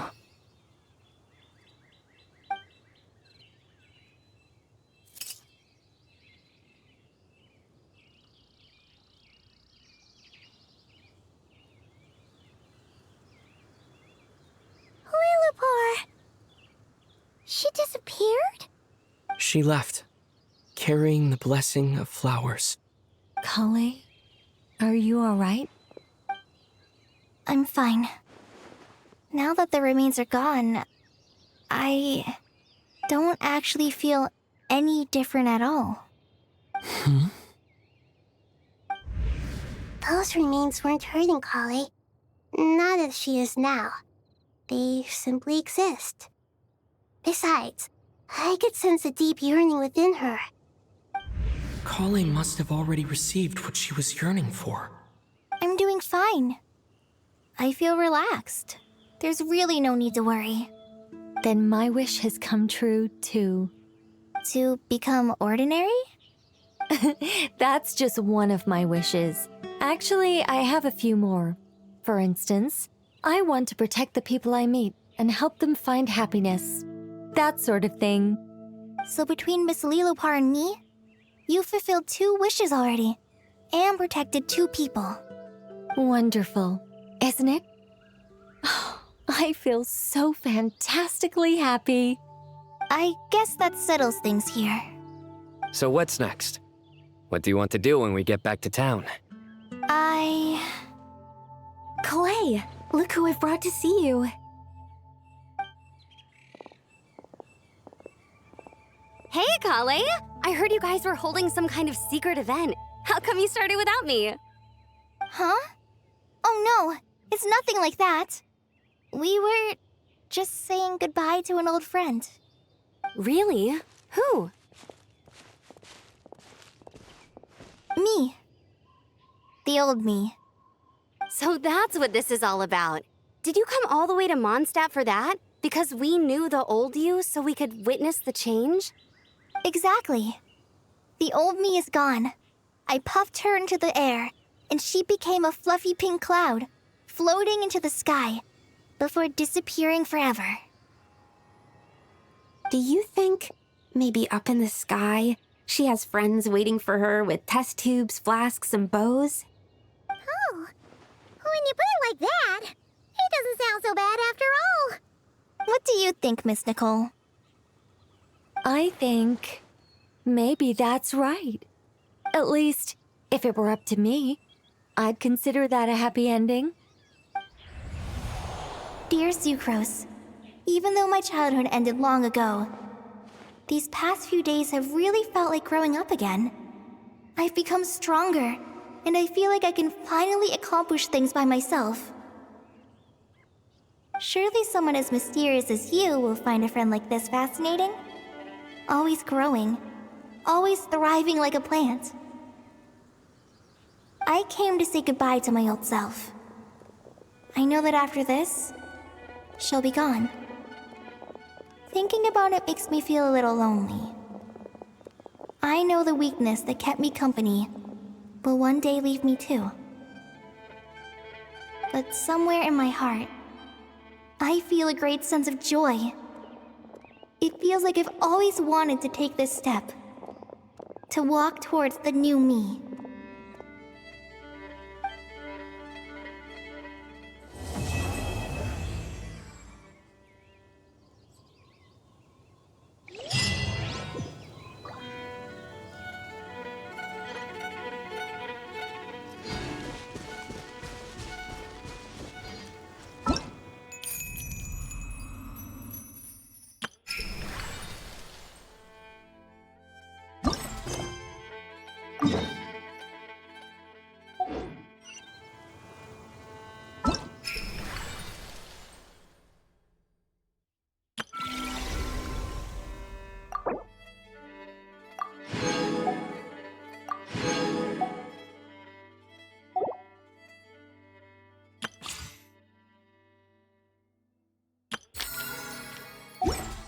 Good things come to those who don't wait around.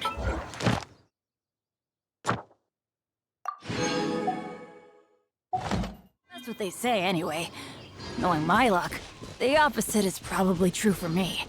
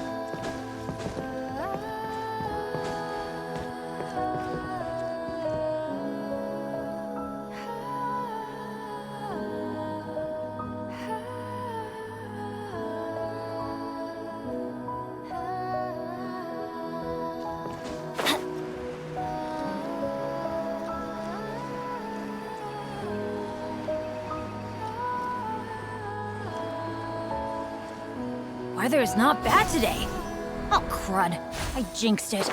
Now it's bound to rain.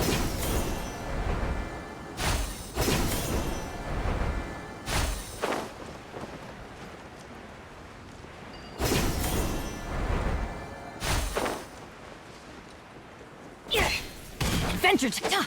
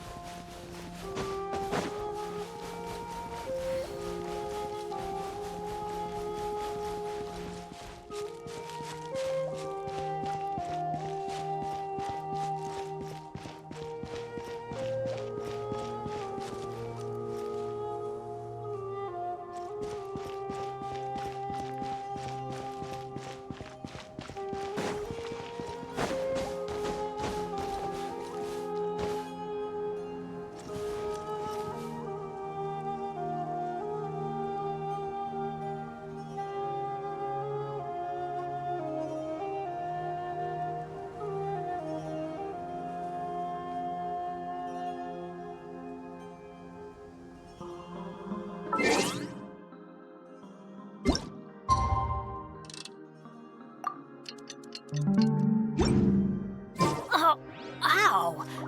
Where did that come from?